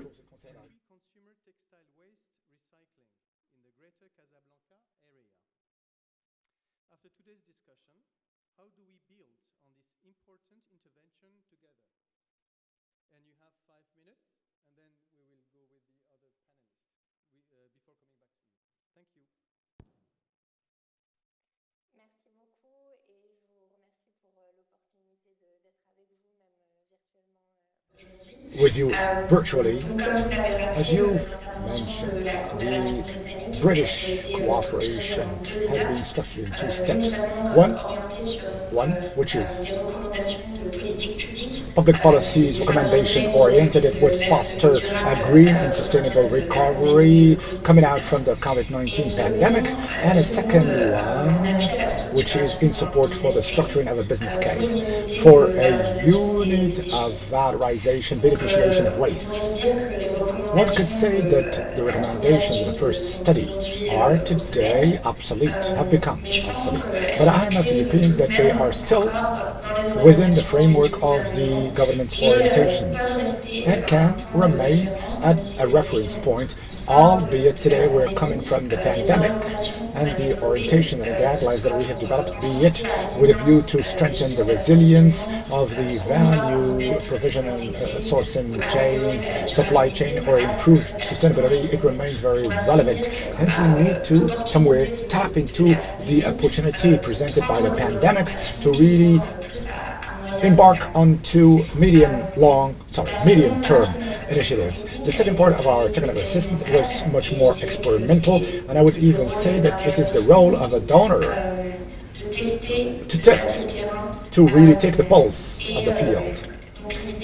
The idea here is to really set up this business case, package up this business case for a unit of beneficiation, upcycling of the waste in the greater Casablanca to give us an order of magnitude on the cost of such an operation, its profitability, probably, of such types of investments, but also maybe to give a concrete example of investments that it's possible to undertake in this industry with a view to put in the investors' appetite to the test, commercial investors, to test also the question of the activities endorsed by the authorities, and also change of scale, if so possible. I'd like to touch back now on one of the conclusions of these works, and which really is in direct link with the conversations that we have had hitherto. We were expecting spin-offs with respect to the reduction of greenhouse gas on decarbonization. But this work has also led us to really ask ourselves on the spin-offs in terms of job generation. When we were surprised to a certain level, and we have also had some educations and lessons learned, so much that somewhere there is a loss, a destruction of employment, mostly in the informal sector, and also on populations that are financially disadvantaged. By doing the textile waste upcycling, it has consequences on informal population that we need to support. And I think our works really have highlighted this works of a just transition, ecological transition, that should also make sure that no one is left on the sidelines, no one is forgotten, both with respect to the energy transition thematic, but also on the questions pertaining to the textiles. We need to really ponder on the consequences of such activities on populations and on the employment, and making sure that no one is sidelined. One last thing that I also wanted to mention with respect to the support given by British cooperation.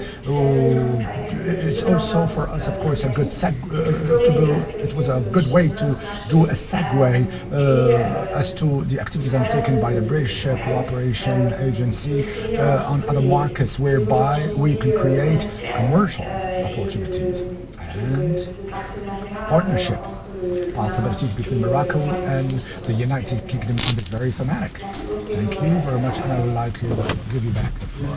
Thank you, Charlotte, for your word. Allow me also to ask now Ryder Fitz, who is the Manager of Assistance Technical Assistance Program at the BEI, European Investment Bank, to introduce himself to us, to let us know, to feed us in the programs that are being implemented by EIB pertaining to green projects and circularity and textile that BE has initiated quite a long time ago in Morocco, and that could have a direct impact on the sector. And to also enlighten us on what are the mechanisms that EIB is implementing and that the industry can have directly access to you. Over to you, Rainer. For 5 minutes, please feel free. Thank you to the organizers for the invitation to this event. Thank you also for this question. The EIB, the European Union's bank, does act within the framework of the European Union policy on the textile industry that we've already talked about today. So by and large, we need to reduce pollution, all of this combined, and to have an apparel sector which is greener. This is now being done within the framework of a program of European Union, which is called Trade and Competitiveness, which aims to beef up the competitivity of the Moroccan SMEs, and while so doing, to also in this sector, industry, and in these policies, to a sizable chunk of the competitiveness certainly goes through the prism of greenification and less squandering or less waste throughout the supply chain, going from distribution to other parts. Decarbonation, competitiveness, increasing of rational and less polluting are at the very core of this competitiveness. Now, as a development bank, the IBs and other development banks, there are other aspects, vistas through which we can act. First is that EIB does offer credit lines to Moroccan banks, whereby Moroccan banks are going to ask for long-term credit at lower beneficial rates that would be given to textile, apparel, garment industry in Morocco to finance such investment. The second, of course, is a guarantee line, which is bankrolled by the European Union with a view to encourage and give incentives to banks to give credits and loans to the textile sector, whereby earlier the risk appetite was very low, and it can give up to 80% lines of credit, but for a total portfolio there is a lower roof or ceiling. Give incentives to local banks to offer better conditions to potential exporters. The third aspect is the technical assistance. The TA, technical assistance, therefore, is being implemented at several rungs. The first rung or level is national, all sectors combined with the cooperation with the Moroccan Employers Confederation, CGM, where we have now started the publication and the editing of a book on decarbonation and what does offers opportunities-wise and to whom and how to address. And with AMIS, we are going to undertake case studies, not technician-based, but to allow the textile technicians to know where are the direct technical and financial possibilities, because we have done that experience. Everyone did it, whereby the examples that are too macro or too general would cause the company or the entrepreneurs not to be really involved. The more we go in specific cases for a value chain or for a given sector, the more the companies are going to be feeling talked at or talked to. And this can also, we can create levers effects through ASMEX, etc., or during regional conferences, for example, with the regional investment committees. So it is very important to really reach a highest number of entrepreneurs, to really educate them on the fact that these are not only international obligations by Morocco, but rather that these are vistas of opportunities, direct cash opportunities. There are also testimonials, as we have had at the ASIT conference, where entrepreneurs have been given their testimonials that they have been successful. And the last aspect that had been mentioned, we also cooperate with the incubators, with ESIT and with Casa Moda and schools, to also reach out to the youth working in this field.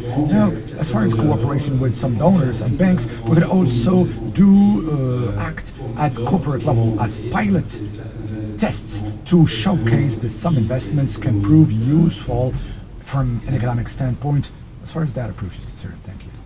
Thank you, Raina, for this presentation. Well, quite obviously, a whole chunk of tools made available to the banking system of companies that make it possible to support and to accompany the sector. And hence, this is a perfect segue to introduce you to Mrs. Nadifi, the Director of Communication, if I remember serves me well, in cooperation of Morocco PME, SME. Mrs. Nadifi, if you will, please introduce yourself again in 5 minutes time, please. Feed us on the missions of Morocco PME. Tell us, what is your vision statement? Did your strategy evolve in relation to the changes we're talking about? And what's the technical assistance and the financial support element / component that you are contributing to the textile and apparel industry operating in Morocco? Thank you. My name is Haria Nadifi. I work at the ANPME, the National Agency for the Promotion of Small and Medium Enterprises. With AMIT, we have had a long past of cooperation. It's been 2 decades that we have been working together. The Ministry of Industry has developed the competitivity of the sector. I think this is a sector that has benefited most of the support of an NPME, as I see, because it's represented by bodies, by an association that works for the defense of this very useful sector for Morocco. Morocco PME, from the outset, has developed 2 aspects, i.e. one, technical assistance access, and another one, support to investments, i.e. funds that are going to be used to support the efforts of investments by the companies, be they operating in the apparel, garment industry, or anyway, in the industrial sector. Well before we started talking about circular economy or sustainable economy. And both Morocco PME and AMIT have already started working on novel programs, i.e. we have already assisted the system for EE, energy efficiency, environmental management, reduction of the impact of pollution, impact on environment, social impact, etc., etc. We have had these programs over the last 2 decades long collaboration. This made it possible, of course, to make headway, to really make great strides. The offer of 2002 is not that of today, of 2022, 20 years on. Today, of course, the funds are quite sizable. Today, the catalog of products is much richer, and of course, the supplier, the offering is much bigger. It's a technical assistance and support to investment that are made in consultation with the sector, with industry, and are going to be responding to time-bound needs. Every time there is a problem, every time there is a constraint, Morocco PME is going to support the sector by its side to develop an offering and to see exactly what's the technical assistance. TA, technical assistance, is a major, big pool of expertise that have been set up in the agency that is going to be made available to the company if and when he wants to benefit therefrom, and whereby is going to pay 80% of the cost. Not are we going to really identify this expertise, we're going to really reference it, validate it, and give it a label. We're not going to send to the company someone who is not an expert in the expected or thematic, but this cost we're going to pay 80% thereof. The company is going to only pay for 20%. Now, pertaining to the support to investments, well, this is a premium without repayment. It's an unpaid back bonus that would allow the investor to have a lighter, to have a greater cash flow. If, for example, a company is going to invest 100, Morocco PME is going to make available 30%. It's a bonus. It's it's not a loan. An SME who would like to have support can have up to 10 million dirhams in the form of state endowed premiums that the ministry provides and that Morocco PME manages for the account of the state. Such companies are going to have this program in the form of a request, a voluntary request, an application, and we'll be having a public-private committee wherein the public, the private, the MOF, and Morocco PME is also being represented in order to decide as to the project that is certainly bankable, because these are public monies and we have to really invest them in the best manner and most profitable and pater-familias form. Now, how did we, what evolution have we made from between 2002 and 2022? Morocco PME with AMIO have launched a new program specific to decarbonation. There were piecemeal programs that supported the whole decarbonation of the company. But today we do have a program which is dedicated to decarbonation, that is called Tatweer in Arabic, green growth. This program is a kind of a package, thorough package, streamlined to support the decarbonation effort of companies. Any company wishing to transform its process in green process, anyone wishing to invest in a green subsector, anyone wishing to create a green product, a new product, wishing to greenify, verify its production process can avail of the program Green Growth Tatweer. I don't know whether there will be another question or do you want me to delve into the details thereof now or later? If another question is being raised. Tatweer, green growth, is the culmination of this collaboration between the industrial sector, Morocco PME, and the ministry. And I can also go in further details if anyone needed. Thank you, Mrs. Latifi, for this presentation. Thorough, but also very impressive presentation of Morocco PME's presentations.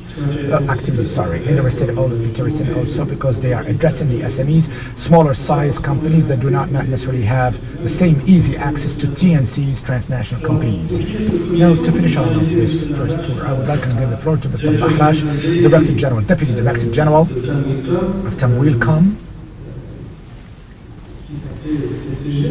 which was called CCG since 1949. There were also changes. Can we